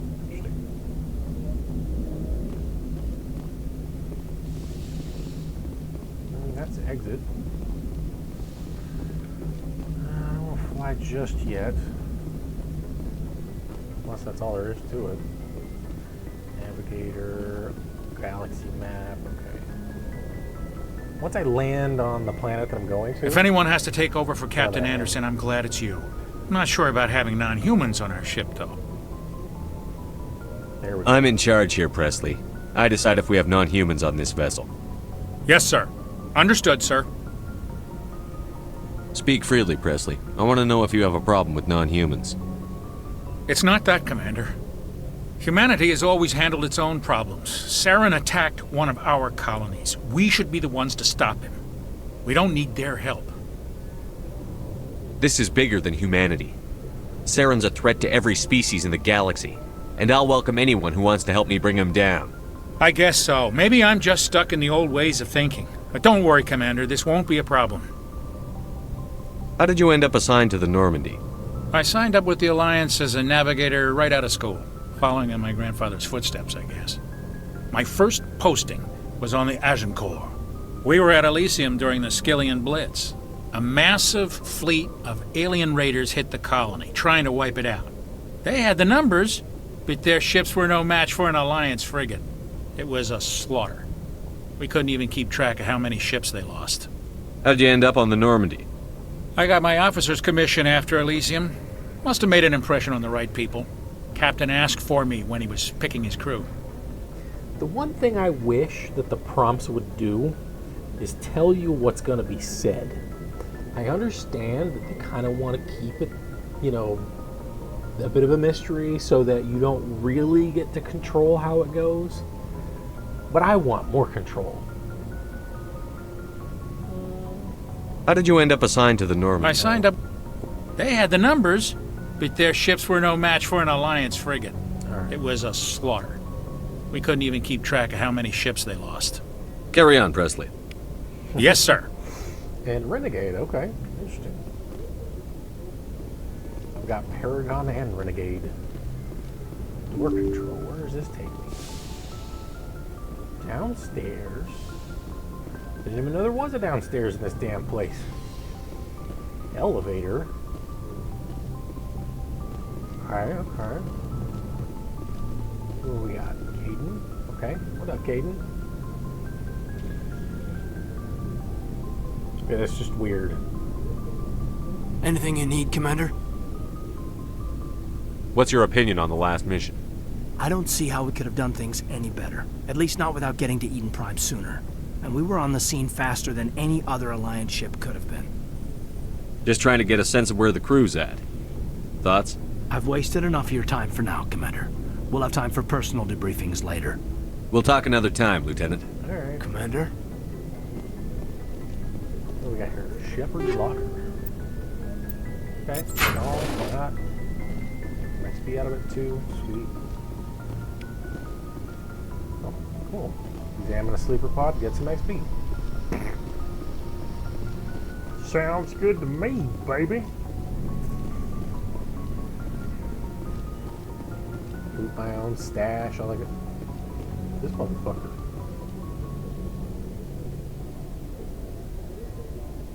These are definitely military. This is how they make you sit. Especially, like, when you're sitting at a table, this is how they make you sit. And it looks so goddamn weird. I was in JROTC when I was in high school. And then during, in the middle of high school, there was a point, it was after my stepdad died, and my mother sent me to this military academy. And during the summer, it was a summer camp, it was like 9 weeks, I want to say. That's how they made us sit. It's exactly how they made it. It was awkward. Like, sure, yeah, it gets your, posture going and everything, and that makes sense. And you want to have good posture. I got no problem against good posture, but it just looks so goddamn awkward and weird. Where's the rest of my crew? Like, my actual party. It's Talia and... I'll head up the elevator. Open the galaxy map though? Nope. Not there. Come up. I guess so.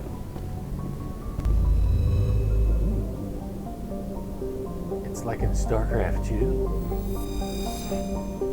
Supposedly constructed by the longest Protheans across deep space station, serves the capital of the Central Council, gravity simulated transportation, the company 2802 standard G's on the boards.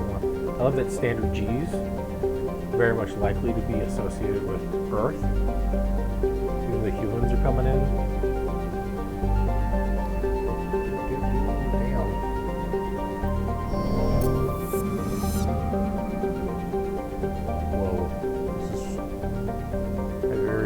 Way to do this.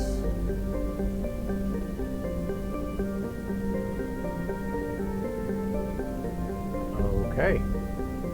Very strange. Alright, what's next? Oh. It's zoomed out even more. Oh, holy crap.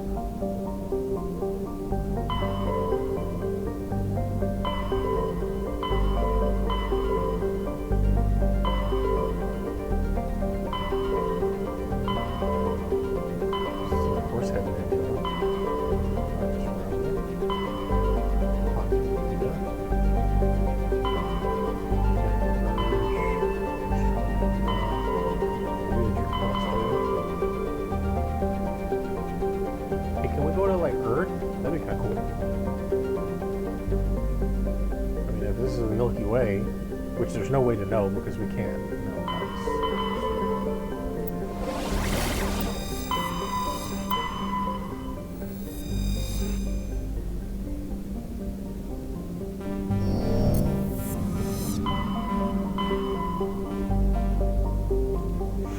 like, we don't have a photo of the Milky Way. We have an estimate of how it looks. And that's, pretty rough.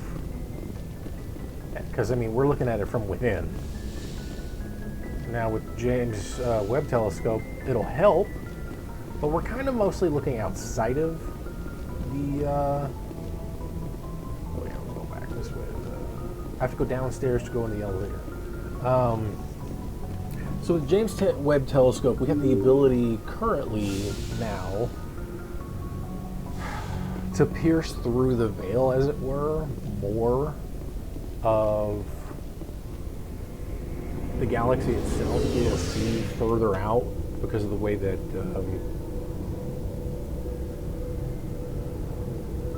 radio waves, microwaves, etc., are more visible. It's okay. So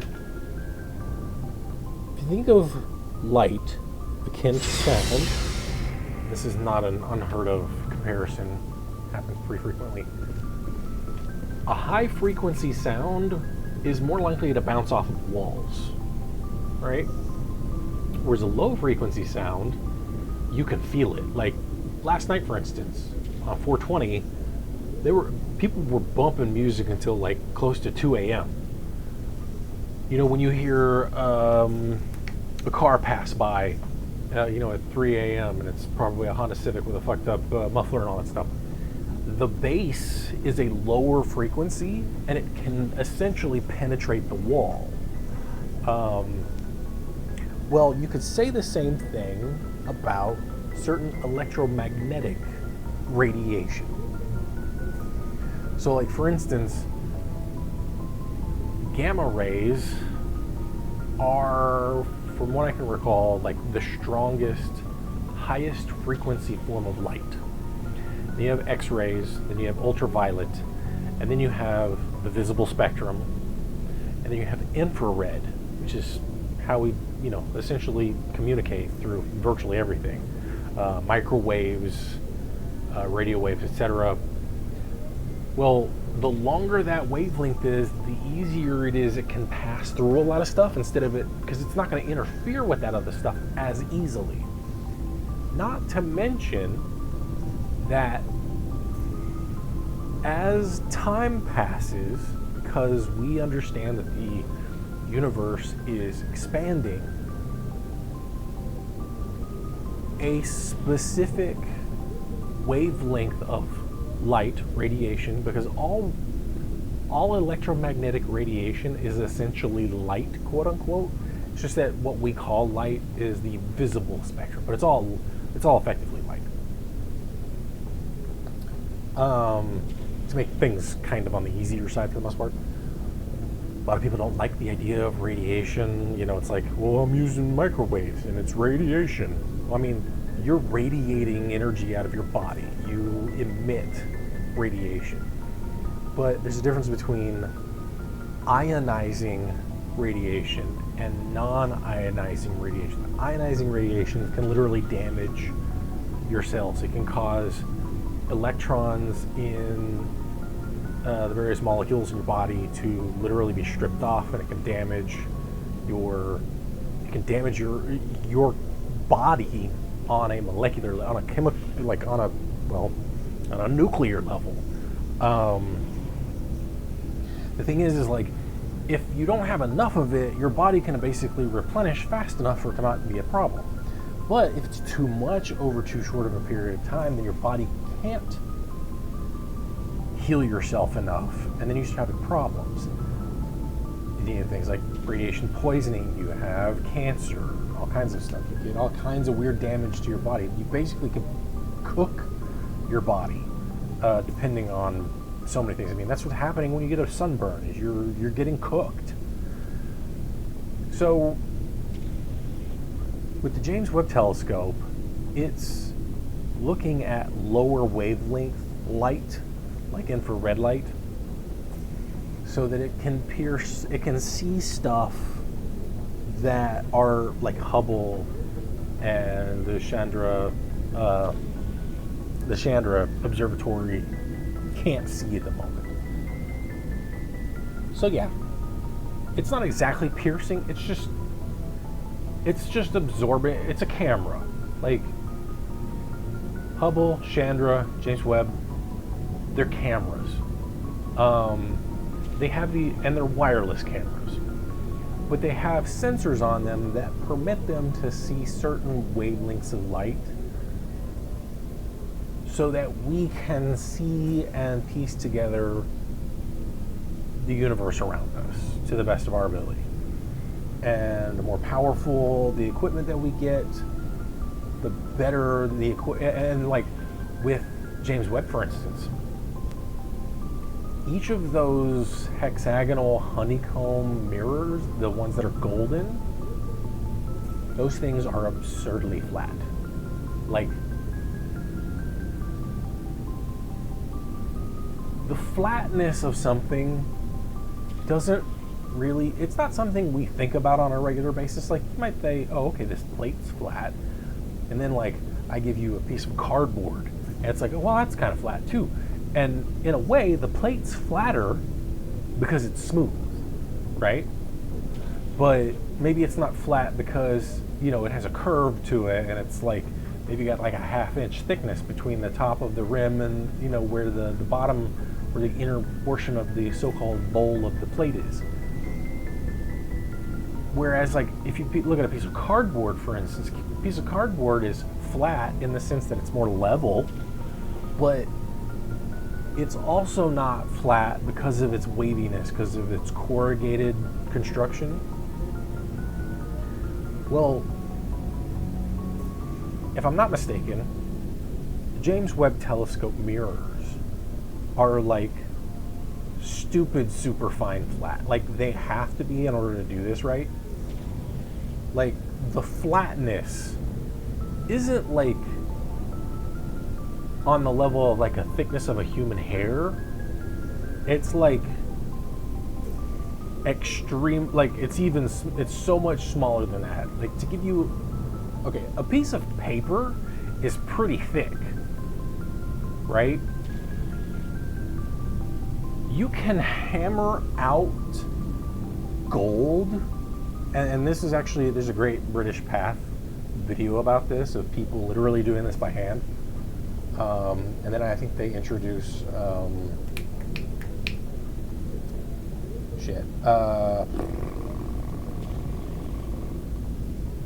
machines in the video, but they were talking about how you can hammer out gold to a thickness, a thinness that is thinner than visible light. So on the scale of nanometers, so like pure, like the like 550 nanometers is one wavelength of green light, right? And apparently gold can get thinner than that. Some radio waves that we produce right here on Earth can be one wavelength, and a wavelength is the distance between either two crests of a wave or two troughs, the bottom part, so the hills or the valleys of a wave. Some of the wavelengths of energy that we produce can be miles long. One wavelength on the low scale of microwaves can be miles long between the trough and a trough, or a crest and a crest. Now, because the universe is expanding, something, let's say, like green light, if it was emitted a really long time ago, over time, the expansion of the universe, like, light doesn't like to just change. It tends to just do the same thing, no matter how much time has happened. Because if you think about life quickly as like sort of a person, to the perspective of the lights, so like light having a perspective to be able to see the world around it, it doesn't perceive time. It's all the same. A beam of light, if you will, that has been emitted from the interior of the sun can bounce around inside the sun, potentially for millions of years, before it finally essentially reaches the surface and then just flies off into the distance. But here's the thing. The age of that light beam is still the same.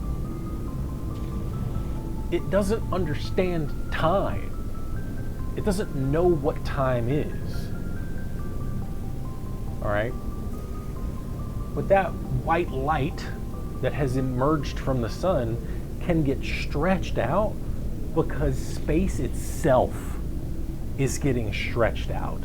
And so, like, it would be like saying, taking a ruler, and if you just stretched, if you were able to literally stretch out a ruler, kind of like, I don't know, dough, Play-Doh, for instance, but it stretched it out in a uniform way.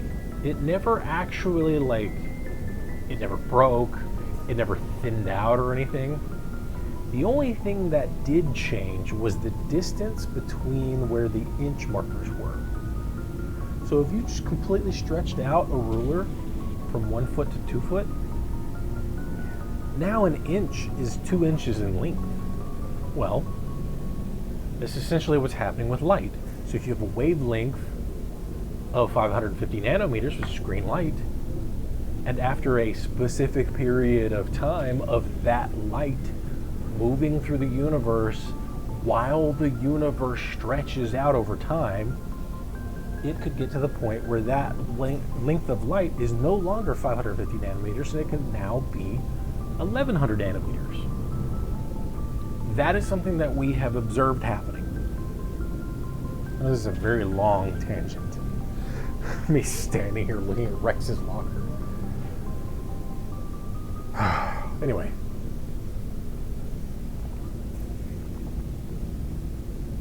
But that's kind of what James Webb Telescope is trying to observe. It's trying to look at stuff. It's trying to absorb light that is so old and stretched out to give us an even further distance back look. It's all kind of craziness. But that's why I was super excited about James Webb being launched, and then like upset that it was taking forever for it to launch, and then super excited that it did launch successfully, and then that first super ultra deep field was just gorgeous. Knight, what can I do for you? What's up, bro? What's your story, Rex? There's no story. Go ask the Quarian if you want stories. You Krogan live for centuries. Don't tell me you haven't had a few interesting adventures. Well, there was this one time the Turians almost wiped out our entire race. That was fun. Yeah. They tried the same with us, but we fought them off. It's not the same. It seems pretty much the same to me. So your people were infected with a genetic mutation? An infection that makes only a few in 1,000 children survive birth?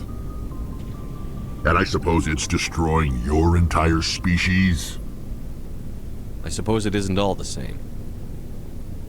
I don't expect you to understand, but don't compare humanity's fate with the Krogan.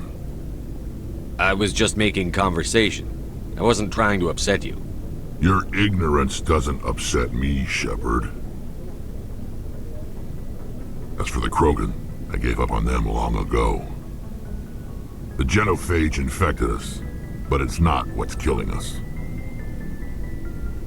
Are your people really dying? We're sure not getting any stronger. We're too spread out. None of us are interested in staying in our own system. Lots of species have left their homes and prospered. But they go to colonize new worlds. We're not settlers. We're warriors. We want to fight. So we leave. Hire ourselves out. And most of us never go back. What can you tell me about the genophage? Ask the Solarians if you want details. They made it. All I know, it makes breeding nearly impossible. Thousands die in stillbirth, and most never get that far. Every Krogan is infected, every one. And no one's rushing to find a cure. Why don't the Krogan try to find a cure? When was the last time you saw a Krogan scientist? You ask a Krogan, would he rather find a cure for the genophage or fight for credits? He'll choose fighting every time. It's just who we are, Shepard. I can't change that. Nobody can. So long, Rex. Shepard. Some of these responses are terrible. Okay, what has he got? Lancer. Damage. Let's see.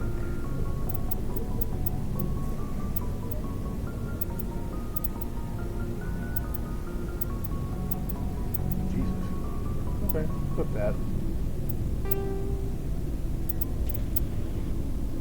So many fucking pistols.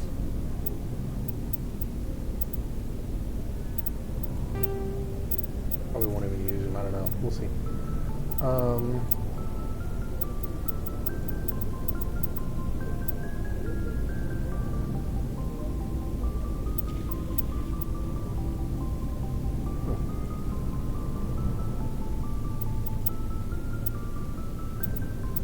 Krogan and human armors.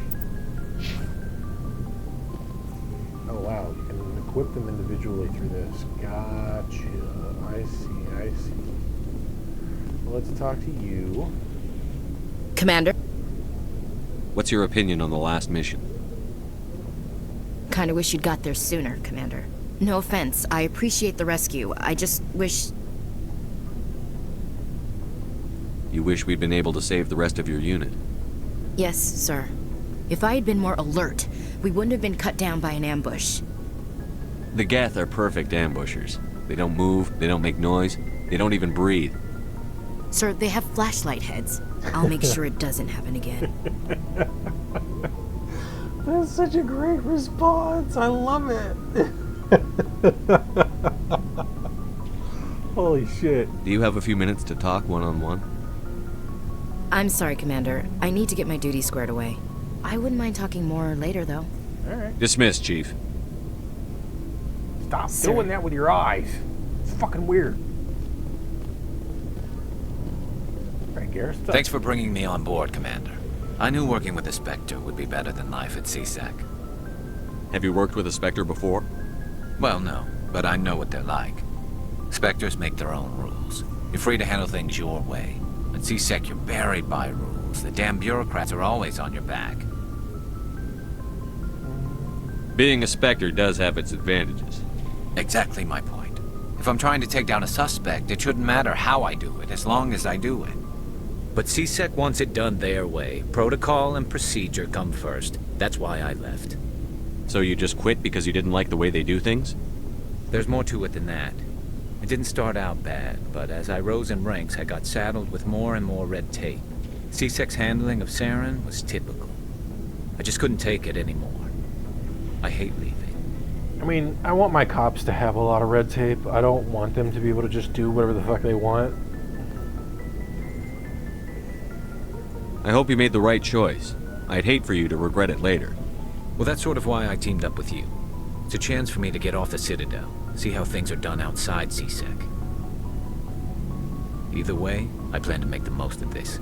And without CSEC headquarters looking over my shoulder, well, maybe I can get the job done my way for a change. As long as you do your job well, you're free to go about your business as you see fit. Thank you, Commander. I mean, I know I'm not exactly playing it like, you know... Hey, Commander. Looking for some extra supplies before you head out? What have you got? Whatever you want. Armor, weapons, mods. It's not standard Alliance issue, but that's not necessarily a bad thing. Well, as long as you don't mind paying for it. Why should I pay you for my weapons and armor? My stuff doesn't come from the Alliance. I have to purchase it myself, and it's not cheap.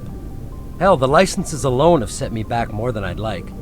But no licenses, no goods. Without the goods, I'm out of a job. What are licenses? Why do you need them? Manufacturers sell licenses. Each license allows me to buy and sell a certain brand of products.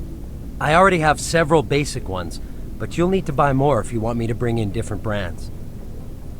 Many of the best licenses are hard to get, but they're well worth the cost if you can find them. What do the different manufacturers offer? There are too many for me to keep track of, but each license will explain what it's good for. Let's see what you've got. You bet, Commander. I think I picked up a few, didn't I?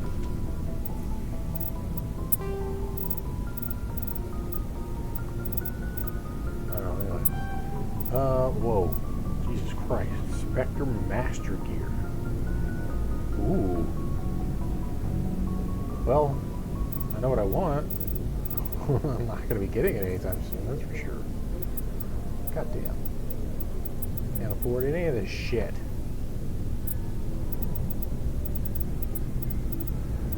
You're trying to sell me shit I can't even afford. Looking for supplies? No. How often will you get new items? Well, that depends on how many licenses you've purchased. But I'll rotate items on a regular basis regardless. And anytime we land someplace with a big enough port, I'll buy, sell, and trade whatever I can. Check back often. I need to move items quickly, so only the most basic items will be stocked consistently. Let's see what you've got. You bet, Commander.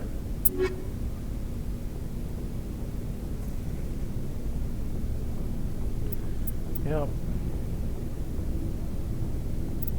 God damn, these things are Up there. What I got? Artemis, go to Marion, Pharaohs. Unusual readings. That's Hydra and Row. Talking with Scanner 1120. Okay. I wonder if they're all in the Citadel? Anyway. So I've talked to everybody but Talia, I think? Where's she at? She is a she, right? I mean, she has female features. So I assume so. Maybe she's down here. Tali. That's who it was. Tali, not Talia. Which is funny because the name. Okay, so back in the day I played Diablo 2 because my cousin left it at the house when I was living in my grandmother's house after my mother kicked me out, which was, I want to say about maybe a year and a half after my stepdad died. And a little after that, because I think I lived there for about 2 years, maybe, or was it 4? I think it was 4.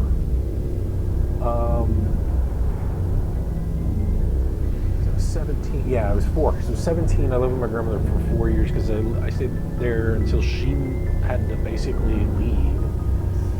She didn't want to live in the city anymore, and she wanted to live out with one of her sons, pretty much in the fucking middle of nowhere. How she got around, I mean, I know how she got around, she had a car and everything, but like there was just nothing nearby. But anyway, I lived at her house for about 4 years. My cousin stayed there for several months. He was a big influence on me in a lot of ways. You know, he was kind of one of the reasons I went to go see the solar eclipse, and I didn't actually get to see it because the clouds were in the fucking way. And then he left some games behind, Diablo 2 being one of them, and obviously with Diablo 2 there's various classes that you can play, and I played Sorceress at one point, and I named her Talia. Long story short. Your ship's amazing, Shepard. I've never seen a drive core like this before. I can't believe you were able to fit it into a ship this small. I'm starting to understand why you humans have been so successful. I had no idea Alliance vessels were so advanced. The Normandy's a prototype. Cutting-edge technology. A month ago, I was patching a makeshift fuel line into a converted tug ship in the flotilla. Now, I'm sitting on board one of the most advanced vessels in Citadel space. I have to thank you again for bringing me along. Traveling on a vessel like this is a dream come true for me.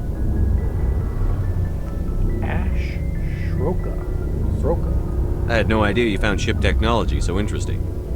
It comes with being a Quarian. The migrant fleet is the key to the survival of my people. Ships are our most valuable resource. But we don't have anything like this. We make do with cast-offs and second-hand equipment.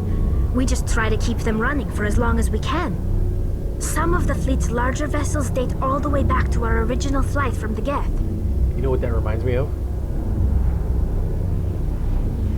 It reminds me of Cuba. See, one of the things about Cuba that happened after the embargo during the Cold War was that they didn't have cars shipped to them anymore from anywhere. So they had to keep their cars running to the best of their ability for as long as possible. That was 300 years ago in the game story, but like, yeah, the Cuban embargo was a lot like that. I can't believe your fleet's still using ships that are 3 centuries old. They're constantly being repaired, modified, and refitted. They aren't pretty, but they work, mostly. We've tried to make ourselves as independent as possible on the flotilla, grow our own food, mine, and process our own fuel. But some things we just can't make on our own. A patch to maintain the hull integrity requires raw materials we just don't have. That's why our pilgrimages are so important. That part, not so much that I'm aware of. That's closer to the, fuck, what's it called?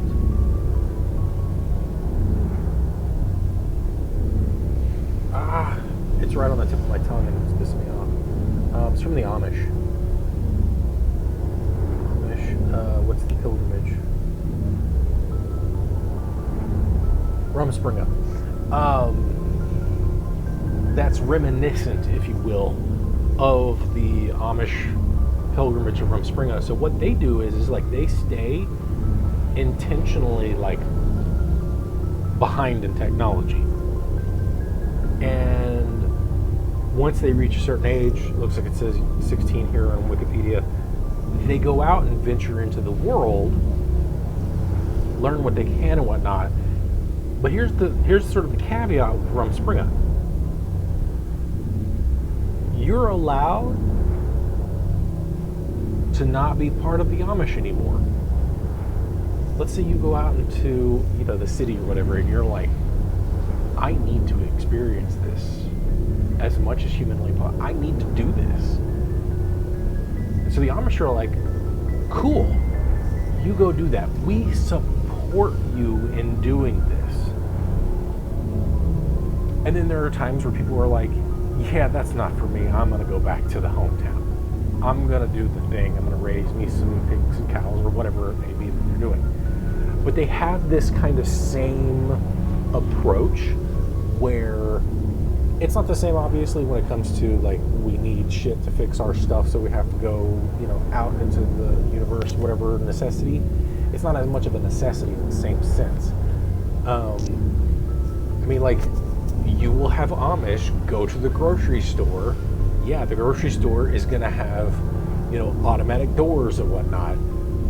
And they'll buy, you know, a fucking 50-pack of Bud Light or whatever if they want. Like, it's not like they're just, they intentionally are stuck in like the 1800s type of thing. They don't do that. They don't reject modernity. They embrace a lack of modernity for the part, from what my understanding is. Used to be, it was like, oh, you don't even, like, I think they have phones because they need phones to kind of exist in this world. Sure, their world is going to be smaller because of that, but they also don't full-on reject modernity. So yeah, it's interesting. This thing kind of reminds me of a combination of both the whole Amish world, Rumspringa, but then also with Cuba and how they had to maintain classic cars forever. You basically have a bunch of like cars of Theseus running around Cuba. I mean, there was a point, I know that, like, because of the embargo and because of the sanctions being what they were, Cuba, like, any American could not go to Cuba, and especially couldn't go directly. I think you were allowed to go to Cuba, you just were never allowed to go there directly from America. You had to go from somewhere else. And like, it was either highly frowned upon or restrictive.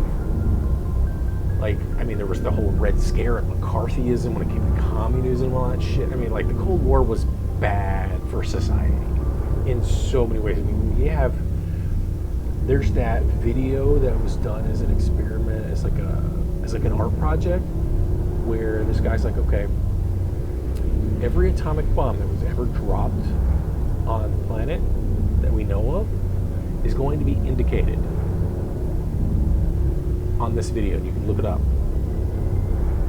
And it shows every single atomic bomb that we know of that has been detonated and the approximate location as to where it was detonated throughout the entirety of when the first bomb was dropped in Hiroshima. And the reason why you know it's Hiroshima, not Nagasaki, is because it was dropped in alphabetical order. So the first bomb in Hiroshima, second one in Nagasaki, and then like there's a bit of a calm, and then there's all the tests that go on for like fucking ever. But here's the thing. caveat is like this video is like 15, 20 minutes long, something like that. Every second of the video is a month. And it's a lot of goddamn bombs. It's like 2,000. And America dropped half of them. Most of them on America in places like White Sands. Or the Trinity site, which I think is also White Sands. But the thing is like, and the reason I brought that up is like, that was during the Cold War. That was the Cold War. Was people testing their bombs everywhere, their nuclear weapons that were world-shatteringly destructive. And so it's no wonder there's a bunch of people on this planet who are still alive, who lived through that with the whole duck and cover stuff, who are like, yeah, nuclear technology is bad, we shouldn't have, nuclear reactors, look at Chernobyl, look at 3 Mile Island, look at Fukushima. There are people out there who have understandable hesitation towards nukes. But also, there was a reason why we were like, hey, you aren't allowed to go to Cuba, McCarthyism, communism, all that kind of shit. So much of it was just intertwined with each other. There's a lot to this world's history that is just...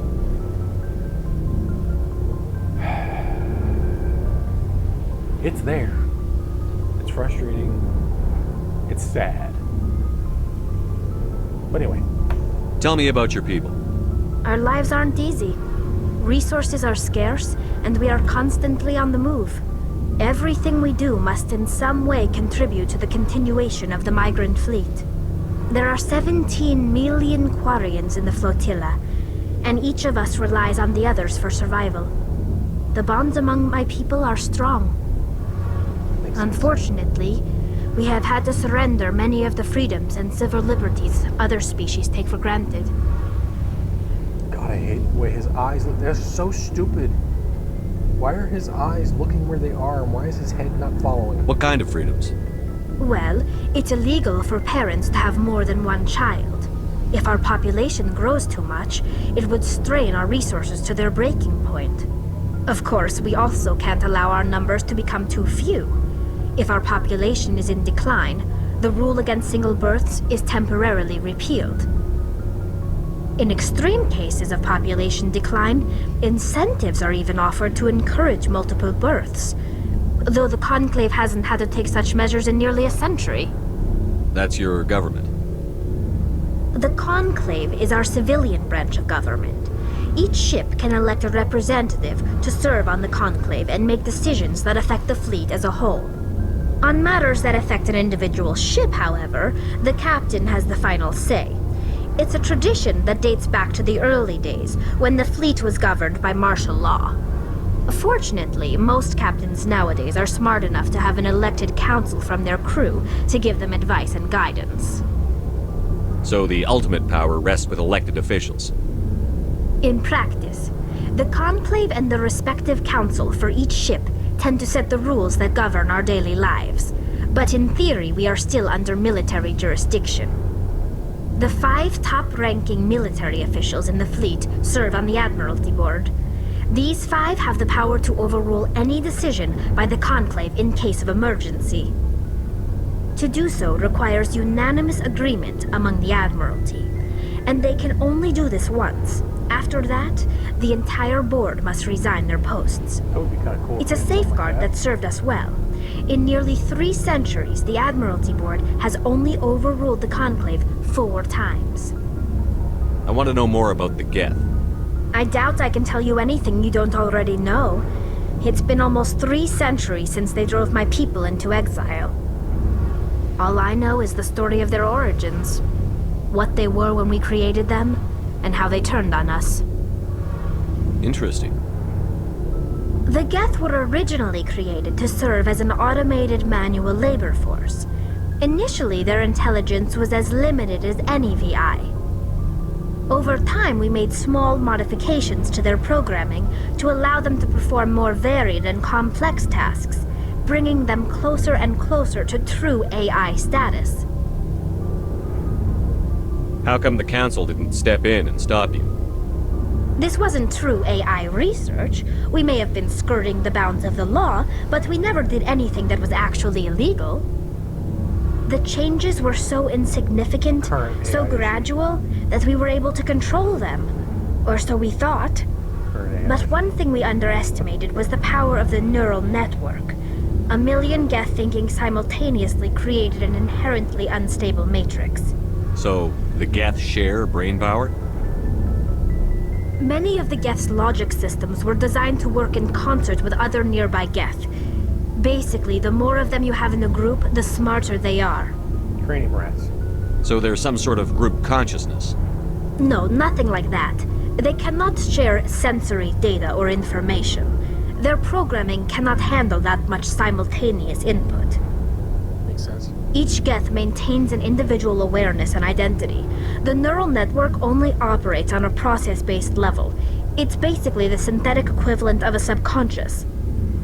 But when they're in close proximity, they can coordinate low-level functional processes, freeing up more capacity for original or independent thought.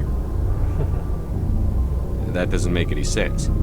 I'm probably oversimplifying. The Geth are incredibly advanced and complex creations. All you need to know is that they get smarter when they gather in large numbers. As we built more and more Geth, their effective intelligence became more sophisticated, more abstract. One day, a Geth began to ask its Quarian overseer questions about the nature of its existence. Am I alive? Why am I here? What is my purpose? As you can imagine, this caused a near panic among my people. I don't see what's so bad about those questions. The Geth were created to engage in mundane, repetitive, or dangerous manual labor. That's fine for machines, but it won't satisfy a sentient being for long. The Geth were showing signs of rudimentary self-awareness and independent thought. If the Geth were intelligent, then we were essentially using them as slaves. It was inevitable the newly sentient Geth would rebel against their situation. We knew they would rise up against us, so we acted first. A general order went out across all Quarian-controlled systems to permanently deactivate all Geth. The Geth responded to this order violently. Yeah, makes sense. You didn't really think they'd just let you destroy them without a fight, did you? The hope was that most of the Geth would still be little more than machines, incapable of organized resistance. But they had progressed much further than anyone anticipated. The war was long and bloody. Millions upon millions of Quarians died at their hands. In the end, we were forced to flee our own homeworld. We feared the Geth would pursue us, but they never came beyond the Veil.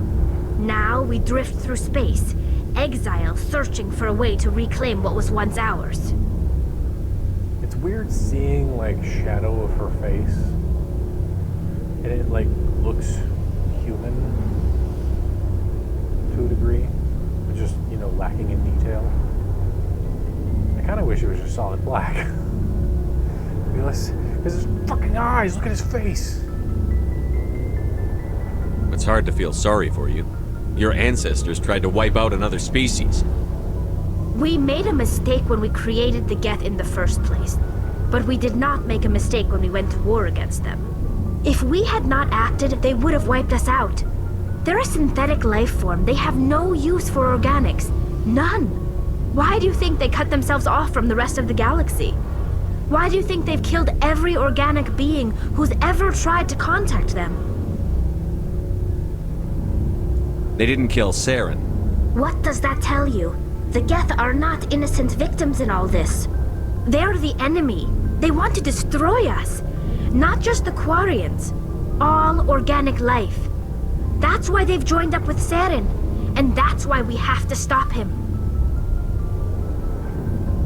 I want to know more about the When my people pilgrimage. reach maturity, we leave our birth ships and seek acceptance with a new crew. It's necessary to maintain genetic diversity among the fleet. That makes sense. But no ship wants to accept someone who will be a burden on them. So, to prove our worth, we embark on a pilgrimage. We set out alone, leaving the flotilla and our families behind us. We only return once we have found something of value we can bring back to the fleet. This is presented as a gift to the captain of the respective ship we wish to join. If the gift is accepted, we are welcomed into the crew. I can't believe they just send you off alone. It's not like they just cast us out. Before we leave, we are given lessons in how to survive outside the flotilla, and given gifts to help us on our journey. We also receive implants to fight off sickness and disease. Generations of living in an isolated and highly controlled environment have left our immune systems weaker than most. By the time we leave the fleet, we are well equipped for the pilgrimage. This is a rite of passage for all Quarians. If it were dangerous, our numbers would suffer. Virtually every pilgrimage ends with a triumphant return and the ritual presentation of the gift to one of the fleet's captains. So far, I'm really enjoying the writing, the storytelling. Like, the world building is strong. Dialogue is sometimes a bit frustrating. Can a captain choose to reject the gift? That doesn't happen often. Most captains are eager to increase the size of their crew. It increases their own standing in our society. Even when the gift is not particularly valuable, the captain usually accepts it out of a sense of tradition. However, there is a stigma to presenting a substandard gift. It's not the best way to make a good impression on a new community. Most pilgrims don't return until they find something worthwhile. Alright. I want to talk about something else. Like what? Yep. I should go. Thanks, Tally. Okay. Engineer. Hey, Commander, you know that Quarian, Tally? She's been spending all her time down here asking me about our engines. I'll tell her to leave you alone. What? No, she's amazing. I wish my guys were half as smart as she is. Give her a month on board and she'll know more about our engines than I do. She's got a real knack for technology, that one. I can see why you wanted her to come along. Fill me in on the IES stealth systems. How does it work exactly? You can't hide a ship out in space. They emit too much heat and radiation. Too easy for sensors to pick them up, unless you find a way to capture those emissions. So our stealth systems trap the energy we give off in storage sinks built into the ship itself. No emissions to give away our location. Eventually the sinks have to be vented. More than a few hours silent running and they overheat. Cook us inside our own hull. There's no way for anyone to detect us? A visual scan can still pick us up. Anyone looking out a window can see us plain as day. But you have to be pretty close to get an actual visual out in space. Most vessels rely on scanners. As long as the stealth systems are engaged, they can't see us. Not unless we accelerate to FTL speeds. Why doesn't it work with faster-than-light travel? Cranking up the FTL blue shifts our emissions, pushes them into frequencies too high to capture in the sinks. As soon as we make the jump, it's like setting off a flare. Sensors can pick up our location whenever we enter or exit FTL flight, but for short-range missions, our stealth systems are amazing, and we've got the only one. So when he said blue shift, it's an actual scientific term. So I was talking about how when the universe expands, the wavelengths of light stretch. That's a redshift, but that's a kind of redshift. The reason why Hubble is like such a big deal in astronomy is because he was essentially the one who discovered that galaxies were either moving away or toward each other. And the reason we know that is because of something called redshift, blue shift. He's basically the reason those things are understood and exist as a scientific concept. So kind of like when you, again, I'm going to go sound route. When you hear, let's say, a siren, or, you know, like an ambulance or an ice cream truck coming your way, it sounds like it's getting louder, and then the moment it passes, it sounds like it's getting quieter very rapidly. Well, that's known as the Doppler shift. Essentially, the sound waves are compressing as they get closer to you, and as it's leaving, it's stretching out. Well, it's the same thing when it comes to the redshift, blue shift. if something is moving towards you at a fast enough rate, it will essentially squeeze and compress the light that it is sending out. Now, it's not going to do it so much in such a drastic way like a Doppler shift is. You literally have to look at it's known as a spectrograph, or well, a spectral fingerprint, if you will. So everything emits light depending on how you go about doing things. A lot of times you can just burn it and it will emit a certain type of light. Sometimes it will emit a very specific color of light. But then you can get a type of equipment that not only will show you the rainbow, but it will show you little markers within that rainbow that are effectively being blocked by aspects of whatever that thing is, elements, etc. And it will say, like, this is the fingerprint. Like, if you burn hydrogen, for instance, no matter where it burns in the universe, in a vacuum, in everyday environments, in your house or in space, it always shows the same color fingerprint, that is. So the little lines that will be blocked in this rainbow image will always be the same no matter what. But here's the thing. Sometimes you'll see colors with fingerprints that are correct, but they're in the wrong position. The position will either be towards the blue side or towards the red side of the rainbow.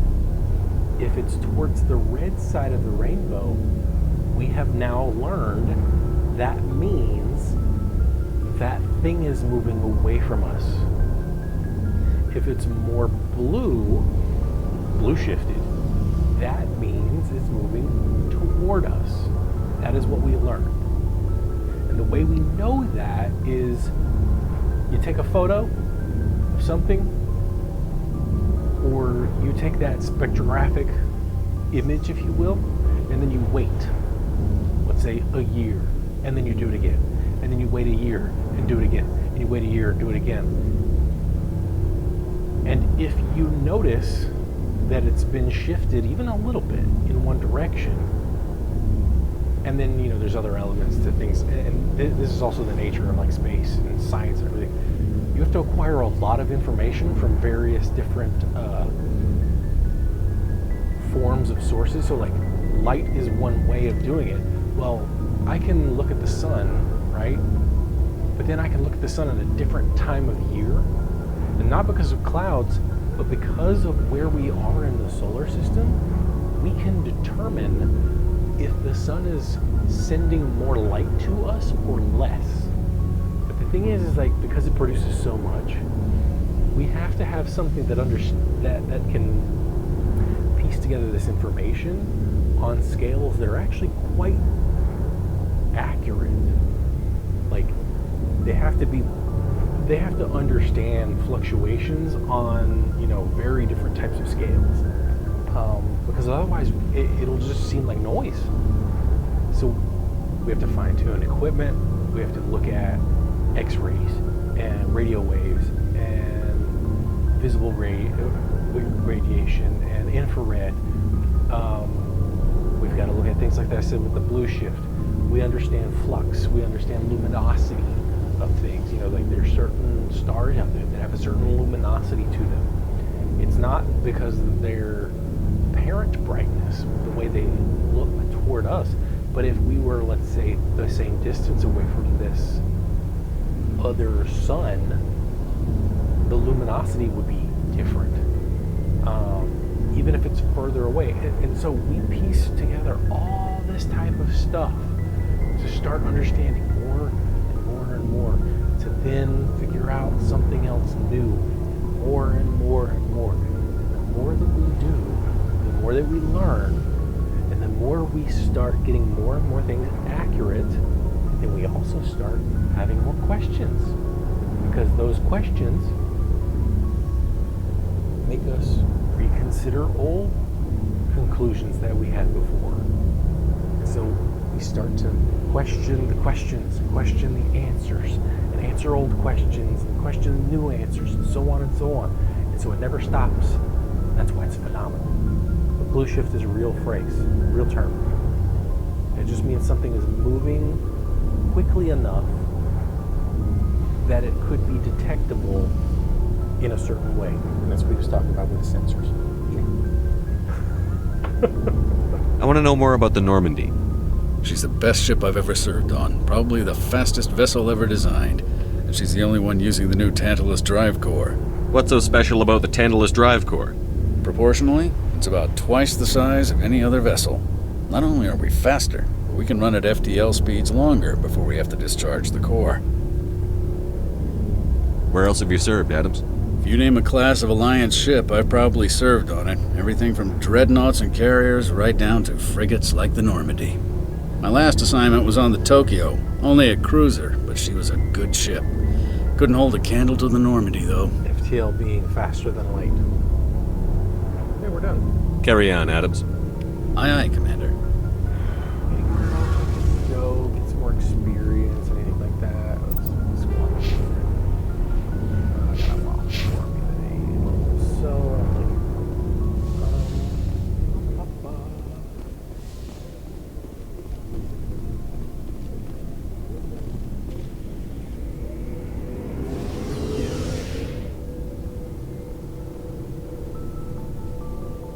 what feels like unnecessary elevator. Which way is the door? Which way is the door? Which way is the door? Alright. I'll go talk to Joker, fly to my planet, and then end my stream for the night. I've had quite a night. And I've talked a lot about a lot of stuff. More science than anything else. A little bit of politics, a little history. What's that back there? Galaxy. Okay. Talk to Joker first. See what happens. Commander, something you need? How's the Normandy performing? Is she everything they said she'd be? She's the best ship in the fleet. If you've got a pilot who knows how to handle her. Balance isn't what you'd expect. Takes a while to get used to that oversized drive core we got stuffed in the back, and her power can sneak up on you if you're not careful. The Normandy's probably too much ship for your average Alliance pilot, Commander. Lucky for you, I'm anything but average. Alright, Seth Green. I like to know my crew. Mind if I ask you a few questions? I can see where this is going. You did a background check on me, didn't you? Well, I'll tell you the same thing I told the captain. You want me as your pilot. I'm not good. I'm not even great. I am the best damn helmsman in the Alliance fleet. Top of my class in flight school, I earned that. All those commendations in my file, I earned every single one. Those weren't given to me as charity for my disease. What are you talking about? Are you sick? You mean you didn't know? Oh, crap. Okay, I've got Vrolik syndrome, brittle bone disease. The bones in my legs never develop properly. They're basically hollow, too much force and they'll shatter. Even with crutches and my leg braces, it's hard to get around. One wrong step and crack! It's very dramatic, but I've learned to manage my condition, Commander. Put the Normandy in my hands and I'll make her dance for you. Just don't ask me to get up and dance unless, you like the sound of snapping shin bones. Why does everyone call you Joker? It's a lot shorter than saying Alliance Flight Lieutenant Jeff Moreau. Plus, I love to make little children laugh. You're dodging the question. Look, I didn't pick the name. One of the instructors in flight school used to bug me about never smiling. She started calling me Joker, and it stuck. Why didn't you ever smile? Hey, I worked my ass off in flight school, Commander. The world's not gonna hand you anything if you go around grinning like an idiot. By the end of the year, I was the best pilot in the academy, even better than the instructors, and everybody knew it. They'd all got their asses kicked by the sickly kid with the creaky little legs. He might actually be wrong about that. If you go around smiling, you might get more preferential treatment in a lot of ways. I need to know more about this Vrolik syndrome if I'm putting my ship in your hands. Yeah, of course you do. It's an extremely rare condition. Nobody knows exactly what causes it. Genetic, maybe. It's treatable, but there's no cure. They classify my case as moderate to severe. I was born with over a dozen fractures, hip, thighs, ankles. My bones were already breaking in the womb. 100 years ago, I wouldn't have survived past my first year. Lucky for me, modern medical science has turned me into a productive member of society. You're not gonna break a bone trying to fly the ship, are you? I don't fly with my feet, Commander, so I'm fine as long as I'm in this chair. I gotta be real careful when I get up to take a piss, though. I can do my job as well as anyone on the ship. Better, actually. So don't worry about it. I'm not trying to make you uncomfortable. Let's talk about something else. Whatever you want, Commander. How'd you end up joining the Alliance? Look, if you're looking... My mother was a civilian contractor working for the Alliance. I basically grew up on the Arcturus station back when they were building up the fleets. Spend all that time around Alliance ships, there's a good chance you'll end up going to the Academy. Do this again. How'd you end up joining the Alliance? Look, if you're looking for an inspirational tale of the crippled kid overcoming impossible odds, you're gonna be disappointed. My mother was a civilian contractor working for the Alliance. I basically grew up on the Arcturus station back when they were building up the fleets. Spend all that time around Alliance ships, there's a good chance you'll end up going to the Academy. I have to go. Alright, see ya. I love how casual he is. It's great. Alrighty. I don't know how this whole map situation works, so we will see. And then I will end. Keep wanting to run up that way.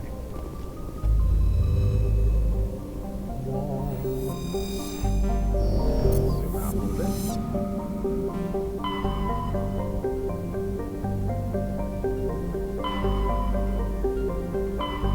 Yeah, you need faster than light travel if you're going to fly way the fuck out in the middle of nowhere.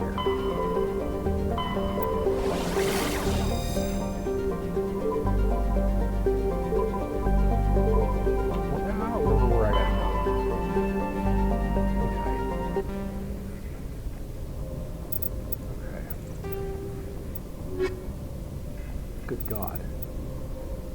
That was the wrong place anyway.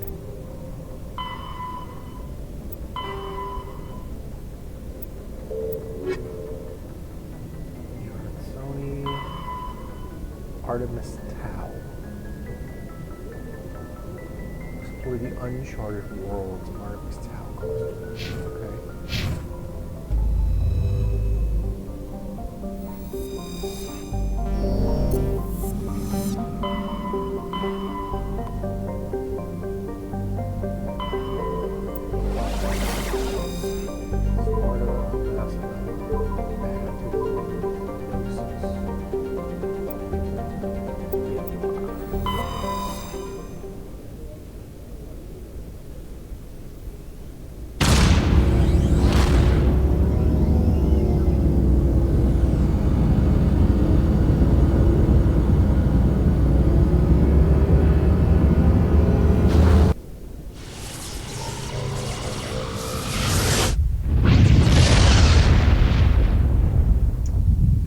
They basically railgun your ass out into space.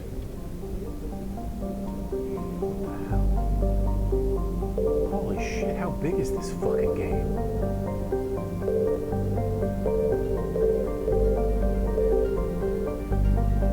This is the Gnosis system. God damn. 5 planets.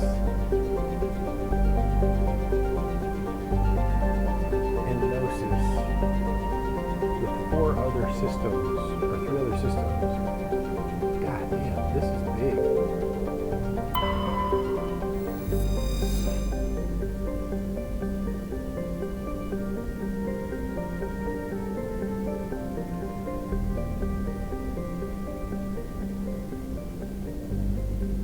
Okay.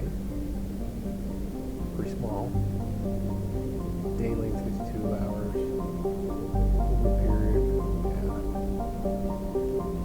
Okay.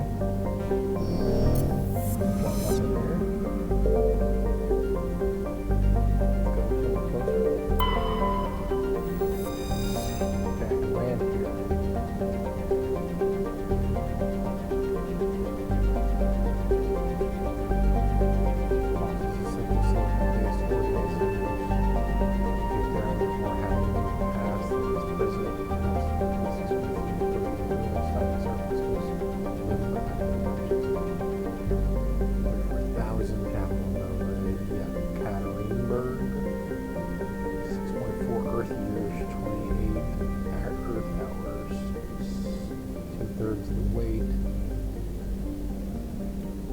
That's pretty fucking hot though. Wait, what? How much gravity? What? Smaller than us. Quite a bit. But it has a higher, whatever. Can't jump anyway, so it doesn't matter.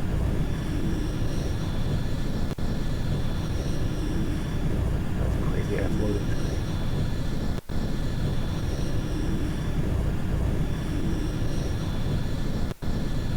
I would not want to attempt re-entry in that.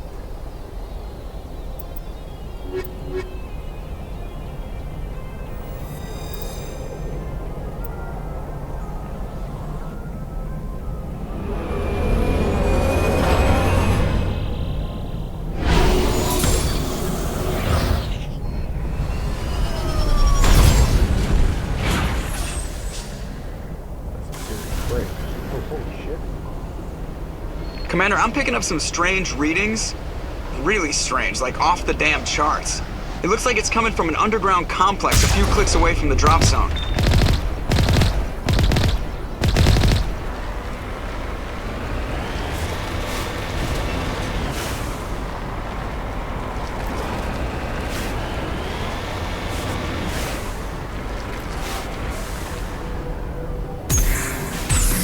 What the shit?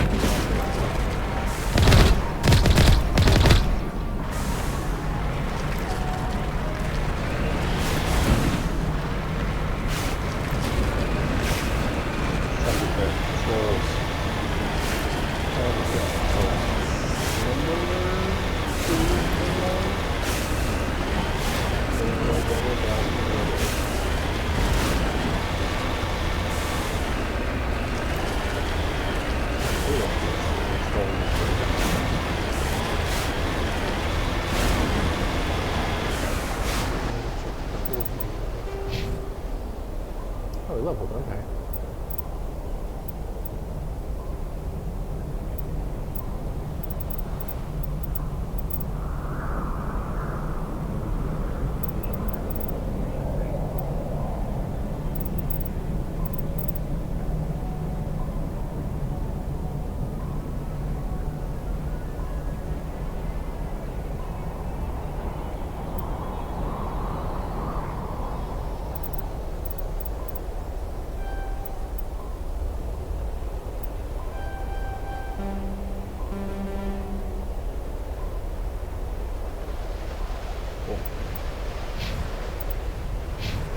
That's right.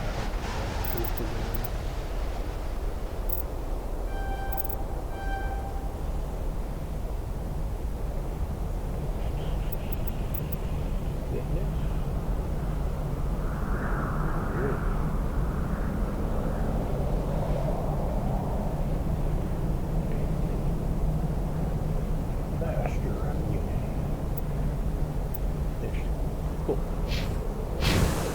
I'm gonna check my keys.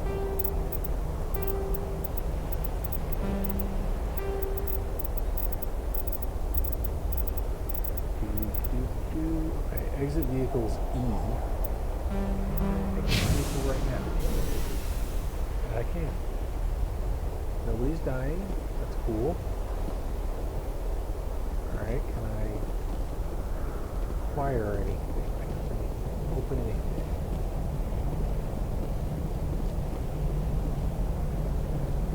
Mako, interesting. Or Mako, depending on how you want to pronounce it. I always pronounced it Mako before the remake. Final Fantasy VII remake, that is. Weird.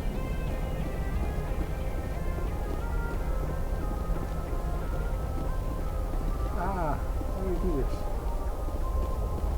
Don't show me a place where I might be able to go and then not let me go there. Game. Damn it. Ugh. Jerks.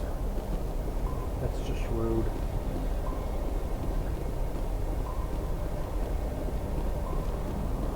Can't jump. Jumping isn't a thing, but it exists.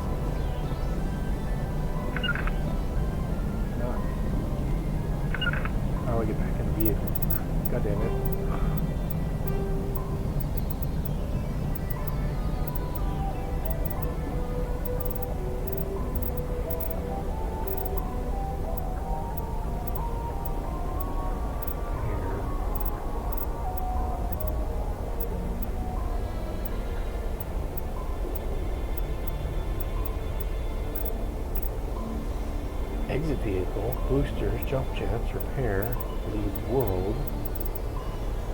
Ooh.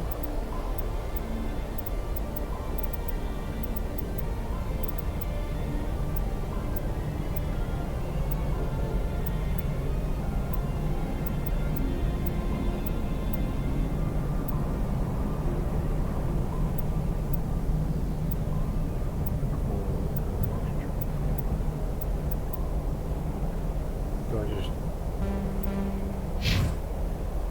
Is it like... Yeah, it's like everything else. Shit. I was wondering how the hell I was supposed to do that.